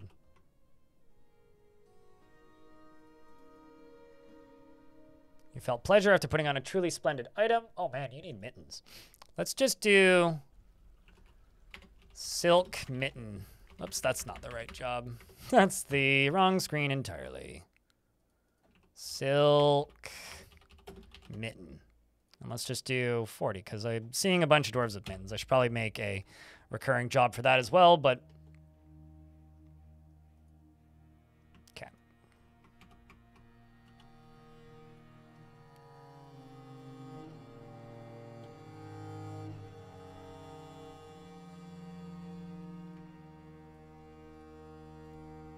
Two more of these done.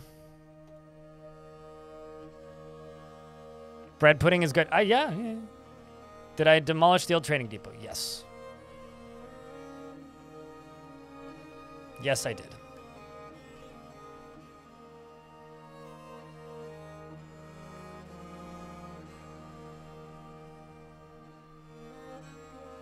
I'm just going to sell everything. I'm also going to sell that... dang it. Somebody claimed the cape. Oh, well. Bring over the bracelets. Let's bring over these earrings. There we go. 108 items to sell. And here they come.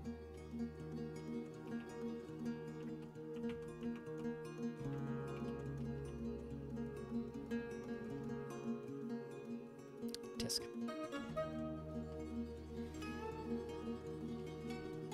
Here come all of the clothing, good and bad. As well as the traders.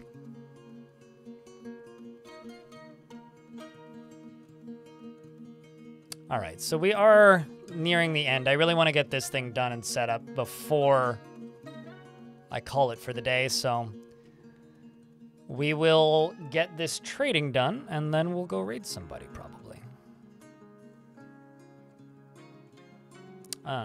Could you show me how to set up, make a task for gems?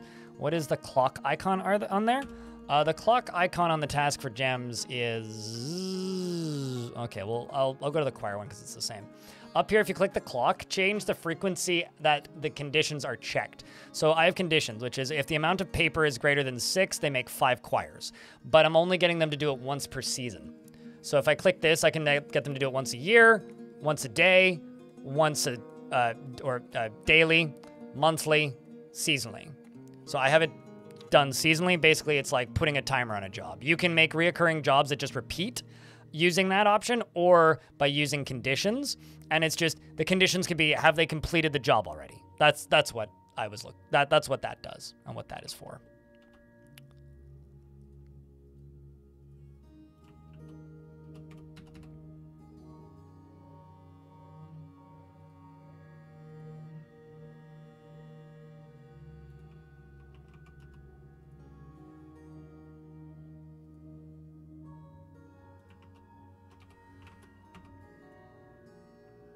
Just waiting for all these items to be brought over.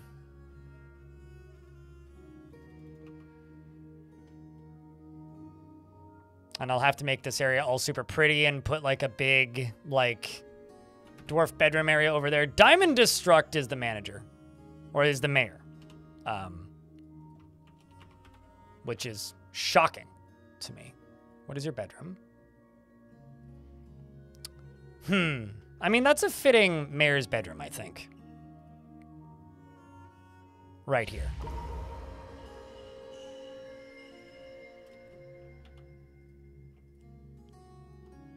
Because they get the perma-happy waterfall thoughts. And this can be their dining room.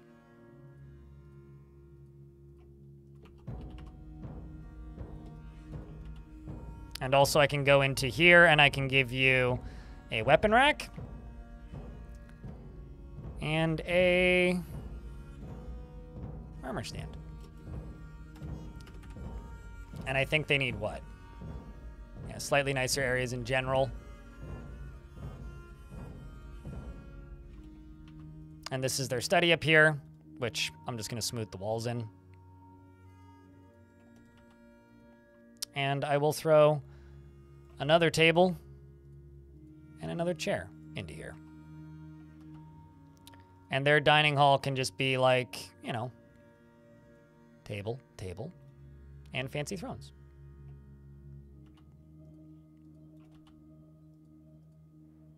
And fancy throne.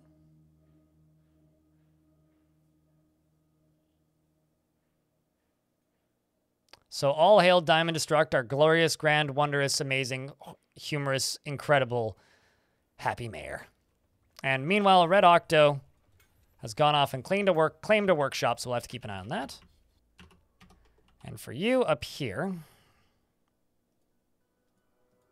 I think I still need one more. Yes, I do.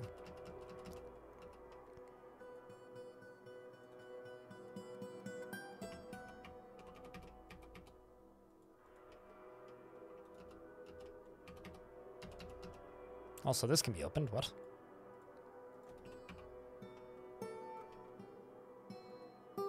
Oops. No, I do actually need to trade. I will buy these bars. I will buy those cut gems. I will buy the books. And I have a good amount of excess money. So I will just say buy this leather. And done. Works just fine. And then for up here, let's see, can I make this? Hallelujah. So once all these are made and connected, because these are all, some of these are waiting for parts. This one is waiting for parts. This one is being built. Then what I can do is I can make this into a water dump zone. And then they will dump water there. And this will become a mist generator. And so the happiest times will be when creatures come to trade. Which will be good for everybody. But chat room, I have a meeting in like 3 minutes. So I have to go. But what I have to say is, if you would like to say goodbye to YouTube, now is the time to do that. Pretty please. And I will say, to the folks on YouTube, I hope that the stream was stable today. We are streaming with Restream.io now, so that is different for me. And on Twitch, you know, we're still doing the same normal shenanigans. So thank you to those of you who've, you know, hung out on Twitch today. And thank you to those